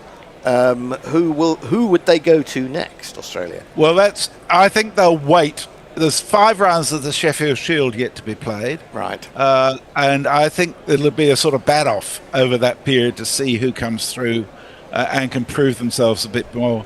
Because they do place a lot of value in Sheffield Shield runs. Renshaw's had a good season, hasn't he? I mean, he has, yes. Back in contention. But does he? I don't think does he open anymore, Renshaw? I got the impression he was batting about 5 or 6 now. Yeah, but he can open. He can open. Okay. Well, he's not an opener then, is he? Not anymore. Well, yeah, but you can switch back, can't you? Yeah, you can, but then you can be Ollie Pope and go from 6 to 3, and look what that does to your career. But he hadn't played before, had he? No. If Renshaw spent most of his career as an opener, and certainly in Test cricket. Marcus Harris, is he another possibility? Maybe. Cameron Bancroft? Bancroft, I think Bancroft's a decent first-class batter. I just don't think he's got what it takes at Test level. There's a lot of players like that. I was going to say that's the problem, isn't it? At the end of the day. I think he's a very good county batter, and I think he's actually quite a good captain for. Is it Durham? I can't remember. No, he's at Gloucestershire now, I think. Gloucestershire, right? I think he's got enough experience now to be very useful to him, but I don't think he's a Test player. I really don't. Well, that's how Weatherall got his spot, wasn't it? He's had a pretty good season. Couple of seasons. He certainly had. So Mog says, let's not move backwards. No Katie, no Zub, no Norcross or Max Benson, etc. Oh, God, I'd have Zub back, because he could then have a Notes Off with Tony. Yeah, definitely. I mean, they are the two great notes makers of guerrilla cricket stroke sofa history, really. Well, Will says, no, Katie, I can't deal with more people telling me I look like shit. Yeah. Oh, dear. Well, we're going to go to lunch. Don't have a look. I'm going to put up a poll after lunch at the suggestion, I think it was of... was it Extra Fluffer? Of who's made the best century of the series. I won't be able to specify which century because there's only 4 choices, but I'll put that up in the next 10 minutes or so. Okay. Coolio. Interesting. No one can win the GPL, by the way, if Australia win, because 200 runs would have been scored. Oh, well. And the highest guess was 193. So if it's a tight finish and England win, someone could. Oh, okay. Right, oh, so they're still in play. They're still in play. Potentially it's still in play. All right, we'll be back in about 35 minutes. Well, I won't be. That's it for me. Oh, the Bear's going. I'm not here to look, just okay. Before you go, Bear, I just think it's important we pay tribute to the fact that, you know, come rain, hail, snow, or flu, it's the Bear that's kept us on air for this whole series. Yes, and it's a lot of effort, but it's very much appreciated by all of us. Really is. This test is particularly exhausting. It's a 5-day test, and I've been in here every day. It is. It does mount up, which is why. Yeah. I mean, I was actually quite grateful for a couple of 2-day tests. You know. Well, me too. Yeah. Absolutely. Especially those. Well, certainly that first one in Perth. Because it was a shit time as well. What was it? 2 o'clock at 2 o'clock in the morning. That's but the the Melbourne test, actually, because no one was around because it's the Christmas test, it was actually quite a blessing that it was 2 days because it's the hardest. It's the hardest test to actually man. I mean, I think 11:30 the night before or 10 o'clock like it is in New Zealand, they're much more manageable than trying to stay awake till 2 or 4 o'clock in the morning or try and grab some sleep before you go and do this. Yeah. Anyway, Frank says thank you, Bear, and Sunni Hassan says the day when he was out sick, the Zoom issue was hilarious, to be honest. Yeah, I had to come in the end to sort it out off my sick bed. Yes, which was typical. But hey, there you go. Oh, hang on, before we go. Jay's come in with £2. Says because I laughed at Zoob and Tony's Notes Off. Well, there you go, Jay. There's that kind of humour you'll find in a very, very interesting Substack. And on that note... Thank you, Jay. We will catch you after lunch. Well, I won't, but see you all later. I'll be back there for some ODIs and a World T20.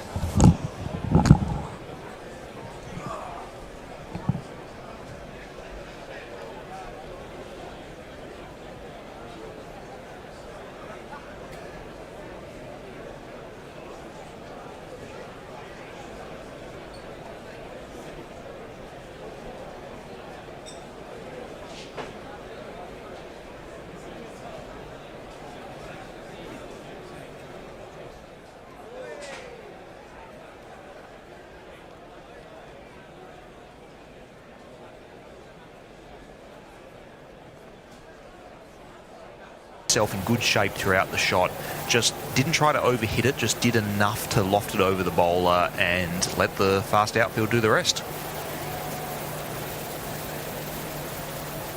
152 for 2.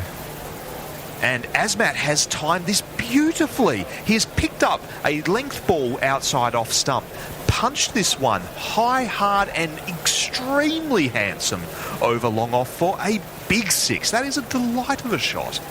And Stark has got Hashmat. He's ended his good run of form here. Hashmat decided, you know what, Stark's a bit too slow for my liking, bit too much like a spinner. Advanced down the wicket to him, and all Stark did was york him, get under the bat as Hashmat tried to get down towards him, and it has clattered into the stumps. That ends Hashmat's innings. He is out for 26, and the 3rd wicket for Afghanistan falls.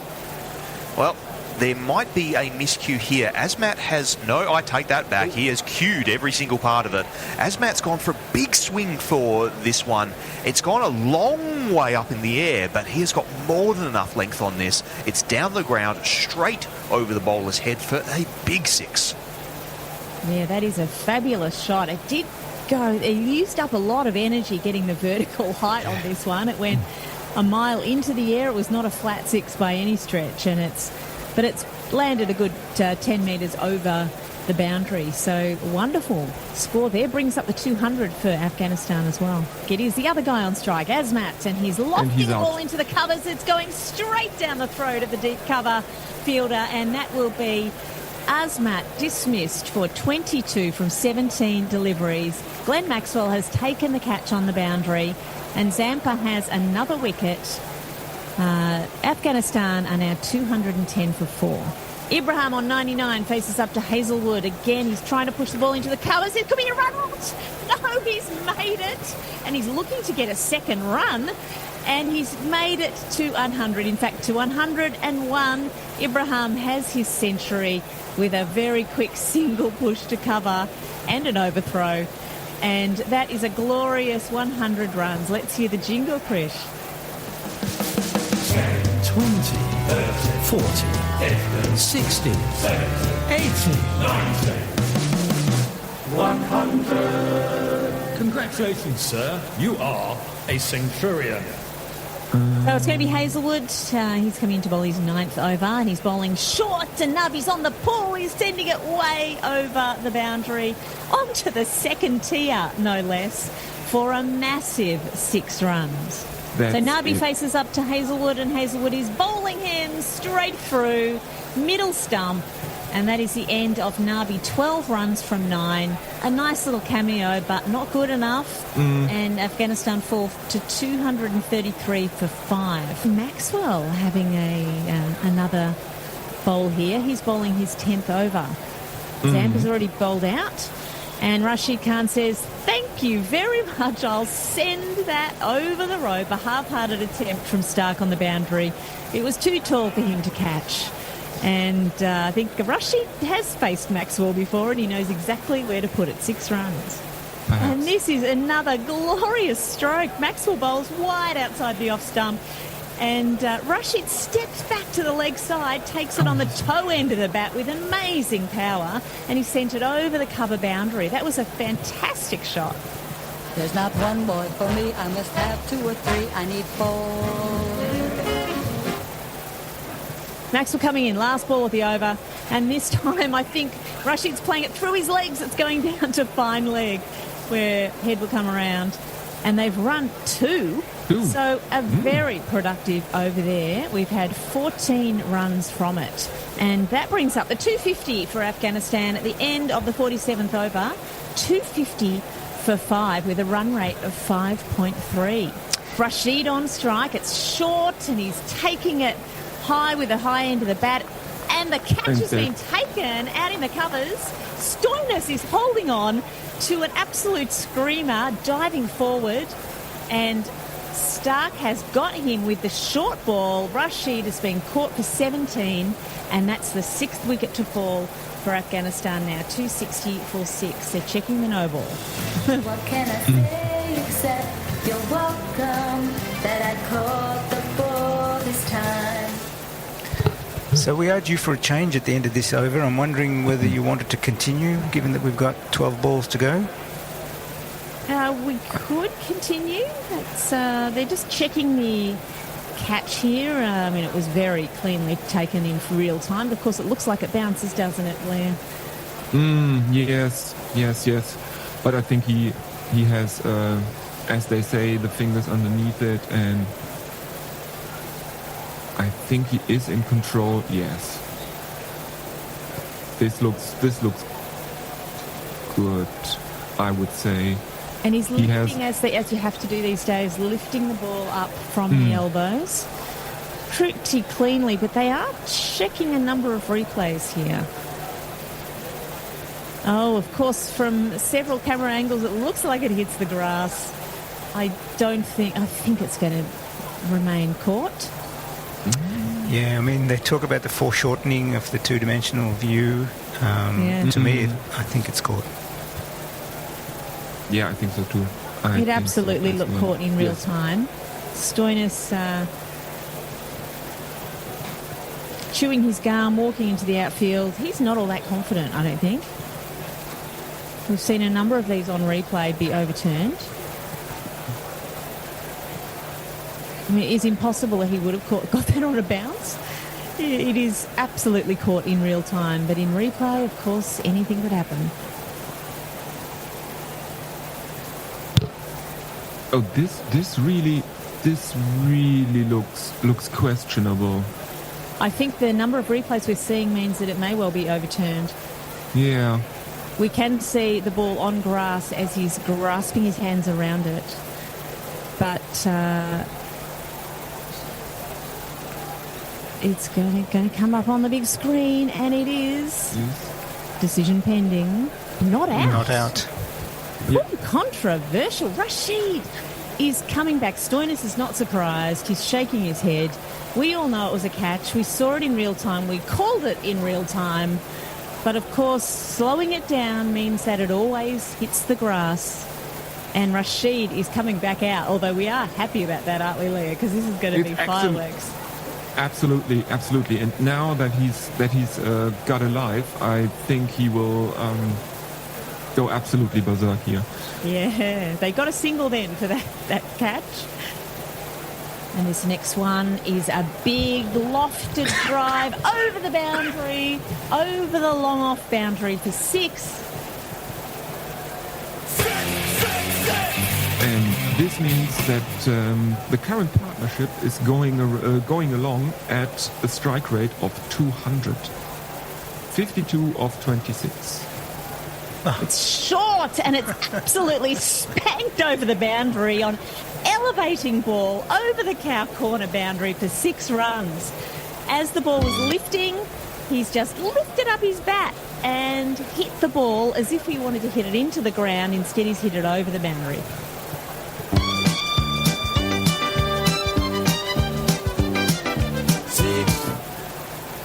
I mean, that's what you would call a lightsaber shot, right, Leah? From the right shoulder down to the left knee.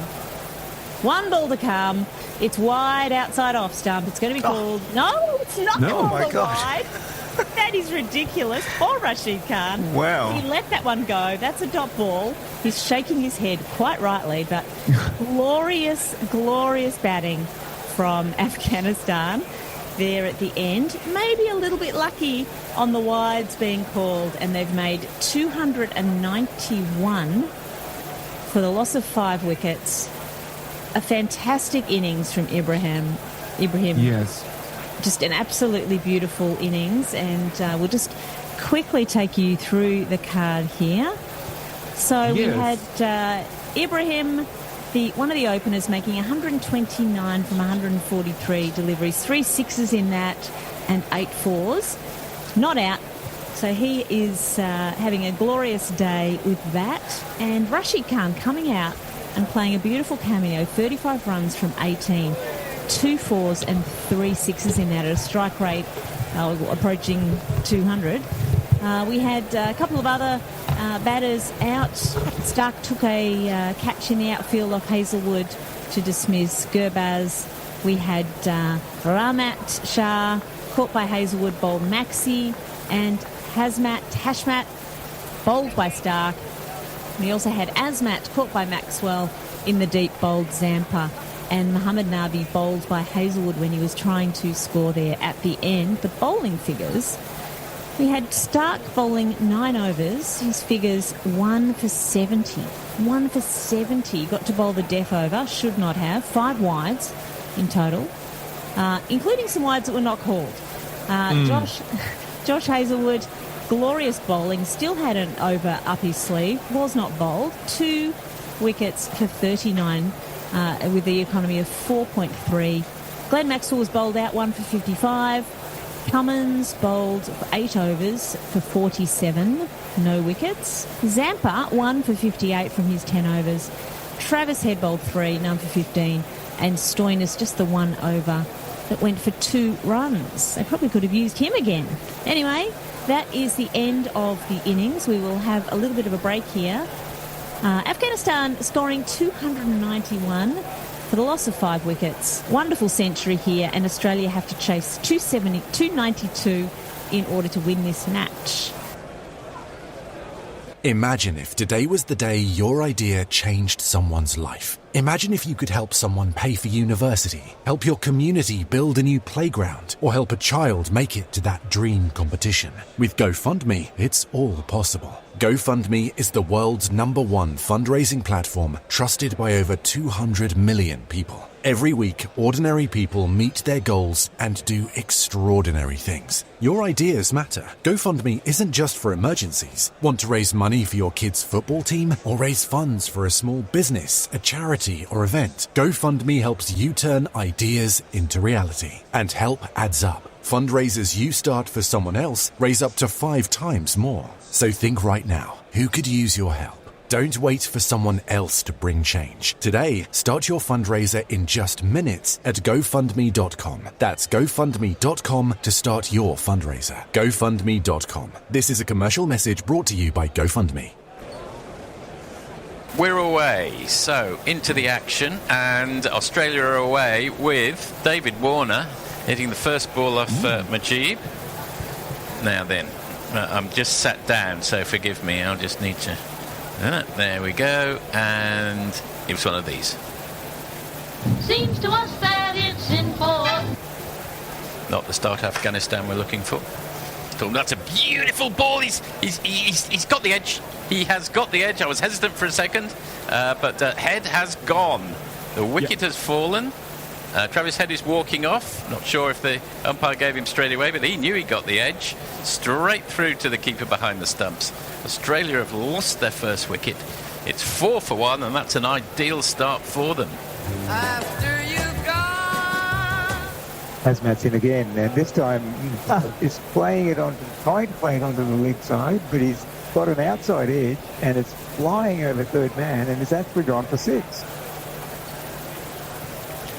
That was the luckiest shot I have seen in a long time. He's in again, and the good length ball is a strong appeal for LBW, and Michael Goff has given it out. It just outside the off stump, looked like it was coming in, and it's perhaps Mitch Marsh without moving his feet much, and the umpire's given it out. DRS time is down to 3 seconds, and it looks like Marsh is just going. He accepts that he's out, there's no challenge, and Australia lose their second wicket. Great ball. 43 for 2. Oh, that's bowled him. A huge in-swinger from Azmat has completely wiped out Warner's off stump. Afghanistan are jubilant. It was a beautiful ball. It just kept coming in at him. Warner essayed a massive leg side, attempted cover drive and off drive rather, and he's out for 18 of 29. The swing was still there deep into this power play. And Warner was done all ends up. I don't believe it. I do not believe what I am watching. First ball, Josh Inglis is out. Played an airy woof at it outside off stump. Went straight into first slip's hands. Azmat is on a hat-trick. Australia are reeling at 49 for 4. And another one bites the dust, Krishna. It's Azmat into Maxwell for the hat-trick ball. Well, in it comes. Oh, my goodness me! It's hit his back pad, we think. A huge appeal, of course, there would be. I imagine it's probably struck him outside the line of off stump, but in the heat of the moment and on a hat-trick ball, I mean, Afghanistan just can't help themselves. They're going to review. And really, in the heat of the moment, you might well say, well, rationally, it was probably hitting him outside the line of off stump, but are you going to deny a man the opportunity of a hat-trick? Probably not. Right. So let's have a look and see what happens next. And now Russ is looking for the hat-trick jingle, just in case. We think we found it. I saw it on my feed, which is about 15 seconds past yours, and it definitely hit just outside the line. Yeah, even if it came in at 3 inches, it'd still be only umpire's call. I think you're probably right. To the naked eye, that's what it looked like. Well, I think it actually... Did it hit the edge of his bat and go through on the bounce to the keeper even? Yeah, I think it might have actually. Yeah, yes, I think it did. I think it hit the edge of the bat. Yes, not the edge. And that's incredible that it didn't carry then. It was just gone off the bat only. Yeah, it went off the bat. And what a shame that it didn't go. Wow. Great shame that it went on the bounce there, so they lose the review. Don't need any timed outs. Exciting enough with that one. Oh, and that's a little bit of shape on that one, but Maxwell was full enough that Maxwell drove it wide of the man at mid-off. There's a bit of a relay and they come back for 2, so Maxwell's off the mark. And at the end of the 9th over, we're still in the power play, and Australia have lost 4 wickets for 51 runs. Defends, flicks it off his hip, but there is a man at 45 on the leg side specifically for that shot. It's a dot ball. The end of the 10th over, Australia 52 for 4, Missy. 40, you've got your wish. Or my wish. Maybe it was my wish. Rashid Khan's on. Joint wish. Hasn't had a great World Cup. Only 7 wickets at 43. Yeah, he's just got a presence, hasn't he? He does have a presence, yes. He was niggling David Warner earlier and having a big laugh at his expense, and David Warner was getting really wound. That was very comical to see. He also doesn't necessarily need to take wickets to be effective in his role.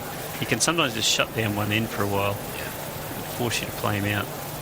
He's going to be bowling to Maxwell. First ball is full into Maxwell's pads. They've got a quick single here. Oh, it's a direct hit from mid-wicket. Labuschagne was diving. He looked a bit slow. This might be very close. The throw wasn't particularly hard. It bounced twice before it hit the stumps. But if this is a run-out... Was a direct hit, was a slow throw. Disaster for Australia, and Labuschagne ended up sprawled. Afghanistan look pretty happy. They do. My instinct was he just got back, but we shall see. Yes.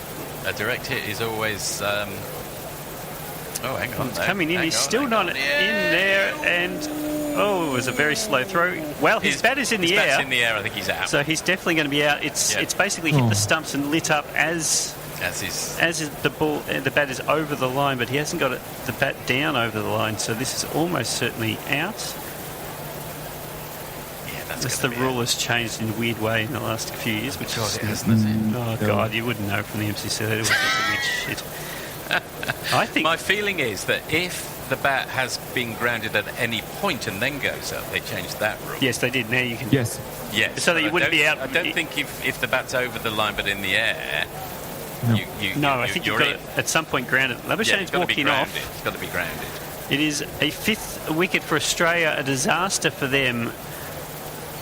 Labuschagne out for 14 of 28 balls, a score 5 for 69. We must have a run-out jingle because... Yes, we do. It's top right, I think. There we go. Call me for a single and my stump shattered. Do don't run, run, run, do don't run, run.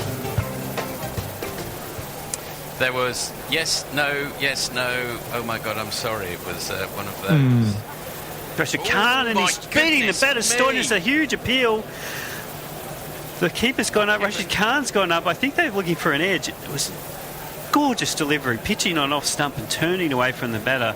Stoinis had no idea. Rashid is checking. Do you think it's off the pad? Do you think it's off the pad? They're going to review it anyway. Afghanistan love they piss reviews against the wall like they've got a million of them, and they don't. But what was the previous game they played against? They couldn't. Was it Netherlands where they couldn't even review things in the 15th over that were clearly out? That's going to be the case again here. I mean, Rashid did his best to stay calm, guys, stay calm, but in the end they didn't stay calm. Let's have a look. Wow, it's just a gorgeous delivery. If it's feathered the bat, I mean, it's a and there's nothing. It is not feathered the bat. It's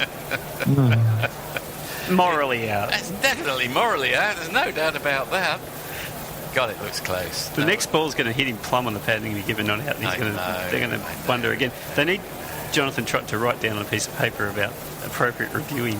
So as close to the edge of the bat as you can get, and as close. Oh, actually, this one's interesting because it's hit the pad. On okay, the now this pad. is interesting, and So- I reckon that's in line. That might be interesting. Yes. I mean, it might still be turning away from the stumps. It's probably going to be umpire's call. They might keep their review. So they'll definitely keep their review, but I reckon that's in line. Now, has more than half of the ball been in line? What did you get a feel of that, Leah? Oh, this is looking really, really interesting, and it might well be umpire's call. Jonathan Trott looks like he's very surprised by the fact that this might actually be out. Some umpire's call. Well, that was even more than morally out. That was out, really. It was out. Yeah. And really, I don't know. Some umpires' calls which are clipping the very outside of leg stump, you think, no.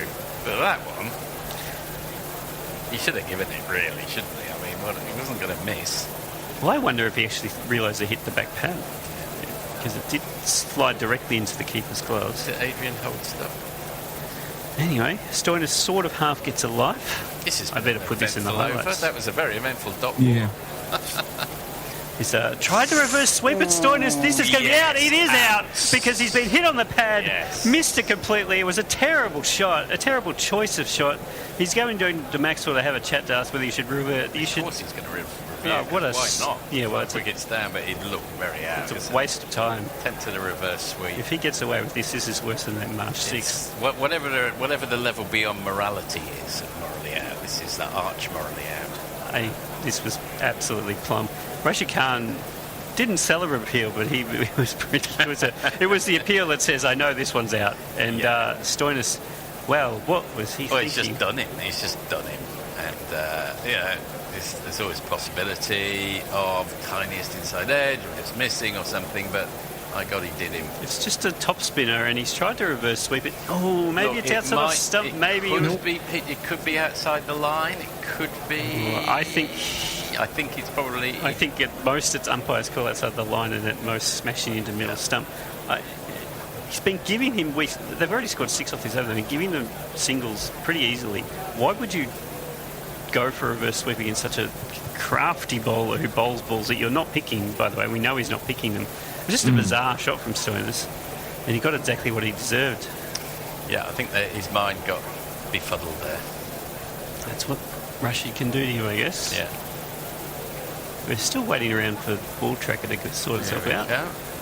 It's well under the bat, unless it hits the glove. Nope. As far as we can tell, no, that's not going to be the issue. Looks from here, is it going to keep? Where does it actually hit now? I reckon. I think it's umpire's call. I tip it'll be on. Yes, I agree with you. And I think it'll be about a third of it will be in line, in which case he will be out because he was given on the field, and it's zeroing in on the stumps. But could it be too high? Is there a possibility? No, he's fair way down the pitch, obviously, but he'll be okay on that. He's crouching down as well. Always prepared to be surprised with these reviews. Let's have a look.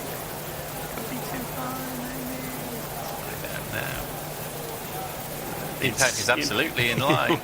Smashing middle stump. Evidently not too high. Couldn't be more out if it tried. Well, 5 for 87. And, going to run out. 6 for 87. 6 for 87, you're quite right. They thought they'd updated the score and they had not. Well, 87 has struck for Australia.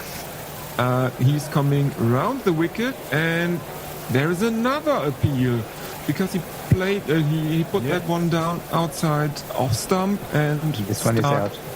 Yeah, Stark hit it. It looped up and was taken by the keeper, and Stark is out. Absolutely. I don't think walking off. And in the replay. Whoa! I don't think he hit that.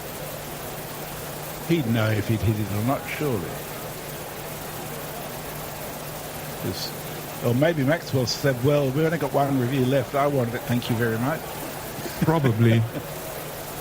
Because after all, it's not as if Stark looked like he was going to set the world on fire. I don't think it's any great loss to Australia, frankly. I think Cummins is a better bet to hang in there. But I agree with you. I actually don't think he did hit it. It looked adjacent, but I don't think in the replay. I don't think you can make that.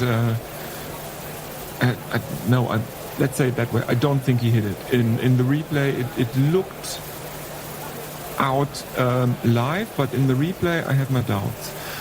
Anyway, Stark is gone for 3. Caught Ikram Ali Kil, bowled Rashid Khan. Oh, less than that now.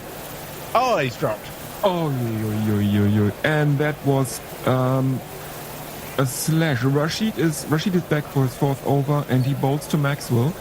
And Maxwell tries to. He swings the bat at that, and it loops up into the offside, but it is misfielded. Ooh, and Maxwell has hoiked that one just in that sweet spot over the top of long offset, and that's his 50. So congratulations to Glenn Maxwell. And he's going to have to keep going. He's going to have to keep going for another 100 runs beyond here, one would think. So he'll have to get 150 because no one else is really going to get them. Current partnership is 49 off 52. So far so good. And that's a howitzer of a shot, smashed wide of the man at mid-off by Maxwell, who's warming to his task. Now, of course, having played the potentially ominous, because that's the best timed of all his boundaries so far. Even though his foot was 3 foot away from him. I mean, sometimes can take a while to warm into his task. He didn't look particularly good in one of his earlier innings, and he suddenly exploded.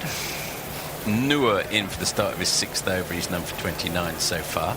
He's coming left arm over the wicket, and Maxwell launches that just over the head of the man at cow, and it's gone all the way. The assault is on for one of these. 6.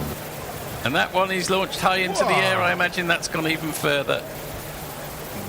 Actually, it was more kind of aerial than anything else. It sort of crept over the fence, but a 6 is a 6 is a 6, and here is the jingle accordingly.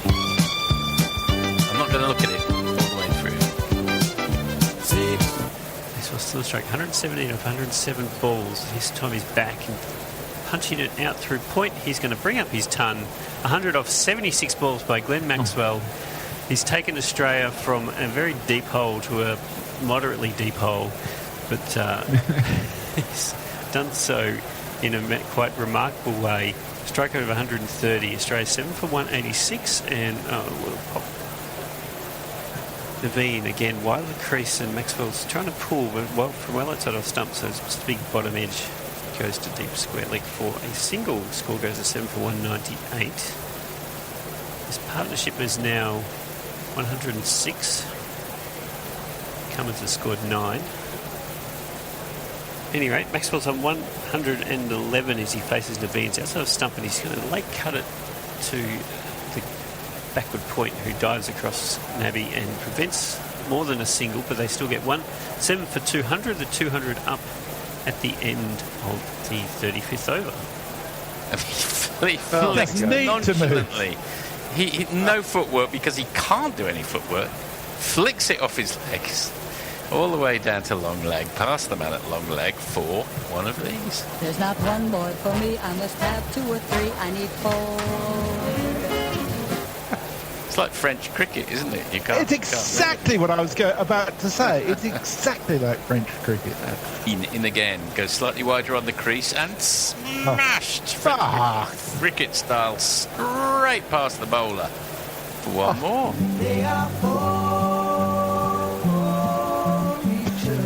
All right, I would say 61 from 63 balls. It's now, I would say it's probably evens either way. What do you reckon, Krishna? Yeah, it is probably evens. about right. Yeah, it's just that Australia's 7 down. That's the only thing against them at the moment.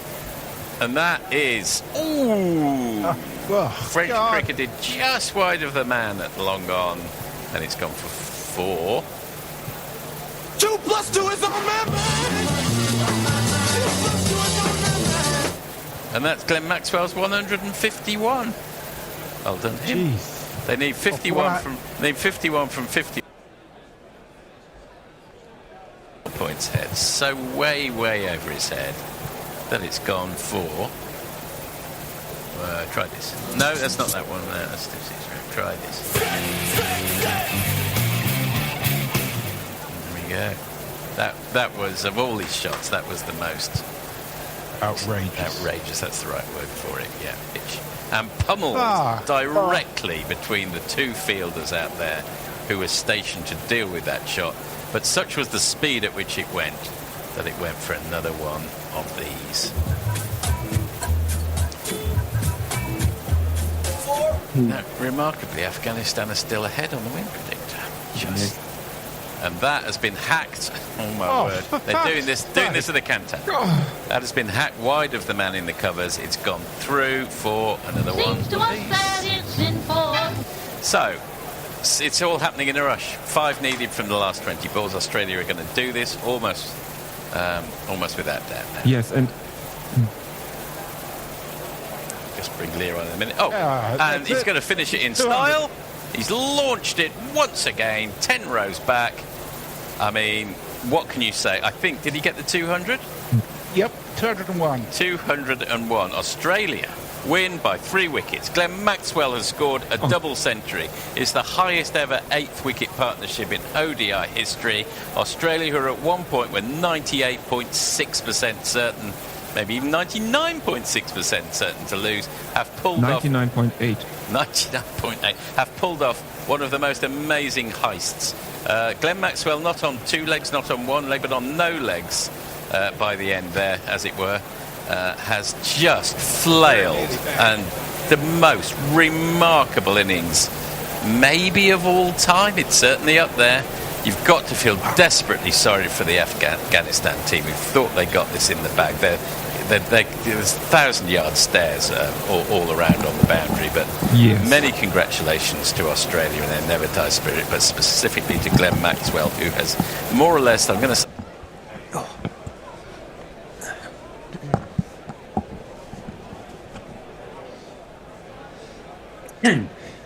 Hello. Somebody needs to turn off the lunchtime recording, Will. I think Tony's doing it now. Oh, right, good. Yeah.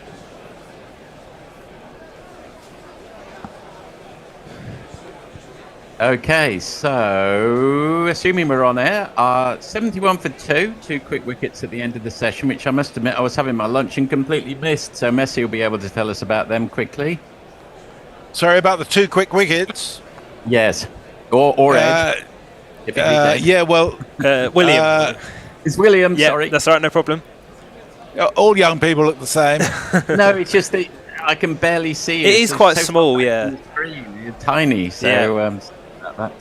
Well, either William, why don't you tell me about... Sure, yeah. So Travis Head departed to Josh Tongue, trying to use his feet in kind of spliced or skied an attempted pull. Good catch, actually, from Cass. And just on that, Tony just told me that apparently that's the Tongue dismissing Head is the first instance in Test cricket of one body part dismissing another. Body part. In terms, right. And then Tongue also got weatheralled. He got himself in a bit of a tangle and managed to top edge it from kind of just outside off stump down to Matt Potts at long legs. So that's the 2 wickets. Thank you very much, William. If it is William, I think it's William. Yes. And that's guided past the right hand of square leg by Smith, and he's off the mark. So that was his first ball in this last innings of this series. 72 for 2. Last night of the Poms, if you're in England. And okay, very good. How are you, William? You good? Yeah, I'm not so bad, thanks. How are you? Probably a little more awake than you are, to be fair. Well, yes, yeah. I think this is the first test I think I've done all 5 days, so yeah. Oh, yeah. Well, you're young. Yes. You're young and fit. And that's a half volley on off stump, which is down to long leg. Is there a long leg? Yes, there is. I do need to check something with you, William. Sorry. Yes. While I think of it, you're doing the roundup with me tonight. Yes. After the place, good. Yeah. Thank you. Yeah. That actually. Right. I'll hand over to Messi for Messi while I tether. Yes, that's a good idea. Lots of discussion during the lunch break over various things, including the umpire ring decision and Snicker. I can tell you that Peter Lawler reported on Channel 7 that Damasceno, the third umpire, advised that with the decision in relation to that appearance on Snicker, he would have... The decision on field was upheld because it was treated as if it was an umpire's call. I wasn't even aware that was an option. Neither did I. And I think it's a cop-out myself. Yep. I would agree. It is. Will Jack's time. After the first ball, we might see if we can rustle up a jingle. Yeah. Was that a question or a statement? Oh, sorry. Statement. Is it Wheeljack's time? Yes, it is. I'll answer my own question. And that's clipped to deep square leg by Manus Blaine, as I like to think of him, Labuschagne. And the score moves up. Oh, sorry. You go. It's probably Will Jacks. Yeah, it's Will Jacks. Smith is doing that really annoying thing that cricket badger, taking a bail off and hammering it into the ground. Oh, mate, come on. We all know you. Oh, when club pros do that, really annoys me as well, to be honest. Yes. Don't know why. Why should I think that it's annoy fair to say that Smith annoys Englishmen with everything he does. And I'll tell you, there's something else that's just annoyed us. He's managed to bisect the two fielders at mid-on and cover, and he's going to scurry back for two. At this target, what do you think, William? Just not big enough? I would agree, yeah. I think probably 250 minimum, really. Even, I think because obviously things like the shot Travis Head played, he might not have actually played it if... I know he was aggressive anyway, but probably not that aggressive, so... Yes, I think that's true. I didn't see it, but I'll agree with you. That's flipped off his toes to the sweeper, 10 yards in on the leg side. They'll walk through for a single, very much the last knockings. Funny how test series always start with a great, what will the first ball be like? A great fever pitch of speculation. Wow. By the time you get to the last session on the last day, people are wandering back from lunch, can't really be bothered to even watch it. Maybe there's a metaphor for life. That comes down to wicket Labuschagne, and it's high and handsome into the air over the boundary for one of the... sorry. Oh, that hit.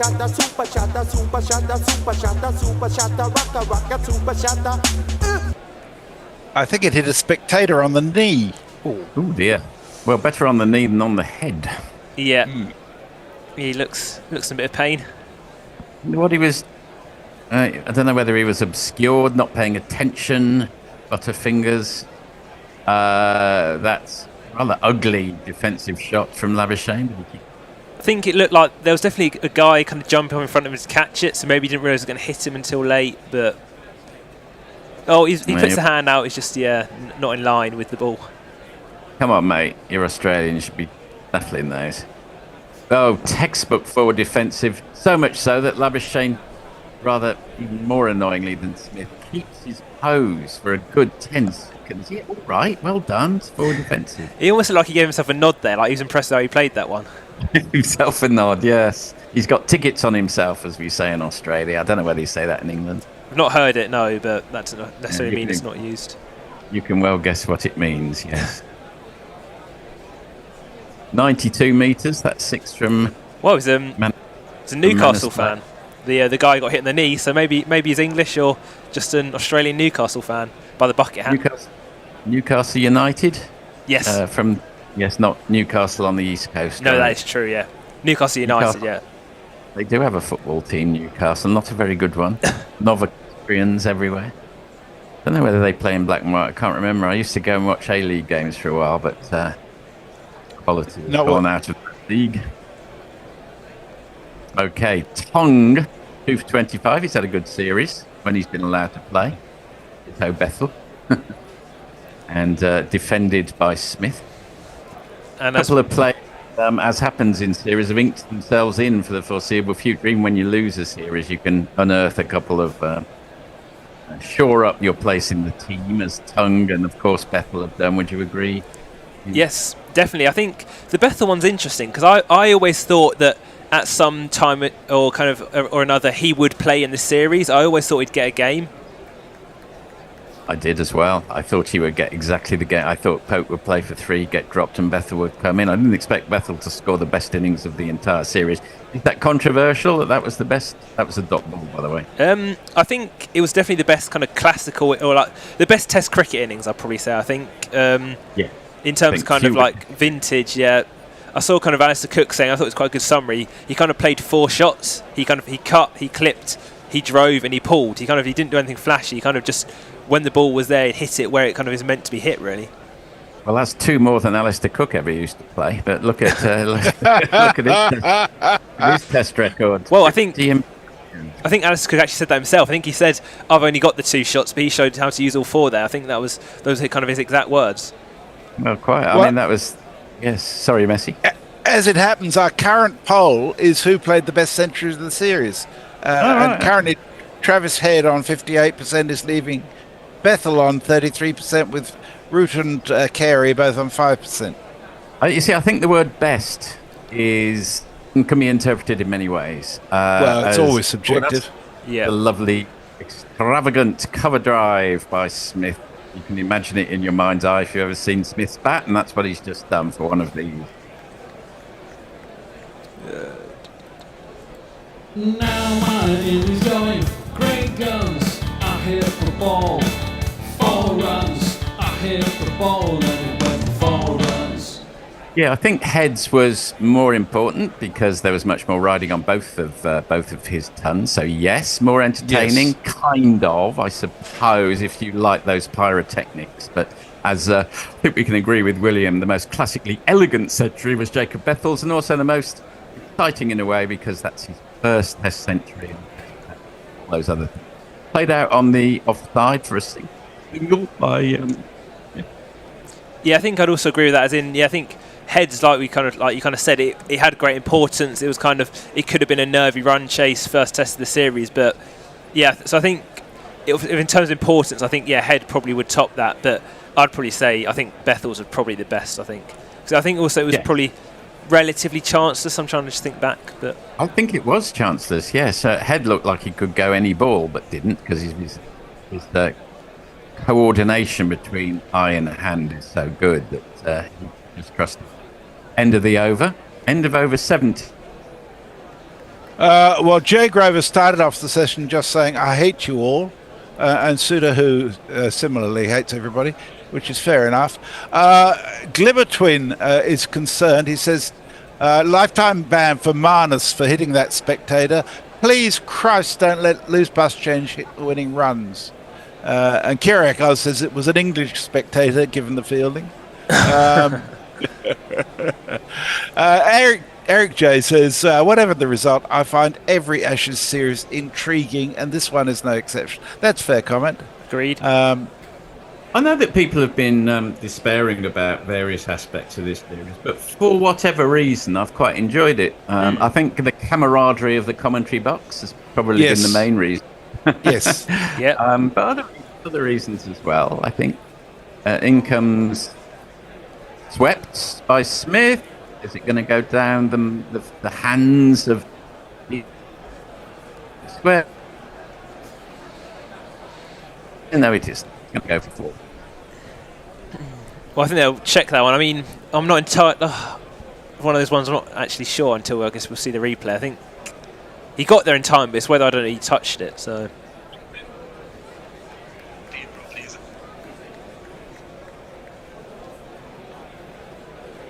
Yes, one of those annoying ones. Can you hear me, William? Yes, yeah. I can hear you, Forthy, yes. Yep. Okay, so I'm just having a little technical issue. I was tethering, and then my phone ran out of battery. So I've gone back to Telstra, and we seem to be okay for now. I think that's fine. I think he's saved that, so... I didn't actually see how many they ran. I mean, I'd assume probably 3. Yeah. Right, Jackson again. Second ball of the over. That turned out to be 3. Unlikely to have an effect on the results. Picked out to mid-wicket. They come through for a single. Score moves on to 92. I think you mentioned, obviously, or someone mentioned Labuschagne scoring the winning runs. I mean, you think sentimentally you'd probably want another wicket to fall here.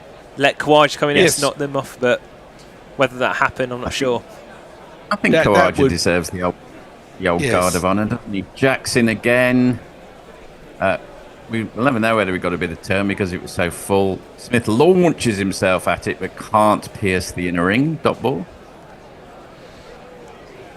Yeah. Smith, his usual annoying twitchy self. Plays a forward defence and it pops up, and two short legs. The second one might have got that, but effectively the man standing behind square short in under the helmet, so no opportunity to catch that one.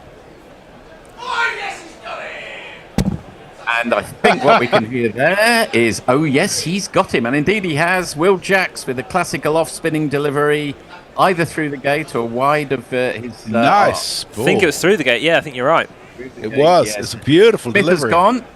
Is there just the smallest hint of hope? I doubt it at 92 for 3, but hey, you never know. Great ball. That was entirely your wicket, Forthy, having Thank called you. for a guard of honour for Khawaja. Thank you very much. I'll see what else I can do while I'm on. I'm going to have to be quick. That dismissal actually kind of just made me think of obviously if Australia come out and end up winning, it will be overlooked, but I think it kind of highlights the fact that the decision to not play a spinner from them is kind of still the wrong one. Absolutely. Yeah. I think I think every it was man actually in a his beautiful world delivery. can be. It was a beautiful delivery, but of course, every club spinner in the world can bowl the odd jaffer. Every club fast bowler bowls the odd jaffer. It's the consistency and the discipline test level which does it. And the guard of honour is out. Great! I like to see that. Quite right too. Well, 82 tests, average of 45. He absolutely deserves it. Well done, Khawaja. Umpires joining in. That's nice to see. One of the great things about cricket is the civilities involved. When Jacob Bethell gets his century and goes off this morning, the entire ground unites to clap him off. Everybody claps, including the Barmy Army, no doubt, when Khawaja comes out for the last time. Part of the great thing about cricket. Oh, I agree. I think, it's one of those things that, kind of everyone kind of respects, I guess, because it's like in football, I guess. Obviously, if it's an outstanding goal, you might respect it, but kind of no one claps. But even like you've just mentioned there, even at club level, if someone scores 100, they'll get a clap, all that kind of stuff. I think, there is good respect normally, which I do think is good. Yes. There's respect in football. As soon as the 90 minutes are over, whatever, everybody embraces and so on, and they have a drink afterwards generally. But on the field and in the crowd in cricket, it's always so evident. We should probably have the Khawaja jingle for one last time, I was thinking. Oh, yes. One of the seas now plays for Australia. We fell in love with Usman Khawaja. One of the seas now plays for Australia. We fell in love with Usman Khawaja. Now, there was a man once in history who a tear descended over his eyes, which prevented him seeing the ball, which got him out for naught in his last innings. I wonder if you could guess who that was. Will Jackson. Lovely forward defensive. I think he was out second or third ball, Bradman, wasn't he? Yeah. Yes. Didn't he only need 4 to average 100? Is that? I think. Like that. Much better than he shouldn't. 99.94 is much more memorable. Well, if it was me, I'd unretire. That's the end of the over to Messi. Kyriakos says Head in Perth was by far the best innings in the series, one of the best of Ashes series of all time. Well, I'd say it was exciting, definitely the most exciting and the most consequential, but I still think Bethell's was the best batting. It was just beautifully done, not a chance, and so composed. Agreed. So obviously you're entitled to your view, I'm entitled to mine, Kyriakos. But it reminded me a little bit of when you've gone to see an old band, they've played a slightly indifferent set, and they come out and they play one of their old classic songs and they absolutely nail it. It's a bit like that with Bethell's innings. The end of the series, slightly pointless in some ways because England was most likely to lose, but lovely to hear a classical old tune on a new instrument as well, if I can extend the metaphor. Right, enough of that. Josh Tung, I think we can hear background noise that we think another wicket has fallen. Unfortunately, the umpire disagrees. Ben Stokes indicating the iPad as well. Ben Stokes also introduced the iPad. I think I can detect a Hendo from 12,000 miles away in the background there. Yes, I think you're right, yeah. Well, you're all right, yes. If it was Bear, it'd be even louder. They've both still got the passion. Isn't that wonderful to see? And, one wicket falls, another wicket falls. You get to 105. And really, then it is hey, you never know. That was definitely 5.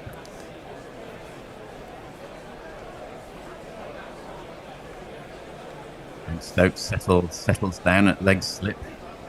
Hung in again, well left alone by Labuschagne. And I have to say, now we've got up to 18 overs in, I think the general wisdom is that the ball will have pretty well lost anything it had to start with. So it's going to be even tougher to get these wickets.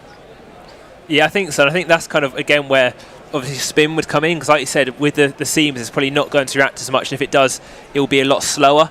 Whereas with spin, obviously, that kind of isn't as kind of big an issue. And I think we've kind of seen, like we mentioned, Will Jacks has bowled one good ball.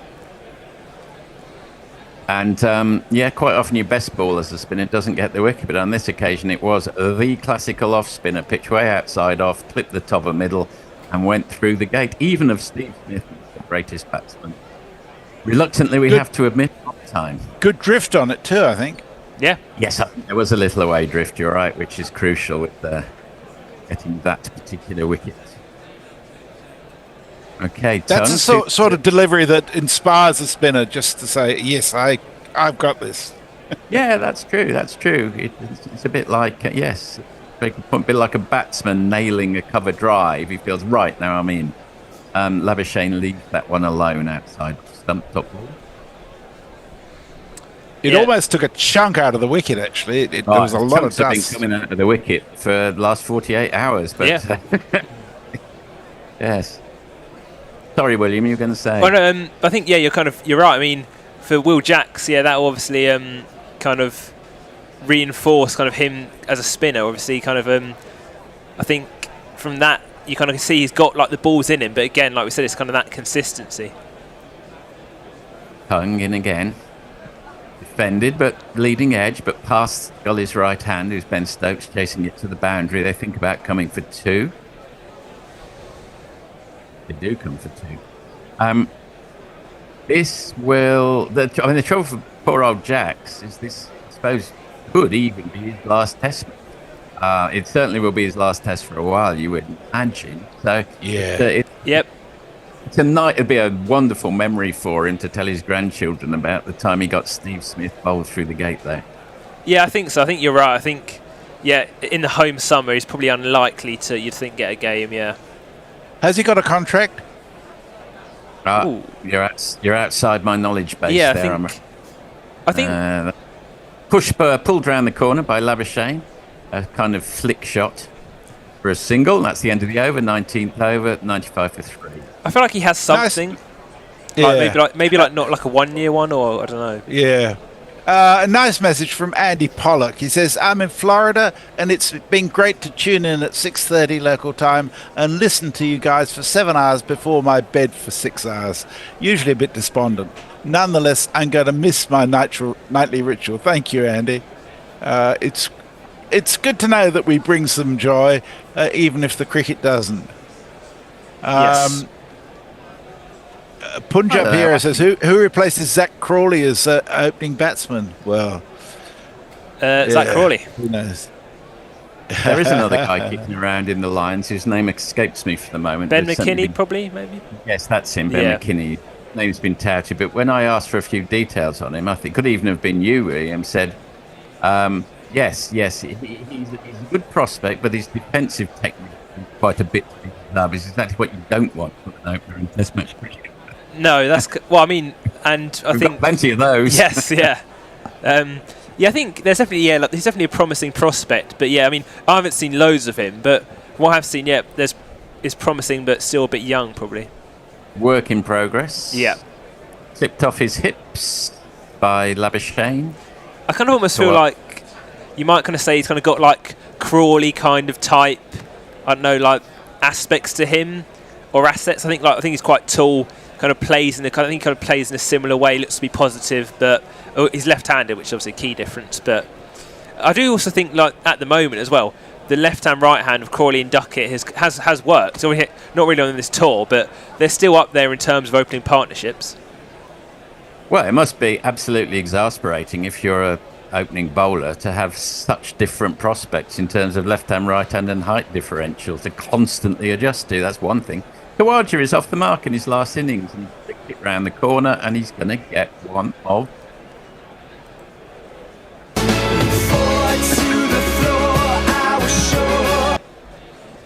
There we are. Very nice. So he's off the mark. He's beaten. If only the Don had done that in his last inning, we could have been spared all that hooplas around 99.94. Anyway, Kawaja's done it. Off the mark. I don't know whether there's any particular average that he's aiming for to improve on or anything. I don't think. Well, I've got I think hovering around 45, isn't he? I think he needs around 13 to go past Mike Hussey and behind Don Bradman in the all-time Australian run scoring. Oh, okay. Well, I suppose. I don't know how much difference that makes to him. I don't know. Yeah. It's something. Round the wicket comes Jacks to the left-handed Kawaja. Kawaja props forward, dot ball. Well, I guess you'd probably take being behind Bradman, and I mean ahead of Hussey. Oh, he's well. Yeah. No, he's well behind Bradman. Yeah. What, in terms of what? Runs? This is for runs. Yeah. Yeah. So, I mean, he's 700 runs behind Bradman. Yeah. But, you know, Bradman only played 52 test matches. Kawaja, this is his 88th. Yeah. Well, don't look at the small print. Bradman wasn't that good. Right, a little sweep, which, well, he gets the toe ends, and if that had been what we would call in the old days a silly mid-on, he would have get one, but you very rarely get it on. It would have gone straight to him. Actually, I'm just interested in looking at that list. Ponting's at the top and Border is next. But Border's strike rate was only 41, which is... Right, I think the studio might tell you what happened there, which is that there was an edge from Kawaja. It went to the right hand of, I think, Stokes. Maybe by his adductor. Wasn't able to reach it. This pitch pitch is definitely reacting now, isn't it? He's getting some nice turn. Get Bethell on at the other end, perhaps. Why not? That's a price of injury, because Root would be at slip if Stokes wasn't injured, and he would have caught that. Well, he might have done it. Most likely, it was about a bisected keeper. It was a genuine edge, bisected keeper, and first slip. It's a very would have been a good catch, but you'd have expected a standard fielder, I'd say, perhaps catch it 6 or 7 times. Yeah, I think Steve Smith would probably catch that. I think he's probably he seems to catch everything at slip. But I do think the idea of kind of bringing on another spinner. I mean, it's kind of at the point, what have England got to lose? The pitch doesn't seem to be doing much for Tongue, but with 58 runs required, it's definitely doing more for the spinners. Anything's worth a go at 58 runs required, surely. Yeah. And I guess Labuschagne defends off the back foot. Obviously, Kawaja now is kind of renowned as being quite a good player of spin, but we've already seen he's got the freedom to be adventurous. So I mean, if you can get him out, and obviously I think this is way beyond England, but kind of just get some more kind of, I suppose, even like memories, I guess, kind of for the Barmy Army at least, but even kind of just like if you can kind of get Australia kind of 4, 5, 6 down, it's a bit more respectable. It is more respectable. I think some would argue it makes it worse because it's so tantalising of being. You know what I mean? That is true. And then you think if all Jacks didn't decide to slog one up in the second ball, could England have won? So yeah, that is true. There's so many if that in cricket. True. We can go all the way back to Perth and examine that. My overall feeling is this has been a reasonably close series in which Australia have won all the significant clutch moments. I think there's not much between the team on paper. Yep. I think that at the end of the series, but Australia have shown their guile, expertise, talent, all of those things when it really. Agreed. Yep. Tongue in third ball of the over to Labuschagne, gets himself into a bit of a muddle, manages to evade it straight through. I actually saw obviously Glenn McGrath always predicts 5-0, but when he did predict 5-0, I saw him actually say this time around he thought it would be 5-0 and it would be close every game, but Australia would kind of just come out on top. And I suppose ultimately that kind of has actually almost happened in terms of, I suppose England came out to win Melbourne, but if Australia do win 4-1, there's kind of been moments where if England had been better in those moments, they could have won, but Australia have come out on top. So yeah, I had it down as 3-2, and I I honestly thought about 4-1 to Australia, and that's a nice shot straight into the covers. Because, you know, statistically, what are the chances of winning away these days for anyone? And people get banging on about the Australia batting lineup, but it was 6 out of 7. were the same as toured England last time, and there's a lot of experience there. And you know, it wasn't like they got a whole load of rookies in. And that was sorry, good. Mark. Could you turn your video off, please, until we change over? Oh, sorry, yes. Okay, in comes Tung. Onto the back foot goes Labuschagne, and sort of French cricket sits back to Tung, no run. It's 5 dot balls. The time to build up pressure would be ideal if they were still 250 runs away, but unfortunately 58.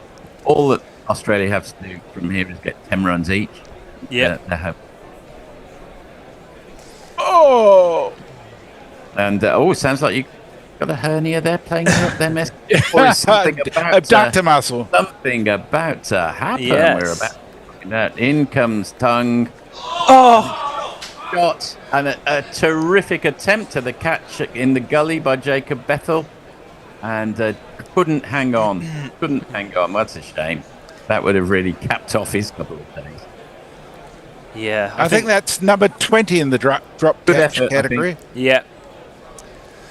It's a lot. That's the other thing we haven't mentioned. Is that is a lot of drop catches. Yeah. That would have been. It was coming at him hard as they often do in the gully, but it was sort of straight at his head. Yeah. Burst through his feet.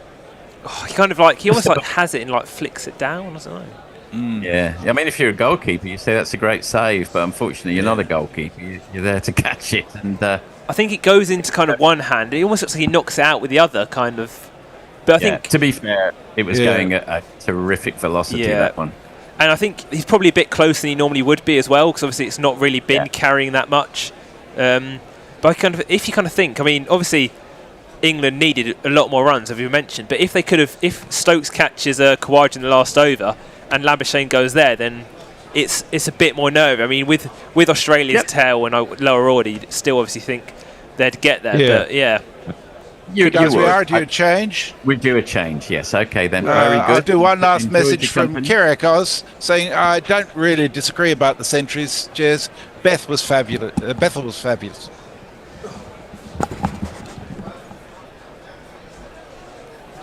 Well, I'll tell you what, while we're just having the change, we've had another 4 just while we're waiting for the new team to come in. I don't know who's on ball by ball, Messi. Hendo's supposed to be on ball by ball. Tony is on socials, and Mark is on comments. Well, I can see two gentlemen of a certain age moving into position in the commentary box. I will hand over to them. Although, while that's been going on, Australia have added 6 more to the total and got it down to 52. So I'll see you in a while if there is a while to go. Sorry, I'm in the middle of eating a mini whisper. Not carelessly, I hope. Oh, if I start choking, I'll tell you. And again, he's flapped at that. Where's that gone? Oh, it's gone straight at the man at long on, and it's gone for 4. I think Australia prepared to take risks to get the job done here. And 2, and 3, and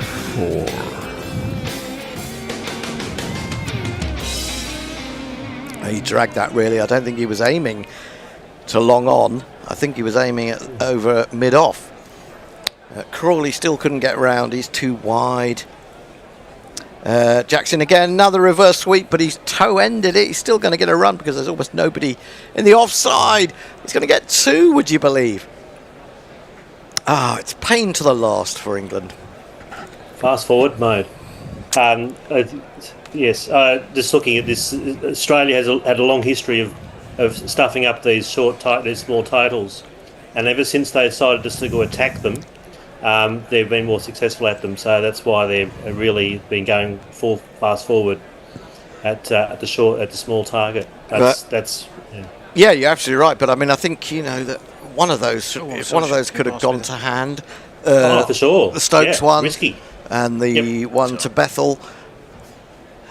103 for 4 looks a lot different. He comes down the wicket to Labuschagne and plays with the turn straight to Joe Root, who backhands it towards the stumps. He was out of his ground for a little while, but he was on his way back, and he got back pretty smartly, to be fair. Way down the wicket, and Ian, he comes again. Always given that a bit too much air, I think. Oh, and that's appalling fielding at extra cover.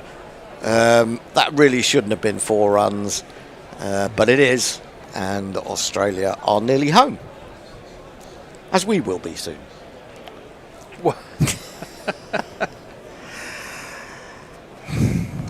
20 Labuschagne was on when he was dropped, wasn't he?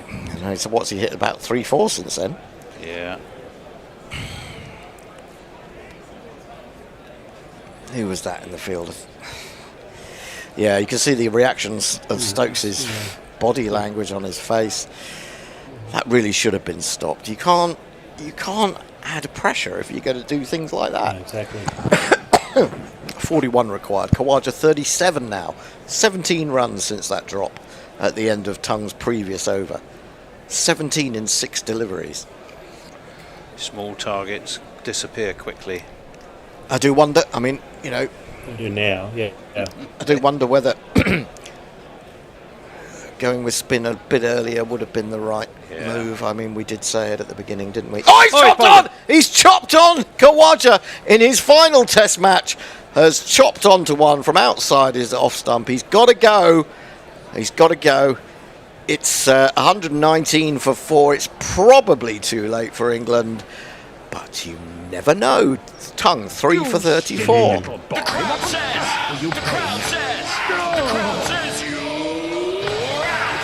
I feel a little bit sad for Usman there. We'll stop that right away. Well, yeah, but I mean, to go that way. I mean, if he'd been caught behind or whatever, but I mean, as a batsman, I always feel a chop on is a horrible way to go. Yeah, he's blowing his kisses to the SCG crowd. It's been a magnificent career. He's done brilliantly well, averaged over 40, well over 40. He's now down and touching the grass with his head, and now raising his bat, turning around. It wasn't to be him to see Australia over the line, which is, you know, a minor regret. But he's been a great servant. Much at this point. He doesn't care. I don't think he cares. No, he's got his farewell in front of everybody else. But I mean, it's also possibly symbolic of his later part of his career where he has chopped it on. That he has done a bit of that. So it's well, he does. It's interesting. He does in defence. He does play almost with a dead bat quite a lot, almost. Yes, that's right. Oh, yeah, and that's one of the side effects of it. Yeah, for sure. And the dead bat's actually very useful for him. Has been very useful for him for a number of for that later part of his career. But it's kind of he's definitely leaving at the right time for him. Well, it's a great, fantastic player. One of our. You know, oh yeah, I mean, you know, solved a lot of problems. I've loved watching him. I mean, and you know, at his best, a really fluent driver. Yes. You know, lovely to watch in that respect. Absolutely. And tremendous ovation for him. My favourite innings for his was his in Dubai, where he scenes up with the. I'm guessing that's his wife. It is. Up yes, there, that's his wife. Yes.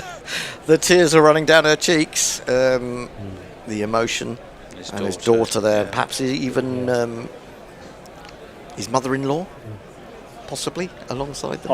I'd suggest that. Yeah. Just having a guess. Alex Carey is coming out to bat. We see. Here he is. Yeah. Is his name. Wicket keeping is his stride. He's not bad with the blade. Only a cricket bat. A short ball from Tung to start with. He gets down low underneath.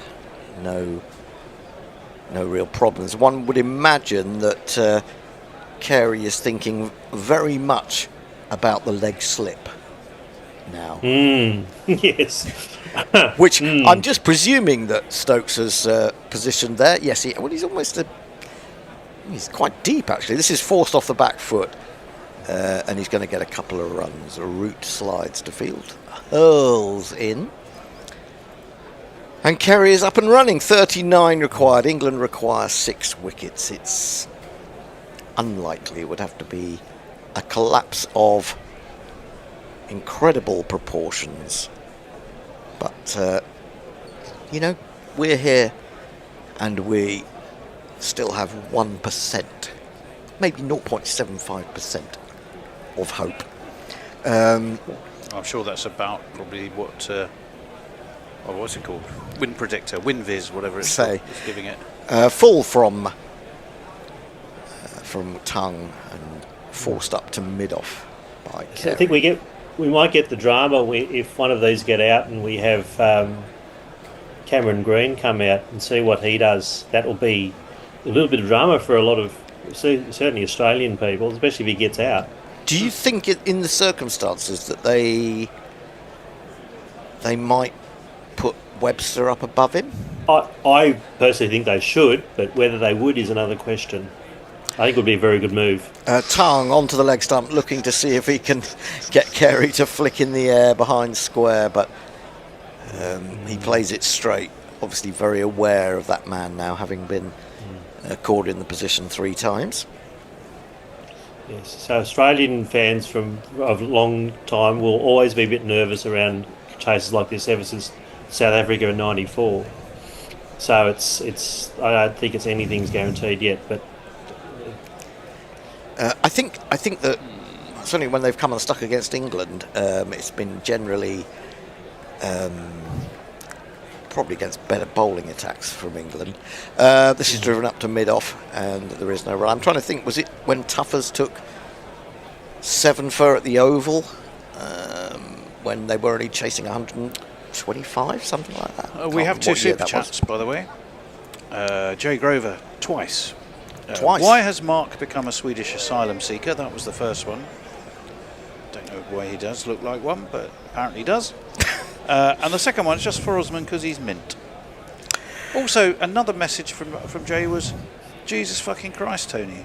Didn't you do one of those earlier? What have I done this time? In fact, what did I do the first time?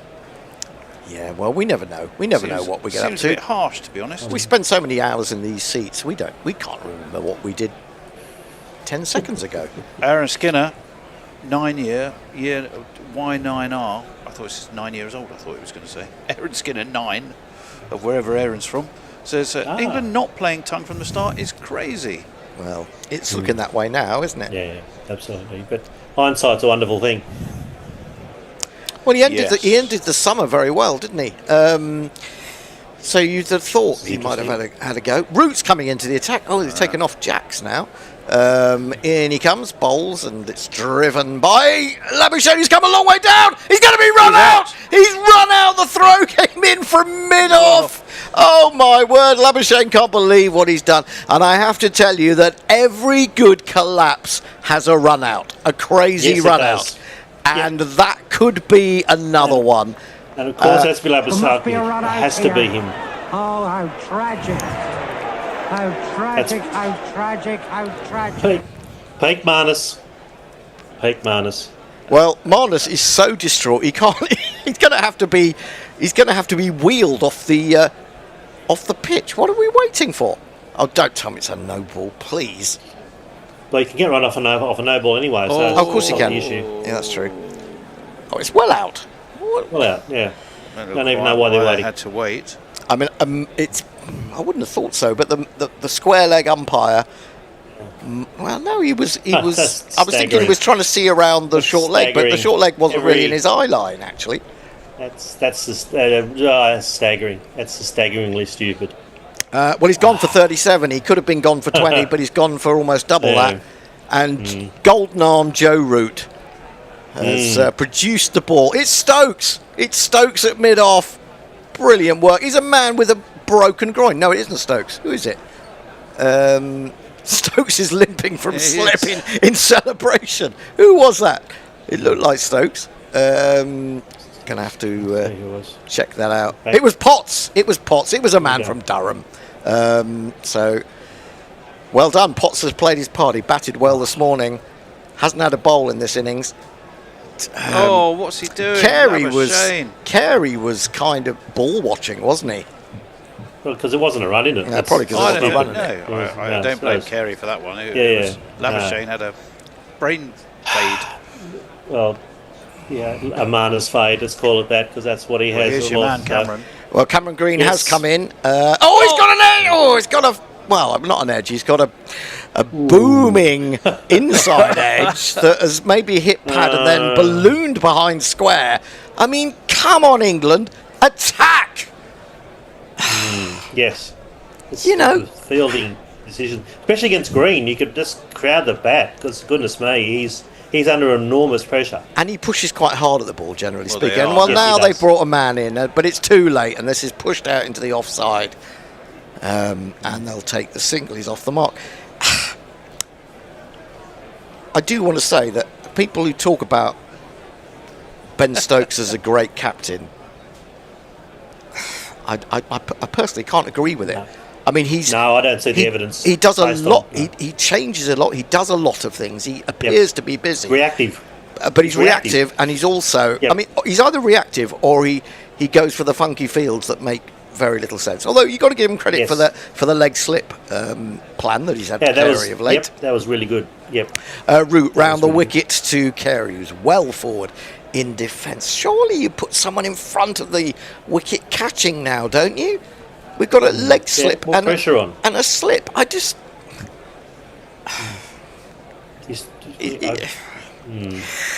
Root again into Carey. Carey is going to get a single. Is that... It's timed well enough, even in defence, to beat the man at shortish extra. Not shortish So the leg enough. slip. Yeah. So the leg slip to Carey makes sense when it's a fast bowler, but I'm not sure about to Root whether that's necessarily the best thing. But Well, I mean, the only reason I can see for that is if Root is going to bowl that one that, you know, you might bowl from round the wicket to a right-hander to get and caught an orthodox slip. Maybe if it slides down a little bit, he might be tempted. Maybe. But I agree with you generally. Cameron Green's going to get at least one, probably two here. Potts chases after it, has to go to ground. Ultimately, it was one of those he couldn't quite work out when to throw himself into the slide. And by the time he did, they were on their way back for the second end of the over. Right, Jay Grover, another super chat, Jay. Thank you. Good, he says, because I'm not fond of Labuschagne. Okay, well, Nobody seems to be. Nobody He's gone. Yeah, I'm not a fan. Yeah, he shouldn't be in the side. Hasn't been. What happened to shouldn't have no been in the super side all chats season. today, Jay? Says Mr. Handjob of Melbourne. Who would you be happy? You would presumably you'd be moving Smith up to 3 and having Webster and Green. Well, they're in this team as well, but yeah, there's other batters around. Like they should give Renshaw a go. They could give. There's other batters around, but these are questions for later on. Yeah, Tongue bowls onto the back foot goes Carey, forces through the covers out to the boundary edge, gets a single. Australia require 34 to win with 5 wickets in hand. Nick Vickers is being a little optimistic. Crocodile Dundee, AC/DC, Skippy, Bluey, your boys are taking one hell of a beating. I think that's not quite true, but there we go. Well, Eiffel 126 is not exactly a real beating. It's not. I mean, it did look at one point. It might be 9 or 10 wickets, but not when you're 3-1 England have up pulled in it an back. Ashes series. 2 slips a gully, a short mid wicket, mid on, mid off, extra cover. That's all I can see for the moment. That's a poor ball from Tongue, angled into his leg stump, and easy as pie to tuck that away down to long leg. And this pressure at the moment illustrates further why it was a crazy decision to have cast bowling new ball again. Yep. I know. And the pressure just goes whoosh. Absolutely. I mean, it was.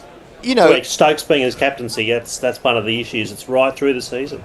But you know, when you consider that Potts hasn't been entrusted with an over or 2, but Cast is given those ones up front. Yep.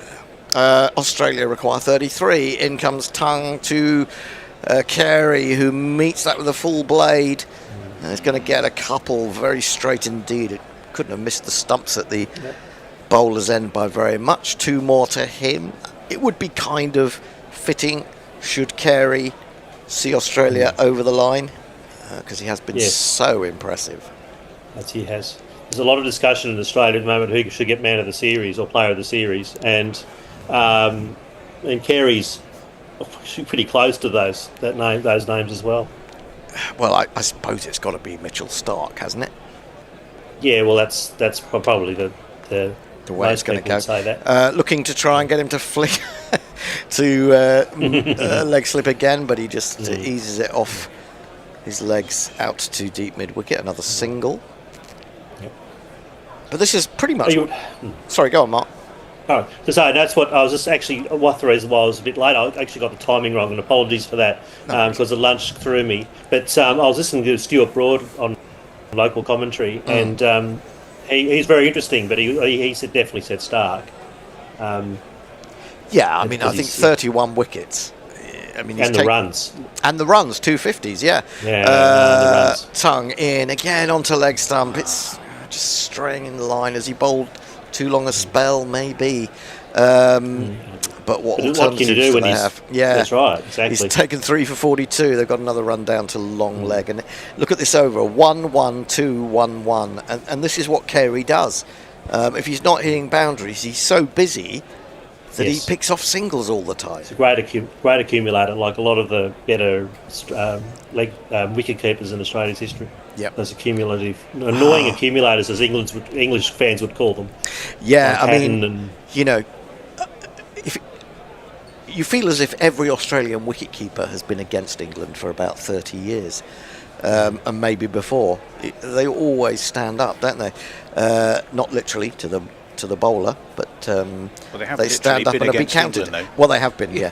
This is a short ball over the head of Carey as he ducks, and that is the end of the over. The only ball that wasn't scored off. 131 for 5, 29 required. Right, the pawn bot. Goodness me, where's he been? Has roused himself. Or herself. I hope he's not aroused himself. No, well, who knows?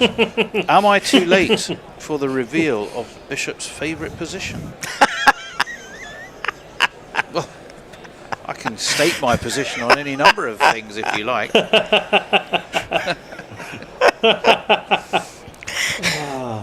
Oh dear. Give me a comment about me being a Swedish asylum seeker. It's possibly because I'm inside again. That's maybe the blinds behind me because it's really hot in Melbourne. So we're in the middle of a heat wave, so that's why I'm still inside. Yeah, that's why I've been. Yeah, we're staying inside because it's so bloody cold, and you're staying inside because it's so bloody hot. So bloody hot, yeah. Yeah, Root bowls starts his second over. Sorry, that Stokes limping celebration just makes me chortle. Whipped back to Root by Green, and there is no run. Kind of symbolic though of all the work he's done this season, series. He's been such a warrior all the way through, Stokes. He turns that one into Green, but Green has the time to go onto the back foot and just kill the spin. Or kill it. Yeah, so I reckon much as... Green. Go on. So Green's put away the pre-organised. I was going to say that I'm going to do these shots now because I planned it. He's just going to play each ball on its merits, which is probably what a lot of Australians would like to see him do. Well, the next delivery has turned significantly. It's looped high off the pad and is taken at short leg. How England can seriously appeal for that. He's missed the bat by about 10 inches. Well, I think Ben Duckett's smiling from underneath his helmet when he's doing it. Good ball, though. In again. Pushed out into the offside. And Bethell is there at extra cover. Quite tight on the single. 5 dot balls from Root. 131 for 5. 29 required by Australia to finish this series with a 4-1 victory. Here is Root again, bowls, and again there's turn, but there's a long reach from Cameron Green, and he does really kill the spin on this occasion. That's the end of a maiden from Root. 2 overs, none for 4. Australia 131 for 5. Tony? There's loads of comments about just about everything. Music Cat's King going back to ACDC, ACDC is overrated. I bought a flatmate at the time, a huge fan. There's so many different ways you could interpret that sentence. Did you buy a flatmate? A huge fan. Or was the fan a huge fan, or were they a huge fan of ACDC? I mean, was this a real fan that you bought for a flatmate, or had you bought the flatmate? You see, you've got to get grammar means everything. The Black Ice album, when it came out, and even he was disappointed that all the songs sounded the same. What? Chisel is heaps better. Oh, so England have some golf to go to. Presumably, because Bryden Cast is back into the attack to bowl to Carey. Well, for this to be justified, as this is driven back at him, for this to be justified, he's got to produce the spell of all spells. Cast. I mean, okay, he hasn't got Melbourne to help him this time. No, we did talk about the fact that Tongue was maybe sort of losing his line a little bit, but what options did they have? Potts. Well, no, I think I would have gone spin at both ends. In he comes. Oh, gets a bit of an inside edge, going off for the single, and Cast nearly collides with Cameron Green there, which could have. Lots of things going on there. I was going to say could have created another international incident. Oh my goodness me, that would have been a collision of giants, of giraffes almost. They'd have got wildlife documentary areas. David Attenborough commentating on that one. They'd have got their necks entwined, but fortunately enough, they just more or less avoided each other with some athletic work. Cast then into Green, and here he is, bowls too short on the hip, easy single down to long leg. 133 for 527 required. Carey 8, Green 6. And Cast, well, before this over, he'd gone for 31 off 5 overs. Was unlucky that he didn't have Weatherald out, caught behind. Snicko doing its worst. Snicko! We'll never see again. I almost guarantee you that. Cast down the leg side. He's obviously bowling for the leg slip, but it's got well wide of him down to long leg Potts Fields. The amount of discussion that will happen in Australia about Snicko over the next 2 months will be epic. Excellent. I guarantee every little thing gets discussed in Australian cricket endlessly on all sorts of social media, and Snicko will absolutely be hot take central in Australia. I can guarantee it. Yeah, I mean, there is just so much cricket media now, isn't there? Yes. Yep. You know, it's just it's out of control. Slip in a gully. And it's wide outside the other. It's an absolute piece of filth. Now, that makes Cameron Green look good. Look at that. See, that was a beautiful shot from Green because it was a rubbish ball. But it's a rubbish ball, and there's nobody. And the pressure's gone off. There's nobody to stop it. I mean, the nearest guy is at extra cover. There's a yawning gap otherwise. I mean, you'd have to be really, really poor not to put that away for 4, wouldn't you? Sure. I mean, and Green, Green can do that. That's it. It's when Green does that, he looks fantastic, and he can, dominant and so forth. Absolutely. It's amazing how good batsmen can look when you bowl it short and wide. This one turns him around a little bit. It pushes into the offside, and there is no run. It's the end of the over. It costs seven runs that England can ill afford. Yeah, I mean it's bad captaincy. I'm sorry, it's poor captaincy. It is, and there's a sigh of a man who's watched Cast all season. Super chat. There's a super chat though. Has Bazball been snickoed? Well, he can't say that Bazball has been because that decision today was against an Australian batsman.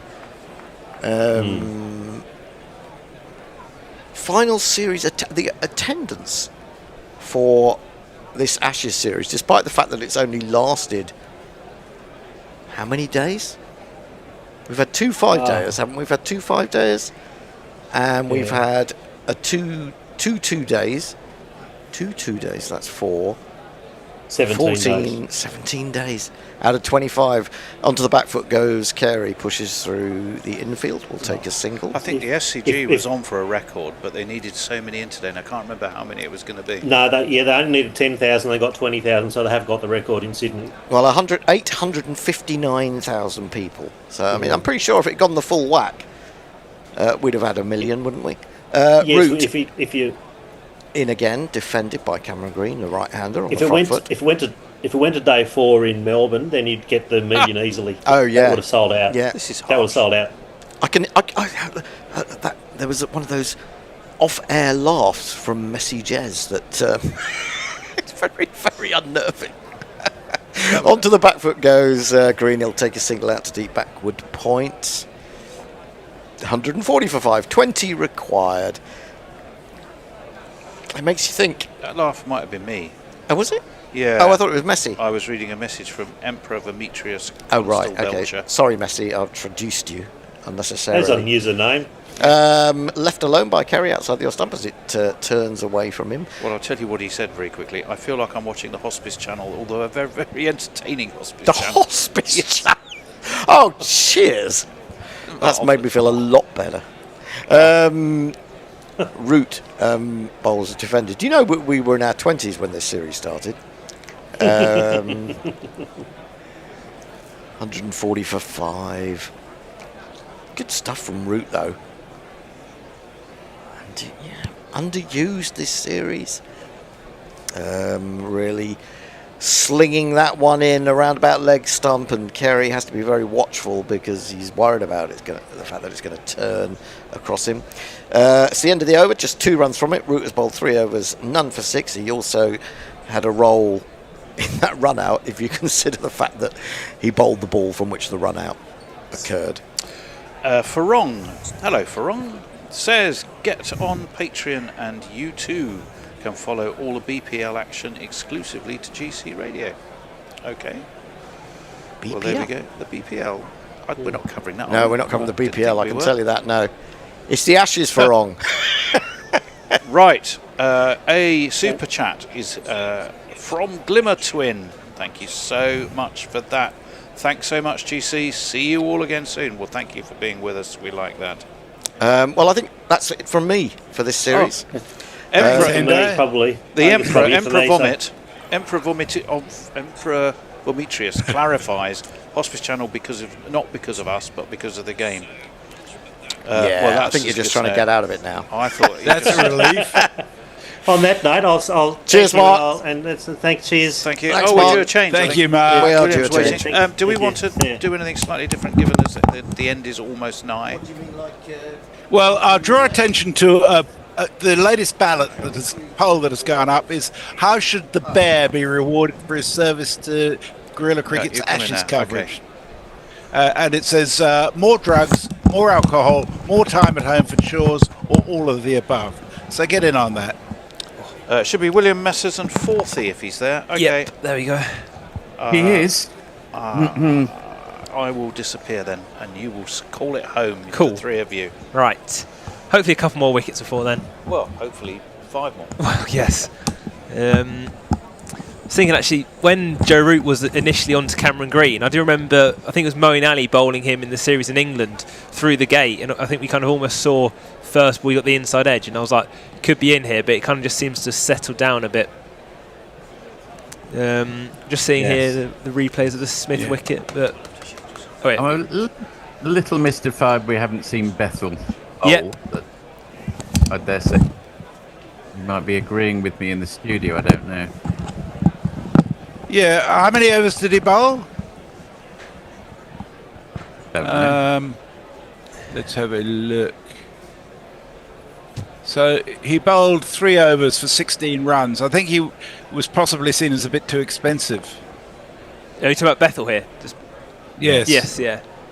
Well, Although Jack's went for 38 off 5, so... Yeah. I think when we were last on together, we were all saying it's just not enough. Yeah. Another 70 or 80, and Yeah. another 70 or 80 in Adelaide, and fine margins. But Australia have got over. Australia have been the better team, and no doubt about that. 4-1, I think. Here comes Carse into green, short ball, kind of. That was a very tennis ball bounce really through to Jamie Smith, and the umpire Assam Raz was signalling a wide there. Yeah, I think you're right. It's been a very much a what-if series, hasn't it? I think there's been so many times, There have. But, well, I mean, leave aside the performance at the crease. Just if England's fielding and catching had been good, it would have been a much, much closer series. Yeah. Yeah, but you know what? How historians feel about counterfactuals? They don't like them. Oh, They don't like them for good reasons. Oh, yeah, I get that, but that's been a massive difference between the teams. Australia looked to sneak a single there from Cameron Green. Carse attempts to throw down the stumps, just follow through, and they managed to get an extra run. There was a slight bit of confusion coming back for the second. Cameron Green actually looking for a third, but Kerry wisely sends him back. Another run out here is the last thing they need, and I suppose, Carse maybe felt he had to throw that. He did run Green out once in similar fashion in this series, but I think he would have been home this time. But looks home there. But all extra runs here for Australia. Oh no, they only got one actually. They've just seen a replay here that Green ran so far past the stumps that Kerry kind of almost finished the second run and then was sent back, and then Green kind of looked to go again. So all quite chaotic there. But the result is only one run, and Kerry will be on a strike to Carse. Keystone Cops. We used to say. That might not mean anything to you, William. No, unfortunately not. Glimmer Twin has a message for you, Forth, in a minute. Oh, that's nice. Short ball. I hope it's nice. Short ball through from Carse. Kerry ducks through to Smith. Yeah, go on there, Messi. It's in capitals. It just says, take some wickets, Forthy. Use all your power. Right, a bit like Gandalf. I'm channeling it all through my wand here. Sure, it's going to be enough. You shall not pass. Pass, Balrog.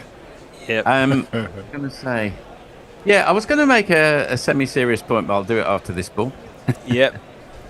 18 runs required now for Australia. The 5 wickets for England. Do you think the runs will come first? Here comes Carse into Carey, and no run there. Carey kind of just clips off his pad, Duckett running in at mid-wicket, and there is no run there. They're a bit jittery, aren't they? Yeah. I was going to make the point, people keep banging on, if only they played more sensibly at Perth. True, but had they played sensibly at Melbourne, they could easily have got themselves into a really confused state and not reached the target of 175. But because they played more aggressively at Melbourne, they won with 4 wickets to spare. So you can't just say, if this, then that, because, you can't just change one thing in life. I could see an England team losing at Melbourne, chasing 175, trying to play conservatively, for example. Yeah, I think you're right. We'll kind of touch that more. Carse in again to Kerry over the wicket this time.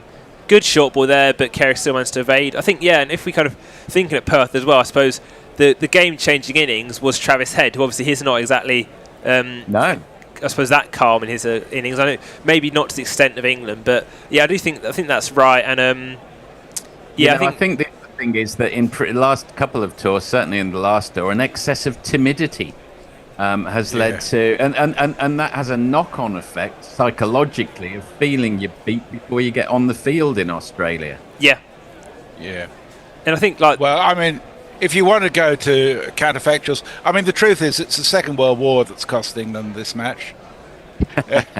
Kerry knocks into the offside and they'll come through for another single, much to the frustration of Carse. Sorry, Messi.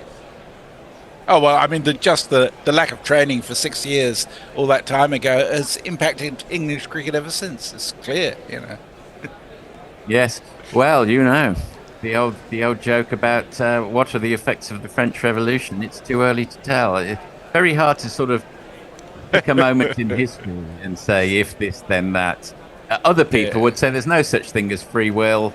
We are all just puppets of the masters of the universe over which we have no control. What happens, happens. Why bother about anything then? Yes. Well, yes, except you saying why bother about anything is another example of not having free will. Why bother? But I will bother is another example of what you would say if you had no free will. This is all very Matrix. Cast to green, another single, knocks into the leg side. Australia kind of going about this quite calmly at the moment, quite sensibly. 4 runs coming from that over, including the wide, and they now require just 16 more runs to win. So we have another lovely super chat from Jehan Arayatnam, sends us $7.99 Australia. Jehan, I just want to say thank you. You've been extremely generous in your support of us over this series. He's got his tongue stuck firmly in his cheek, I think, because they took 5 wickets and got another dodgy DRS call and a Bethell 150 in this. Another moral victory for England and Stokes and McCullum save. Yay. Yeah, I never really want to hear the words moral victory used again in the context of cricket. I'm so bored with it. Well, can we start? People were talking about the immoral victory in Melbourne. I'd like to get immoral victory. That too. Yeah, that too. It's just. I would agree. Yeah, bit frustrating. I hate it. I hated it the minute it landed, but yeah. Then it had a bit like Bazball. It grew a life of its own. Jack's change of bowling here, and he's into green. He defends on the front foot. They've taken Root off here. Last throw of the dice, you'd feel. Jack's, can he kind of repeat that delivery to Smith from, I suppose, half an hour ago or so, a bit more than that? He can. You'll see. And in again. Green defends inside half of the bat. Past Duckett at short leg, but the fielder round the corner stops a single. Might as well have 2 short legs now. Yeah. I think it was kind of mentioned earlier, Cameron Green does reach quite far out front of his body, so there is a chance the catch is coming there. Jackson 3 short legs. I mean, Green down the wicket. Oh, more confusion from the Australian batters. Again, this time Carey kind of starts off to set off, turned back, no harm done, but again, slightly nervous running here from Australia, which we haven't really seen for most of the series. Well, they're not automata, they're human beings, aren't they? And the jitters are going through, which goes to show, another 50 runs, which they didn't get, and they really would be jittery. Yeah. Green tucks off his hip, plucked on the bounce by Duckett, short leg, and there's no run there. Yep. Yes, rather amusing to see Green standing next to Duckett there for obvious reasons. Yes. Oh, this one, wow, that one has ripped and bounced. I think that's going to be buys. I don't think Green managed to get anything on it. It's run down towards the boundary. Josh Tongue will pick it up, but they'll turn back for 3. Again, we've kind of seen some sharp bounce and a bit of turn there. Past Smith, and you get 3 buys. It beggars belief that neither side chose a first choice spinner in this match. I cannot fathom that. I think England not picking a spinner for me was a bit more understandable. I think just kind of in terms of the fact that they hadn't played Bashir all series and they'd kind of almost like shoehorned Will Jackson into that role. But I was very surprised by Australia. I don't think you need Green and Webster.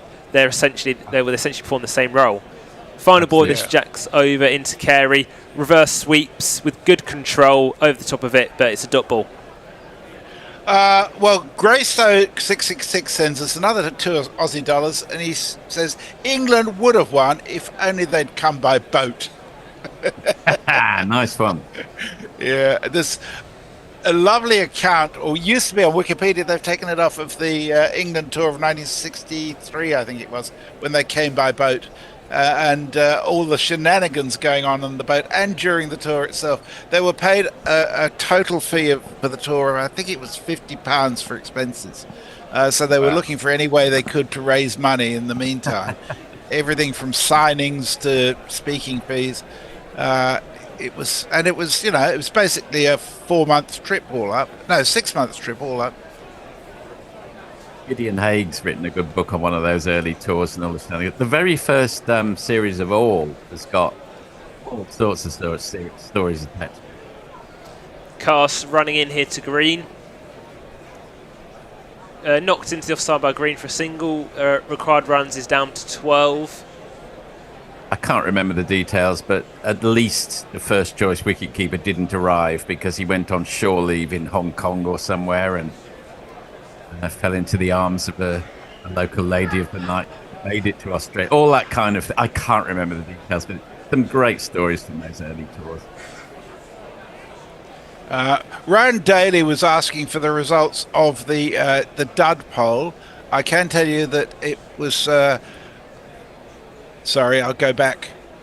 I've lost. Hopefully, Snicko. No.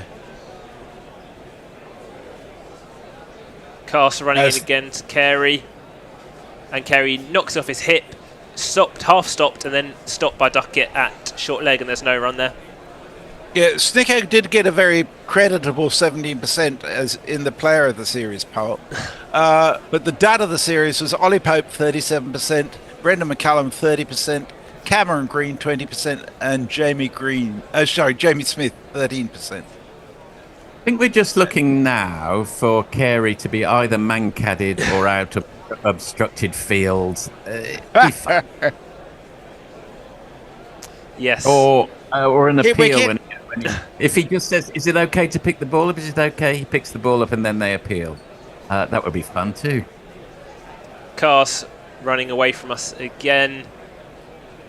Carey looks to pull and does pull wide of Duckett at short leg, and they'll trot through for another easy single. I suppose what we kind of spoke about in our last stint, and at least we got to see, was Kawaja coming out. He got his guard of honour. Not how he would have wanted to finish with the bat, but very emotional scenes. 100%. Fantastic servants to Australian cricket. Obviously, his powers have faded, but what is he, 38, 39? Everyone's 39. power isn't that as an elite sportsman when you're 39. No shocks there, but great career, no regrets, I'm sure. Yeah. I have to apologise. I've missed a couple of super chats. Warren Davis sent us $4.99 US. Thank you, Warren. Says, I hate to say it, but Hendo is under a very big dark cloud. And wait till after this. Cut away from Green, outside half of the bat, but that runs down, put away for 4. Joe Root on the backward point boundary, and no chance. And the runs required is now under 10. 7 more runs needed for Australia. Back to you, Messi.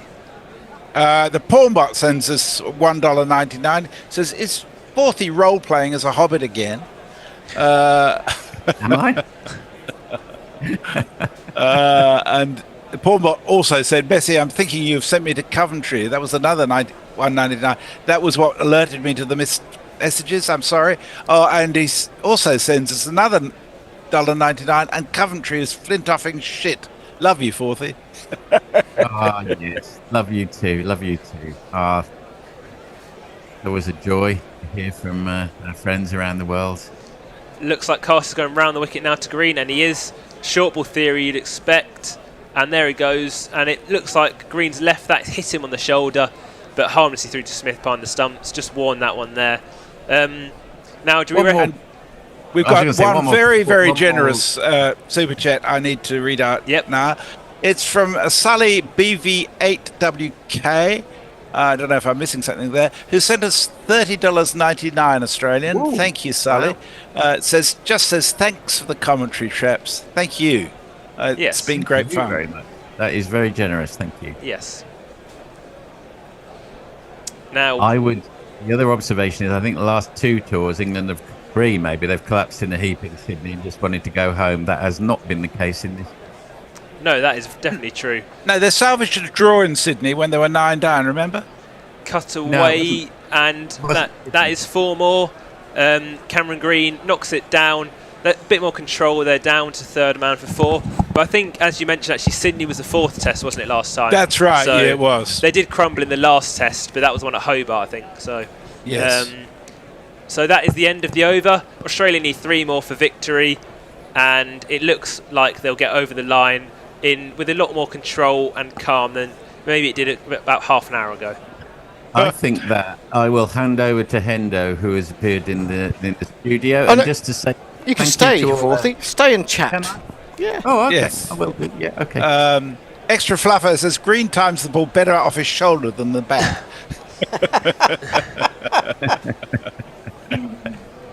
User WK4JY says thanks for the wonderful commentary. Listen, don't you people think you can go yet? Yep. I mean, Australia required 3 runs in 2005 and they didn't get them. Jackson to Carey there, defended down the ground for no run. Yeah, now I suppose, will Carey try and finish it in style, do we reckon? Is he going to go for a boundary, or are they going to happy to knock it over in singles? I don't think Carey's the flamboyant side. I just played on Jacks it. in, Carey drives, beats the infield, Crawley dives, out past him, and that will be the Ashes finished. Australia win 4-1. A lovely cover drive from Carey to finish, and that is that. An anti-climax maybe in the end, given what looked like it could have been a very interesting finish earlier on, but there we have it. Australia have won 4-1. Alex Carey finishes on 16 not out, Cameron Green on 22 not out, and it's a 5-wicket win for Australia here in Sydney to conclude the Ashes. Well, there you go. What do you think, guys? I mean, William won't have seen as many, but I heard Jonathan Agnew earlier as we came over today saying that he felt this had been the worst Ashes to watch from possibly, I mean, maybe from an England perspective. I don't know what the Australia perspective would be. They'd be happy to have won. But I think it's been the worst Ashes that I've watched, and that includes 2006-07, which was awful. But there was much more about that England team in a way. This has just been a disaster from start to finish, hasn't it, from an England point of view, really? No, I disagree, Hendo. I'll put the other point of view. How dare you disagree with me? I just don't feel that. I think that, and you know, maybe I'm living in a fool's paradise or whatever. I'm slightly biased by the fact I did attend the one England victory in Melbourne, albeit it was over 2 days. I look back. Look, I don't think it was. I think it's a low quality series, and I think England were incredibly frustrating in that they had their moments and they failed to capitalise on. Their fielding was awful. Their prep was bad. But you know, unlike the last COVID series, there are lots of memories I would take. Root's 2 centuries, Bethell's wonderful century, the emergence of Josh Tongue. I think that, as always, not as always actually, but that there's definitely, and I've enjoyed it. I mean, partly the camaraderie, as I was mentioning earlier in the commentary box, has been terrific throughout the series, and all our friends around the world joining in. That's always a great plus. But you know, I think. Maybe I'm an idiot, but I've enjoyed it actually. well, maybe you're an idiot. Well, you have to be to work here, don't you? You do. I mean, I think maybe that's what Agnew meant. It's been perhaps the lowest quality Ashes. I have to say that I slept through a lot of the COVID series because I wasn't terribly well, but Tony would have seen a good deal of that. It's expunged Is it a from blur? my memory. It's a blur. It wasn't good, was it? It wasn't good. Well, I think that's actually the only other Ashes tour I've seen. So compared to that, this has been quite good. So yeah, I think I can see both sides of it. I think at times the quality hasn't been great, and I think it's obviously the build-up. But I think, I mean, there's definitely been positive moments as well. I think, and I think there's I suppose differently to other Ashes, I kind of feel like there's kind of maybe more stuff to cling on to from that kind of COVID series. I kind of feel like it was like tear everything up. I kind of feel like obviously Melbourne, yes, of course. Yeah. The thing that sticks in my mind from that series had to be Melbourne and Scott Boland's 6 for 7. Boland, and Ollie Robinson backing away and having about 3 of his stumps all knocked out in one when he was about halfway to Melbourne, and that was before Bazball. And that yes. Yeah. Well, that's the thing, isn't it? We try to, you know, people always try to, throughout history, people are always saying, you remember 30 years ago when things were wonderful? You can go back through history and see everybody says it. And it's always a mixed bag, you know. Some things were worse, some things were better. Yeah. I think the regret for this series, 100% from England's perspective, is not so much the players, but too much of the ethos has been just that too lackadaisical. Too many players have been somewhat confused about how they should tackle things. I think some players, in terms of hard hard-nosed skills that it takes to win a series in Australia, or even to get close to winning a series in Australia, just haven't been there. Hence, you've seen wickets just given away. You've seen England losing matches at crucial moments when they have been on top because they haven't had the ruthless mentality. And I think you do see Australia, just being more, I dare say, professional, more hard-edged, more determined. I don't totally disagree with that, but I just reiterate the point I made on commentary in the last half hour. Yes, that's all true, except that I could easily see England losing in Melbourne, playing with their traditional mentality, chasing 175 on a difficult pitch with a ramped-up MCG all around them and all of those things. It was their aggressive mentality that meant they won in Melbourne, and it's also the aggressive mentality that's put them very well many times over the last 4 years. I agree, there have been many things, not just details, things like basic fielding, decision making, which has been if you look at the basic disciplines of batting, bowling, fielding, we've come second in all. And reviewing. And reviewing. Yes. And reviewing. And catching. And everything. I just, from a largely Australian point of view, yes, it's nice to win, but there's something dirty about this win, if you know what I mean. I do. I still don't know what I feel about the Perth Test match. I was there for both days, and the second day was extraordinarily exhilarating and exciting from an Australian perspective, but it was that sort of excitement you get when there's a tight T20 on and you go away feeling that you're really not satisfied. Whereas, and I know that you wrote a rant, Hendo, about the death of Test cricket. This last Test match has actually given me some hope. For all the fact that there was some weird shit that went on, it just showed to me that proper Test matches remain possible.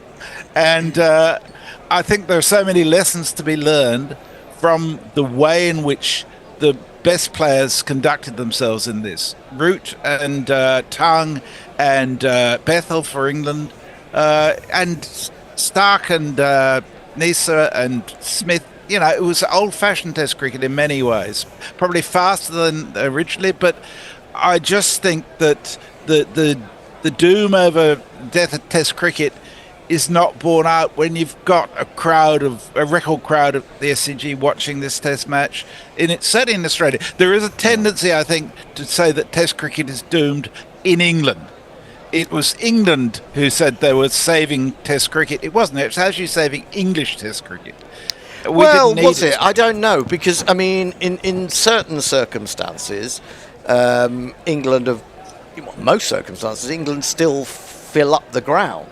And that was before Bazball. Yes.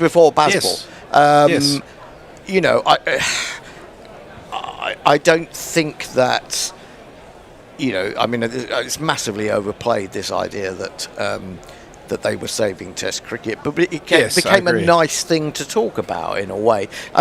If it was saving Test cricket, then every other team would have had to play that way, and basically they haven't. And they've sat back and they've watched England self-destruct, and they've realised how that first summer of Bazball was great. We were talking about it, weren't we, on the way over in the car? Beat New Zealand. There was that one Test left over from the India series from the previous year.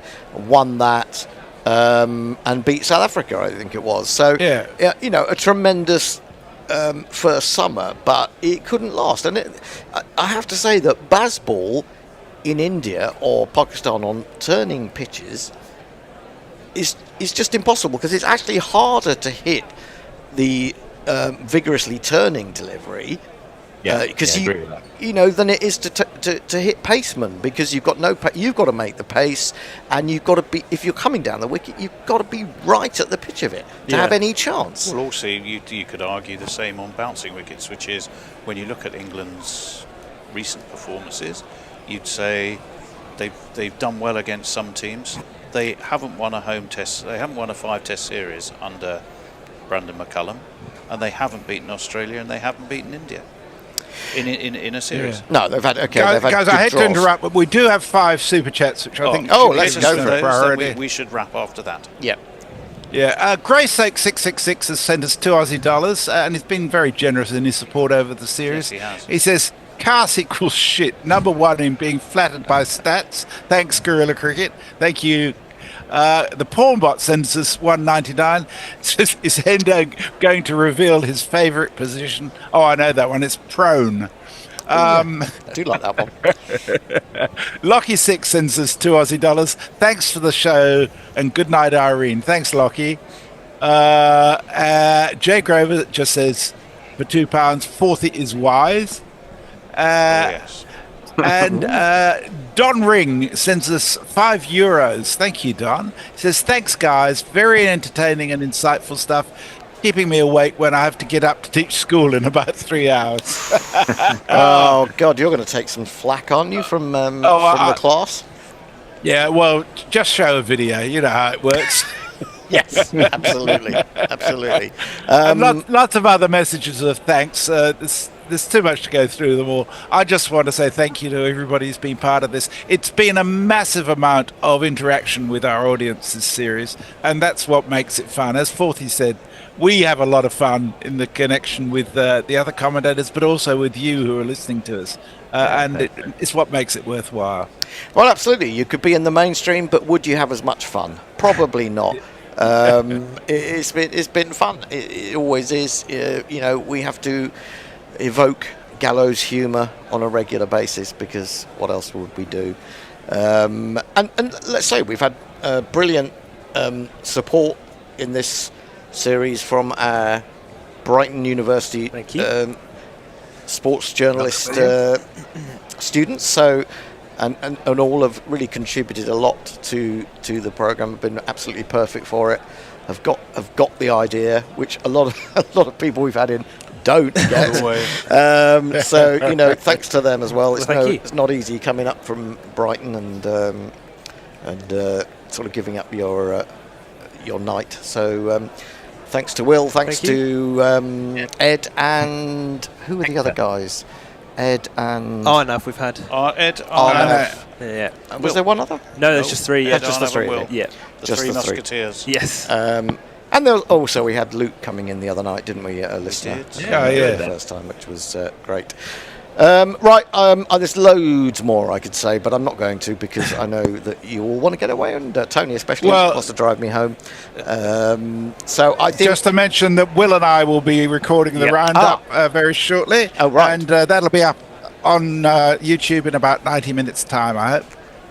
So does that mean we have to wait around till that's done? No, William can let himself out. Yeah. Oh, right. Yeah. Okay. Excellent. All right. Well, thanks to everyone who's kept us company through this dark, dismal, doomy, gloomy, horrible, nasty, ashes-losing winter. Well done to Australia. Let's face it, Mitchell Starc, brilliant from the word go. But we maybe have seen the emergence of a potential great in Jacob Bethell. I mean, I don't want to go any further than that. That's probably enough to say. I've been singing his praises for a couple of years. Well, certainly since we saw him against New Zealand. Yep. And let's hope that Harry Brook has a word with himself. Of course, we do have the final results too on the poll as to how we should reward the bear. Reward the bear? Why did we reward the bear? How should the bear be rewarded for his service to Gorilla Cricket's Ashes coverage? More drugs, 20%. More alcohol, 20%. More time at home for chores, 20%. Or all of them, the above, 40%. Yeah. Well, on that note, I don't think I can outdo that. If no one else has anything else to say, if you can line up the theme tune, we will. Where is that one? That's under theme tunes. Oh, There we are. Oh, no. You'll get there in a minute. Yeah. Just before we say it, just to remind you that we will be back for the T20 World Cup. Yes, there's another one. There are some ODIs in Sri Lanka. We're not quite sure what we can do about them. We were checking out the times. It is 9 o'clock start. 9 o'clock start, so the chances are we will do those. So keep an eye on that. If we are doing them, the first one will be on the 22nd of Jan. There's 3 of those, and then there may be a couple of T20s before we move into the shortest form World Cup from India and Sri Lanka, I believe. Yes. Yeah. Until then, Australia have won by 5 wickets. They won 4-1. We've had great fun. Hope you have too. Until we meet again, good night all. Take care. Goodbye. Bye-bye. Guerrilla crickets. Whoa. Guerrilla crickets. Whoa. Oh. Take guard, man the barricades, patrol the cover boundary. At last the time is come, this is a cricketing emergency. Hear this call to arms for every cricket revolutionary. Take up your bats and stumps for the test match insurgency. At first they tried to silence us, but we would not be silenced. They threatened us with lies, so we threatened them with violence. Che Guevara, Sangakkara, Joseph Stalin, Douglas Jardine, Robespierre, Darrell Hare, Vladimir Lenin, O'Brien Kevin, guerrilla cricket. It's not about the winning, it's about how many rules you break. Even in cricket commentary, this is the best advice to take. Pick guerrilla cricket, it's the finest choice you'll ever make. There's so much more to cricket than rev counters and a slice of cake. At first they tried to sanitize us and clean up our act, but people like it filthy, and we know that for a fact. Fidel Castro, Lenny Pascoe, Carlos the Jackal, Umar Akmal, Mahatma Gandhi, Grant and Andy, Brendan Behan, Austin Ian, guerrilla cricket. Stick with us, cause you know we're not the kind of thing that you see on the TV and the radio. So vive la revolution. First they tried to buy us, but we would not be bought. Okay, we were, but then we ran away, and we will not be caught.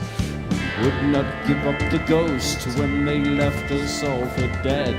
They decapitated us, but we just grew another head. Chairman Mao, Jamie Howe, Ho Chi Minh, Asif Din, Václav Havel, Graham Saville, No Surrender, Percy Fender, Che Guevara, Sangakkara.